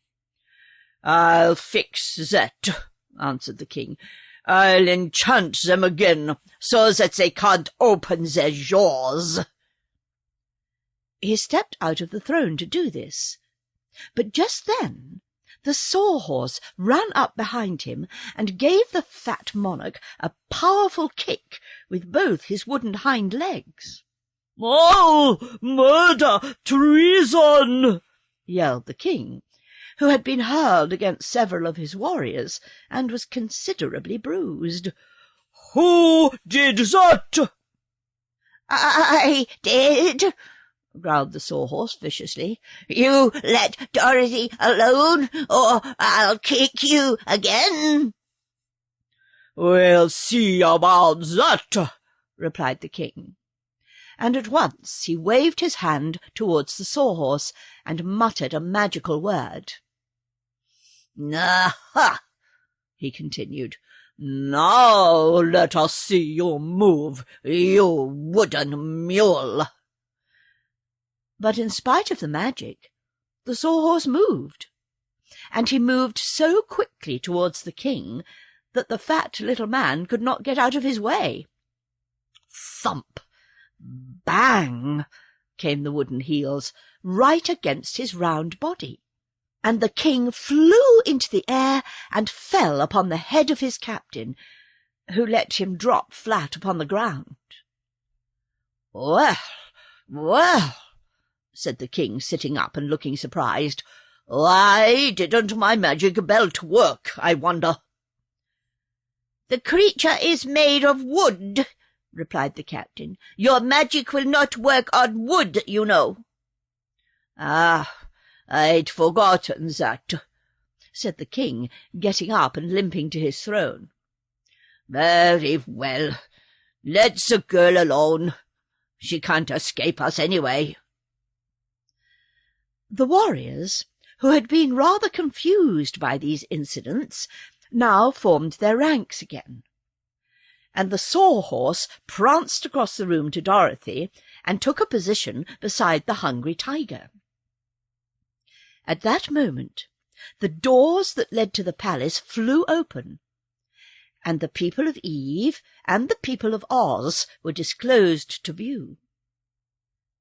They paused, astonished at the sight of the warriors and the angry Nome King seated in their midst. "Surrender!" cried the king in a loud voice. "You are my prisoners." "Go long," answered Billina from the Scarecrow's shoulder. "You promised me that if I guessed correctly, my friends and I might depart in safety, and you always keep your promises." "I said you might leave the palace in safety," retorted the king. "And so you may. But you cannot leave my dominions. You are my prisoners, and I will hurl you all into my underground dungeons, where the volcanic fires glow and the molten lava flows in every direction, and the air is hotter than blue blazes." "That'll be the end of me, all right," said the Scarecrow sorrowfully. "One small blaze, blue or green, is enough to reduce me to an ash heap." "Do you surrender?" demanded the king. Billina whispered something in the Scarecrow's ear that made him smile and put his hands in his jacket pockets. "No," returned Ozma boldly, answering the king. Then she said to her army, "Forward, my brave soldiers, and fight for your ruler and yourselves unto death." "Pardon me, most royal Ozma," replied one of her generals, "but I find that I and my brother officers all suffer from heart disease, and the slightest excitement might kill us. If we fight, we may get excited. Would it not be well for us to avoid this grave dangers?" "Soldiers should not have heart disease," said Ozma. "Private soldiers are not, I believe, afflicted that way," declared another general, twisting his moustaches thoughtfully. "If your Royal Highness desires, we will order our private to attack yonder warriors." "Do so," replied Ozma. "Forward, march!" cried all the generals with one voice. "Forward, march!" yelled the colonels. "Forward, march!" shouted the majors. "Forward, march!" commanded the captains. And at that the private levelled his spear and dashed furiously upon the foe. The captain of the gnomes was so surprised by this sudden onslaught that he forgot to command his warriors to fight, so that the 10 men in the first row, who stood in front of the private's spear, fell over like so many toy soldiers. The spear would not go through their steel armour, however, so the warriors scrambled to their feet again, and by that time the private had knocked over another row of them. Then the captain brought down his battle-axe with such a strong blow that the private's spear was shattered and knocked from his grasp, and he was helpless to fight any longer.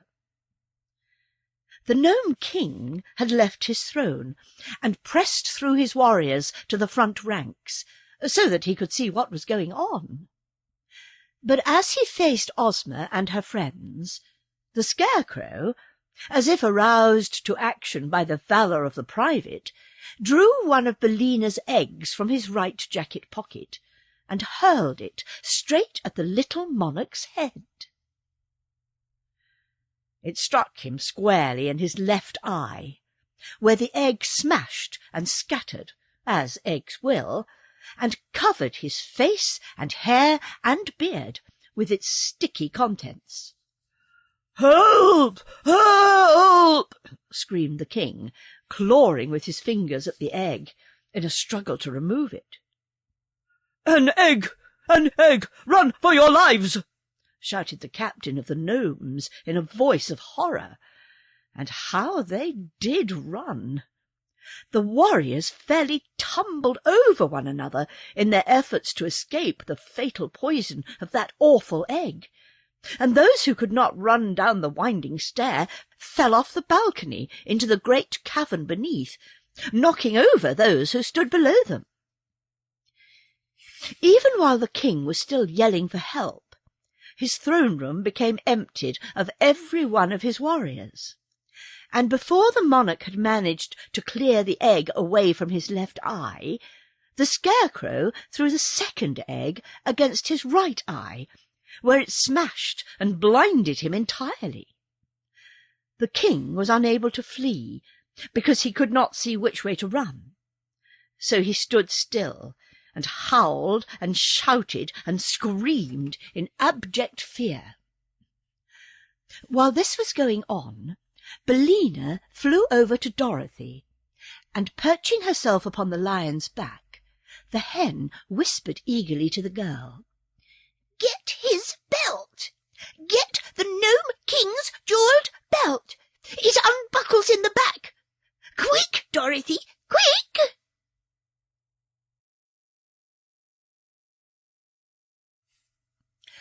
The Fate of the Tin Woodman. Dorothy obeyed. She ran at once behind the Nome King, who was still trying to free his eyes from the egg, and in a twinkling she had unbuckled his splendid jewelled belt and carried it away with her to a place beside the lion and the tiger, where, because she did not know what else to do with it, she fastened it around her own slim waist. Just then the chief steward rushed in with a sponge and a bowl of water, and began mopping away the broken eggs from his master's face. In a few minutes, and while all the party stood looking on, the king regained the use of his eyes, and the first thing he did was to glare wickedly upon the Scarecrow and exclaim, "I'll make you suffer for this, you hay-stuffed dummy! Don't you know eggs are poison to gnomes?" "Really," said the Scarecrow, "they don't seem to agree with you, although I wonder why." "They were strictly fresh and above suspicion," said Billina. "You ought to be glad to get them." "I'll transform you all into scorpions," cried the king angrily, and began waving his arms and muttering magic words. But none of the people became scorpions, so the king stopped and looked at them in surprise. "What's wrong?" he asked. "Why, you are not wearing your magic belt," replied the chief steward, after looking the king over carefully. "Where is it? What have you done with it?" The Nome King clasped his hand to his waist, and his rock-coloured face turned white as chalk. "It's gone!" he cried helplessly. "It's gone, and I am ruined." Dorothy now stepped forward and said, "Royal Ozma, and you, Queen of Eve, I welcome you and your people back to the land of the living. Billina has saved you from your troubles, and now we will leave this dreadful place and return to Eve as soon as possible." While the child spoke, they could all see that she wore the magic belt, and a great cheer went up from all her friends, which was led by the voices of the Scarecrow and the private. But the Nome King did not join them. He crept back onto his throne like a whipped dog, and lay there, bitterly bemoaning his defeat. "But we have not yet found my faithful follower, the Tin Woodman," said Ozma to Dorothy, "and without him I do not wish to go away." "Nor I," replied Dorothy quickly.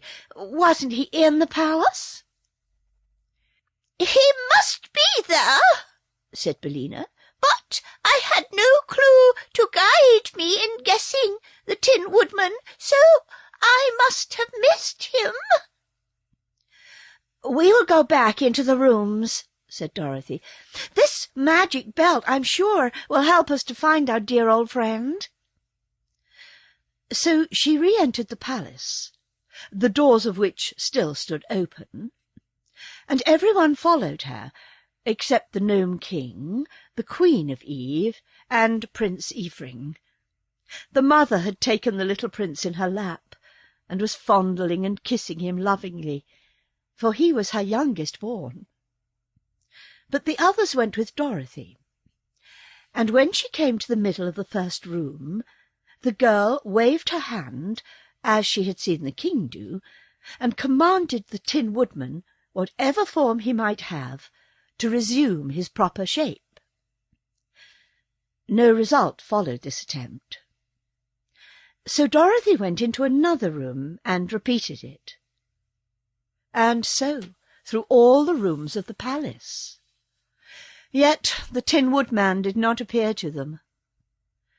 Nor could they imagine which, among the thousands of ornaments, was their transformed friend. Sadly, they returned to the throne-room, where the king, seeing that they had met with failure, jeered at Dorothy, saying, "You do not know how to use my belt, so it is of no use to you. Give it back to me, and I will let you go free, you and all the people who came with you. As for the royal family of Eve, they are my slaves, and shall remain here." "I shall keep the belt," said Dorothy. "But how can you escape without my consent?" asked the king. "Easily enough," answered the girl. "All we need to do is to walk out the way that we came in." "Oh, that is all, is it?"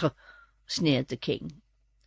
"Well, where is the passage through which you entered this room?"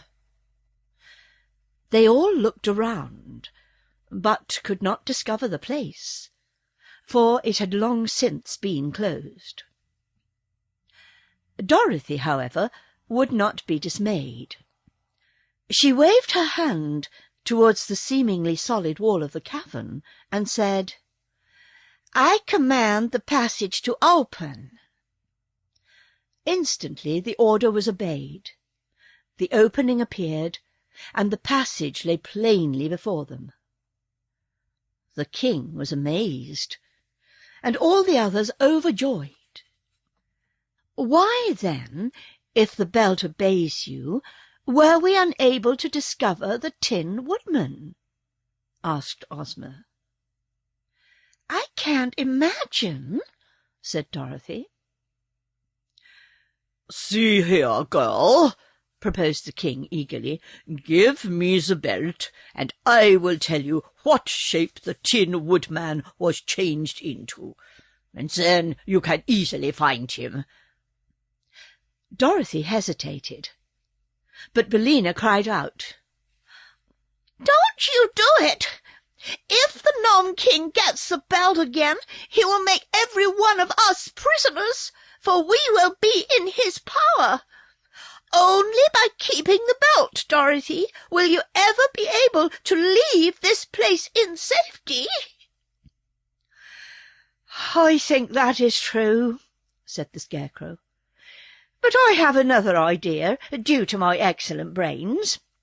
Let Dorothy transform the king into a goose egg, unless he agrees to go into the palace and bring out to us the ornament which is our friend Nick Chopper, the Tin Woodman." "A goose egg!" echoed the horrified king. "How dreadful!"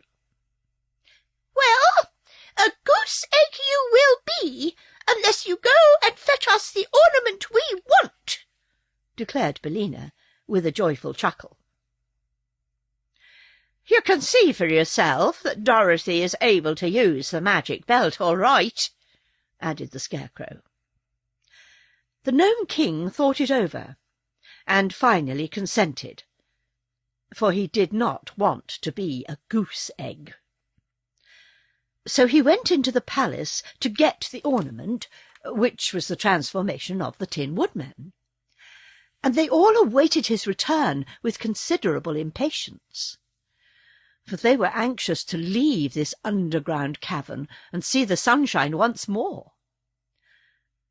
But when the Nome King came back, he brought nothing with him except a puzzled and anxious expression upon his face. "He's gone," he said. "The Tin Woodman is nowhere in the palace." "Are you sure?" asked Ozma sternly. "I'm very sure," answered the king, trembling, "for I know just what I transformed him into, and exactly where he stood. But he is not there, and please don't change me into a goose egg, because I've done the best I could." They were all silent for a time. Then Dorothy said, "There is no use punishing the Nome King any more, and I'm afraid we'll have to go away without our friend." "If he is not here, we cannot rescue him," agreed the Scarecrow sadly. "Poor Nick! I wonder what has become of him." "And he owed me 6 weeks' back pay," said one of the generals. Very sorrowfully they determined to return to the upper world without their former companion. And so Ozma gave the order to begin the march through the passage. The army went first, and then the royal family of Eve, and afterwards came Dorothy, Ozma, Billina, the Scarecrow, and Tik-Tok. They left the Nome King scowling at them from his throne, and had no thought of danger, until Ozma chanced to look back, and saw a large number of the warriors following them in full chase, with their swords and spears and axes raised to strike down the fugitives as soon as they drew near enough. Evidently the Nome King had made his last attempt to prevent their escaping him. But it did him no good, for when Dorothy saw the danger they were in, she stopped and waved her hand and whispered a command to the magic belt.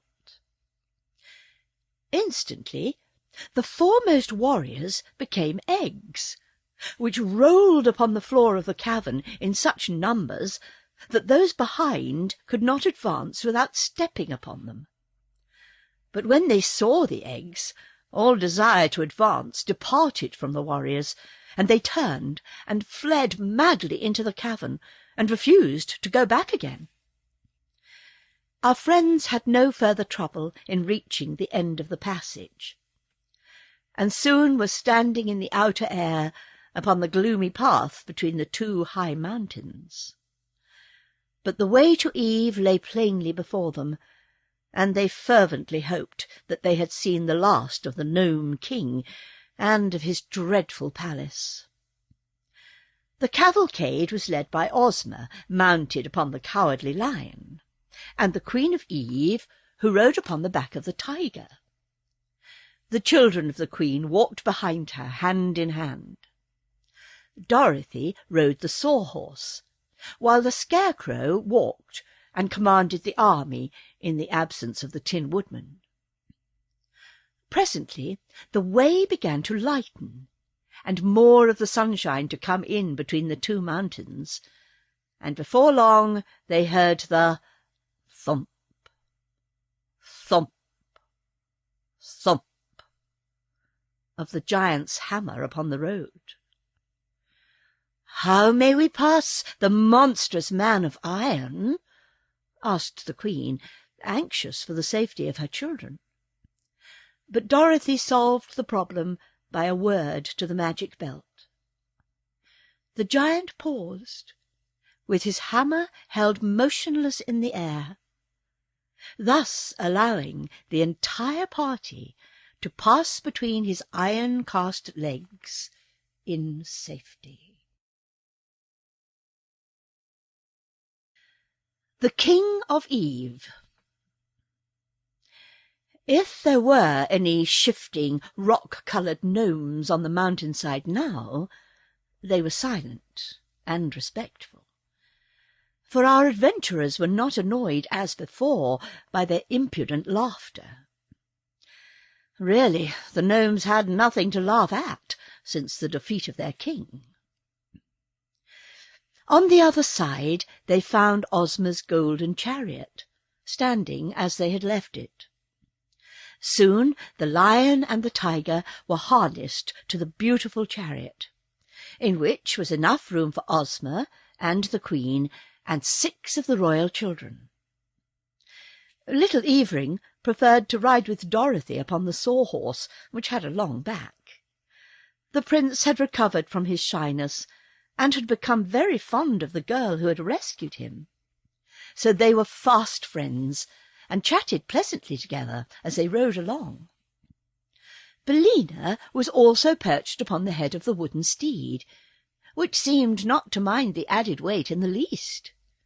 And the boy was full of wonder that a hen could talk and say such sensible things.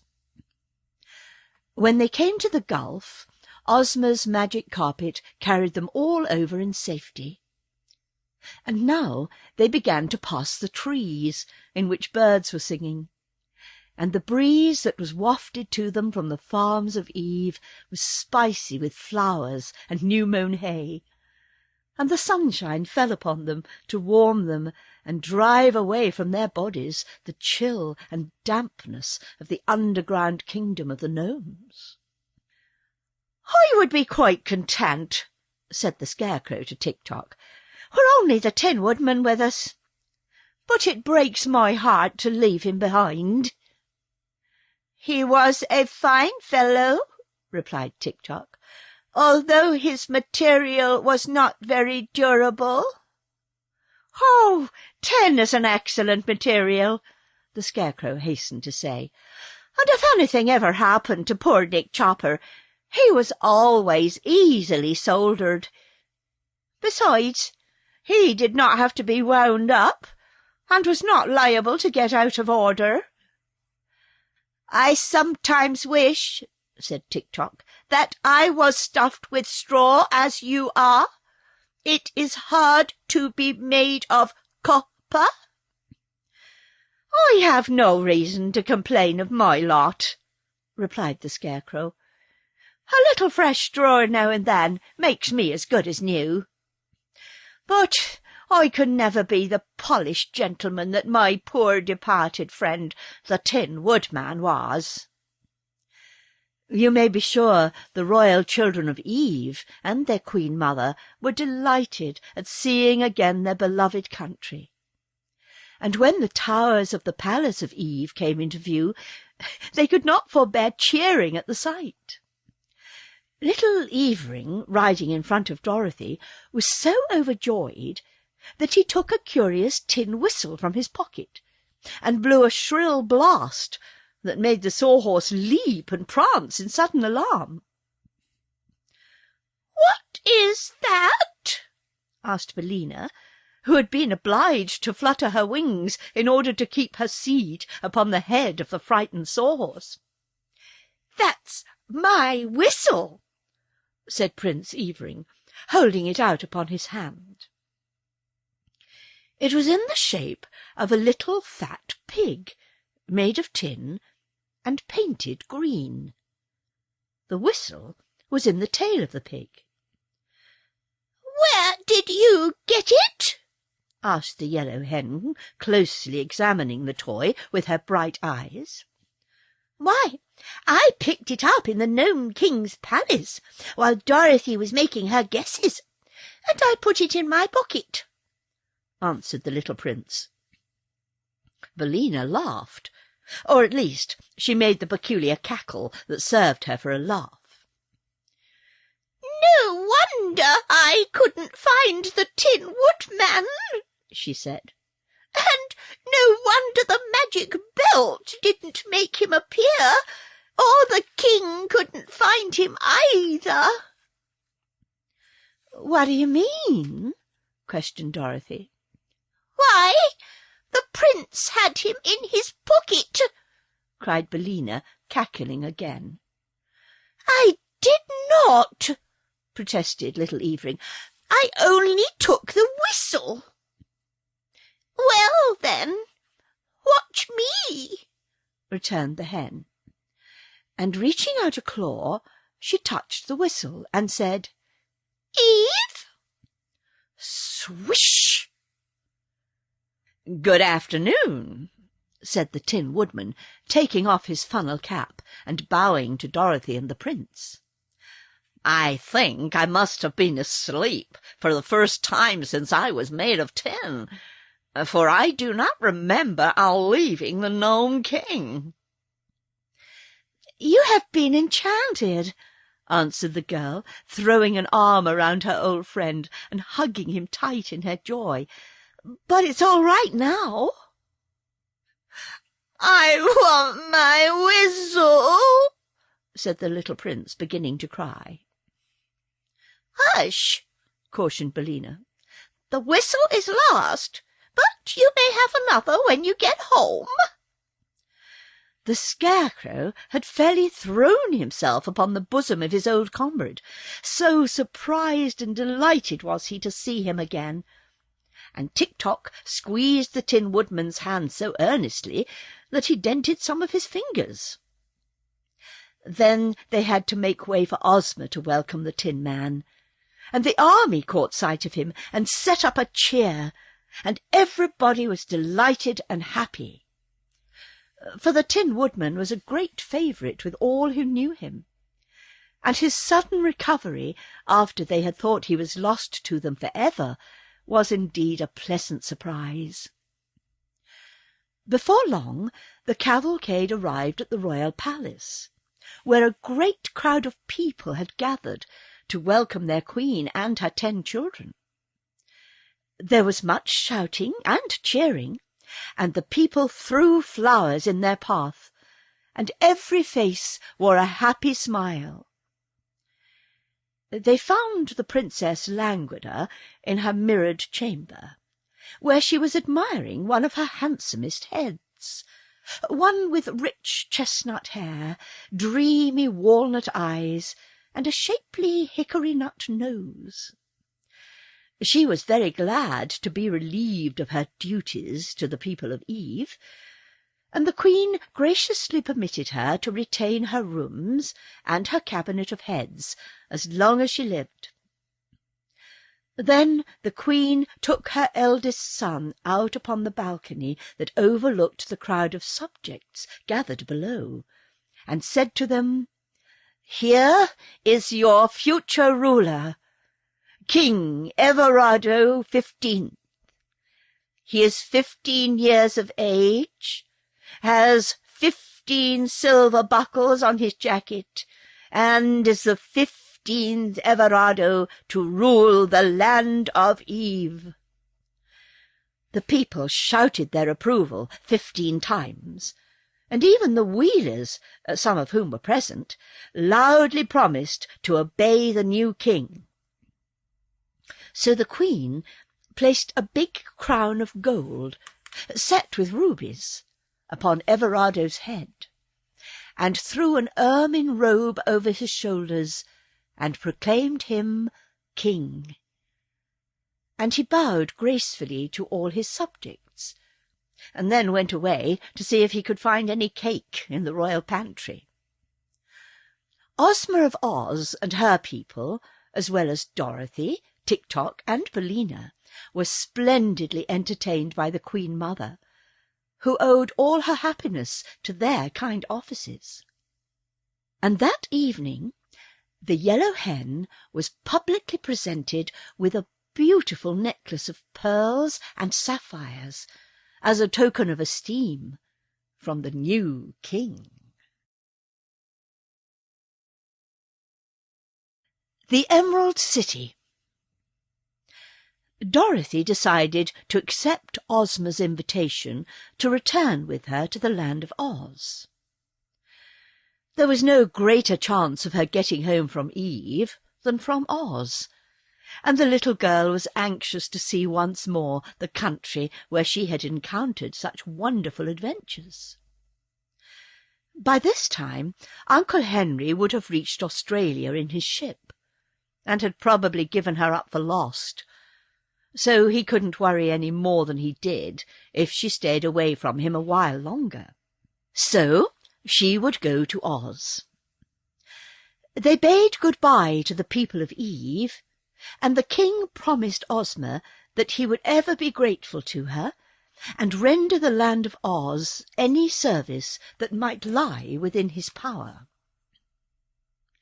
And then they approached the edge of the dangerous desert, and Ozma threw down the magic carpet, which at once unrolled far enough for all of them to walk upon it without being crowded. Tik-Tok, claiming to be Dorothy's faithful follower because he belonged to her, had been permitted to join the party, and before they started the girl wound up his machinery as far as possible, and the copper man stepped off as briskly as any one of them. Ozma also invited Billina to visit the land of Oz, and the Yellow Hen was glad enough to go where new sights and scenes awaited her. They began the trip across the desert early in the morning, and as they stopped only long enough for Billina to lay her daily egg, before sunset they espied the green slopes and wooded hills of the beautiful land of Oz. They entered it in the Munchkin territory, and the king of the Munchkins met them at the border and welcomed Ozma with great respect, being very pleased by her safe return. For Ozma of Oz ruled the king of the Munchkins, the king of the Winkies, the king of the Quadlings, and the king of the Gillikins, just as those kings ruled their own people. And this supreme ruler of the land of Oz lived in a great town of her own called the Emerald City, which was in the exact centre of the 4 kingdoms of the land of Oz. The Munchkin king entertained them at his palace that night, and in the morning they set out for the Emerald City, travelling over a road of yellow brick that led straight to the jewel-studded gates. Everywhere the people turned out to greet their beloved Ozma, and to hail joyfully the Scarecrow, the Tin Woodman, and the Cowardly Lion, who were most popular favourites. Dorothy, too, remembered some of the people who had befriended her on the occasion of her first visit to Oz, and they were well pleased to see the little Kansas girl again, and showered her with compliments and good wishes. At one place, where they stopped to refresh themselves, Ozma accepted a bowl of milk from the hands of a pretty dairymaid. Then she looked at the girl more closely and exclaimed, "Why, it's Ginger, isn't it?" "Yes, Your Highness," was the reply, as Ginger dropped a low curtsy, and Dorothy looked wonderingly at this lively-appearing person, who had once assembled an army of women and driven the Scarecrow from the throne of the Emerald City, and even fought a battle with the powerful army of Glinda the sorceress. "I've married a man who owns nice cows," said Ginger to Ozma, "and now I am happy and contented, and willing to lead a quiet life and mind my own business." "Where is your husband?" asked Ozma. "He's in the house, nursing a black eye," replied Ginger calmly. "The foolish man would insist upon milking the red cow when I said I wanted him to milk the white one. But he will know better next time, I'm sure." Then the party moved on again, and after crossing a broad river on a ferry and passing many fine farmhouses that were dome-shaped and painted a pretty green colour, they came in sight of a large building that was covered with flags and buntings. "I don't remember that building," said Dorothy. "What is it?" "That is the College of Art and Athletic Perfection," replied Ozma. "I had it built quite recently, and the Woggle-Bug is its president.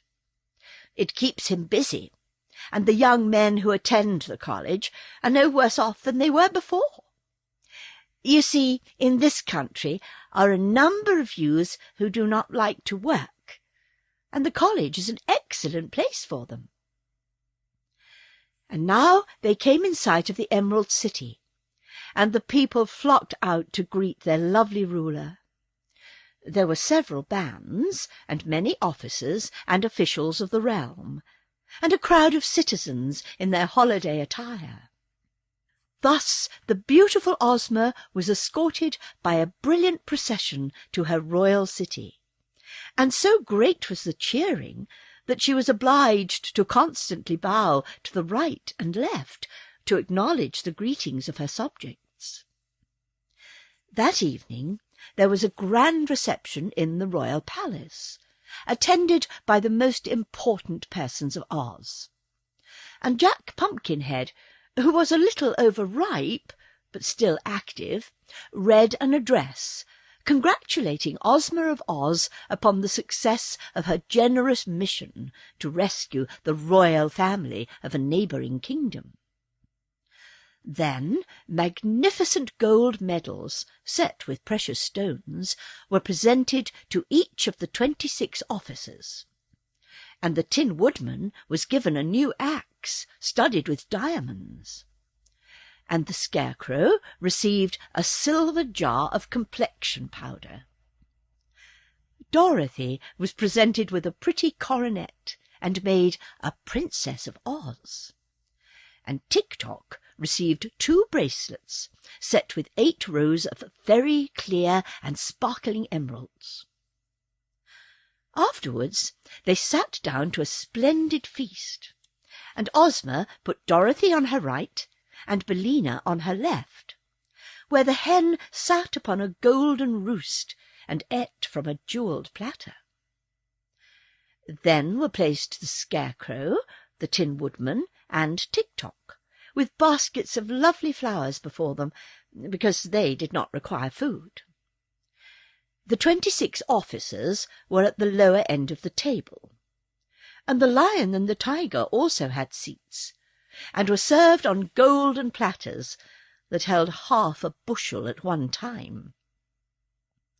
The wealthiest and most important citizens of the Emerald City were proud to wait upon these famous adventurers, and they were assisted by a sprightly little maid called Jellia Jam, whom the Scarecrow pinched upon her rosy cheeks and seemed to know very well.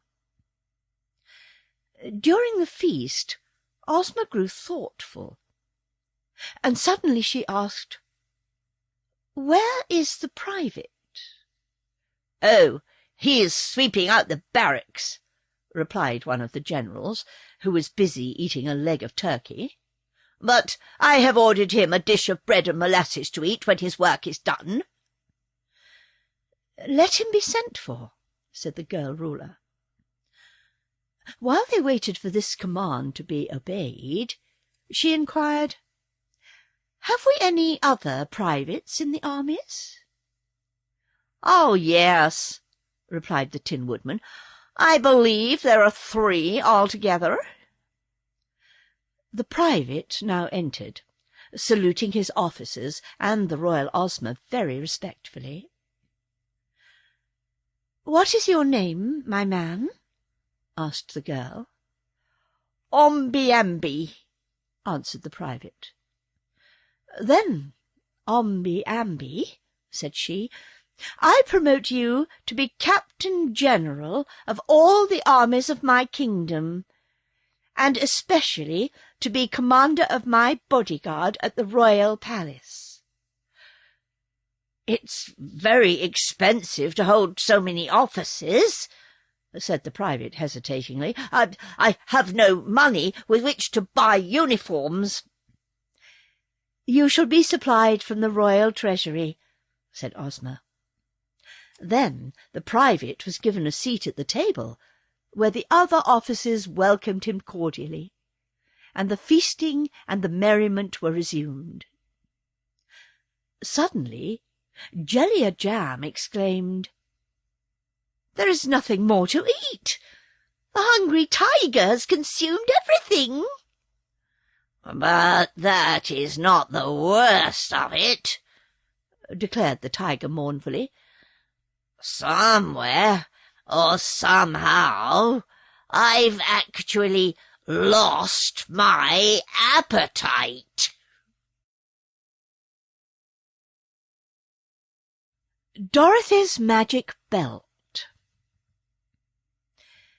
Dorothy passed several very happy weeks in the land of Oz as the guest of the royal Ozma, who delighted to please and interest the little Kansas girl. Many new acquaintances were formed, and many old ones renewed. And wherever she went, Dorothy found herself among friends. One day, however, as she sat in Ozma's private room, she noticed hanging upon the wall a picture, which constantly changed its appearance, at one time showing a meadow, and at another time a forest, a lake, or a village. "How curious!" she exclaimed, after watching the shifting scenes for a few moments. "Yes," said Ozma, "that is really a wonderful invention in magic. If I wish to see any part of the world, or any person living, I need only express the wish, and it is shown in the picture." "Oh, may I use it?" asked Dorothy eagerly. "Of course, my dear." "Then I'd like to see the old Kansas farm and Aunt Em," said the girl. Instantly the well-remembered farmhouse appeared in the picture, and Aunt Em could be seen quite plainly. She was engaged in washing dishes by the kitchen window, and seemed quite well and contented. The hired men and the teams were in the harvest fields behind the house, and the corn and the wheat seemed to the child to be in prime condition. On the side porch, Dorothy's pet dog, Toto, was lying fast asleep in the sun, and to her surprise, old Speckles was running around with a brood of 12 new chickens trailing after her. "Everything seems all right at home," said Dorothy with a sigh of relief. "Now, I wonder what Uncle Henry is doing." The scene in the picture at once shifted to Australia, where, in a pleasant room in Sydney, Uncle Henry was seated in an easy chair, solemnly smoking his briar pipe.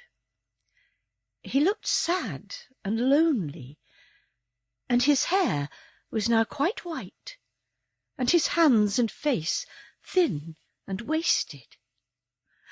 "Oh!" cried Dorothy in an anxious voice, "I'm sure Uncle Henry isn't getting any better, and it's because he's worried about me. Ozma, dear, I must go to him at once." "How can you?" asked Ozma. "I don't know," replied Dorothy, "but let us go to Glinda the Good. I'm sure she will help me and advise me how to get back to Uncle Henry." Ozma readily agreed to this plan, and caused the Sawhorse to be harnessed to a pretty green and pink phaeton, and the two girls rode away to visit the famous sorceress. Glinda received them graciously, and listened to Dorothy's story with attention. "I have a magic belt, you know," said the little girl. If I buckled it around my waist and commanded it to take me to Uncle Henry, wouldn't it do it?" "I think so," replied Glinda with a smile. "And then," continued Dorothy, "if I ever wanted to come back here again, the belt would bring me." "In that you are wrong," said the sorceress.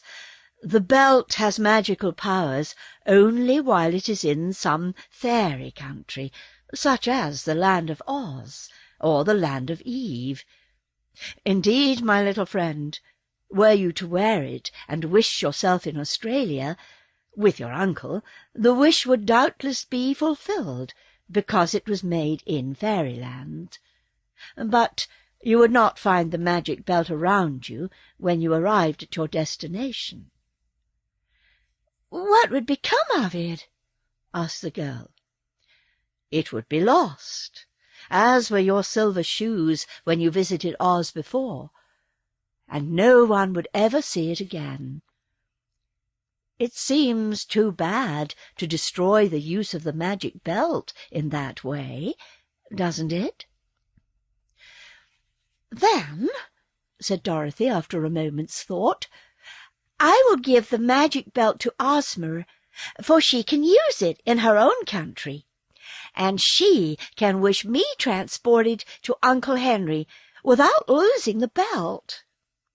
That is a wise plan, replied Gilda.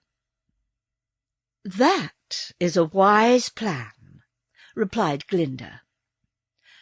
So they rode back to the Emerald City, and on the way it was arranged that every Saturday morning Ozma would look at Dorothy in her magic picture, wherever the little girl might chance to be. And if she saw Dorothy make a certain signal, then Ozma would know that the little Kansas girl wanted to revisit the land of Oz, and by means of the Nome King's magic belt, she would wish that she might instantly return. This having been agreed upon, Dorothy bade good-bye to all her friends. Tik-Tok wanted to go to Australia too, but Dorothy knew that the machine man would never do for a servant in a civilized country, and the chances were that his machinery wouldn't work at all. So she left him in Ozma's care. Billina, on the contrary, preferred the land of Oz to any other country, and refused to accompany Dorothy. The bugs and ants that I find here are the finest flavour in the world, declared the Yellow Hen, and there are plenty of them. So here I shall end my days. And I must say, Dorothy, my dear, that you are very foolish to go back into that stupid, humdrum world again. Uncle Henry needs me, said Dorothy simply, and everyone except Billina thought it was right that she should go. All Dorothy's friends of the land of Oz, both old and new, gathered in a group in front of the palace to bid her a sorrowful good-bye, and to wish her long life and happiness. After much hand-shaking, Dorothy kissed Ozma once more, and then handed her the Nome King's magic belt, saying, "Now, dear Princess, when I wave my handkerchief, please wish me with Uncle Henry. I'm awful sorry to leave you, and the Scarecrow, and the Tin Woodman, and the Cowardly Lion, and Tik-Tok, and everybody, but I do want my Uncle Henry. So, good-bye to all of you." Then the little girl stood on one of the big emeralds which decorated the courtyard, and after looking once again at each of her friends, waved her handkerchief. "No," said Dorothy, "I wasn't drowned at all, and I've come to nurse you and take care of you, Uncle Henry, and you must promise to get well as soon as possible." Uncle Henry smiled and cuddled his little niece close in his lap. "I'm better already, my darling," said he.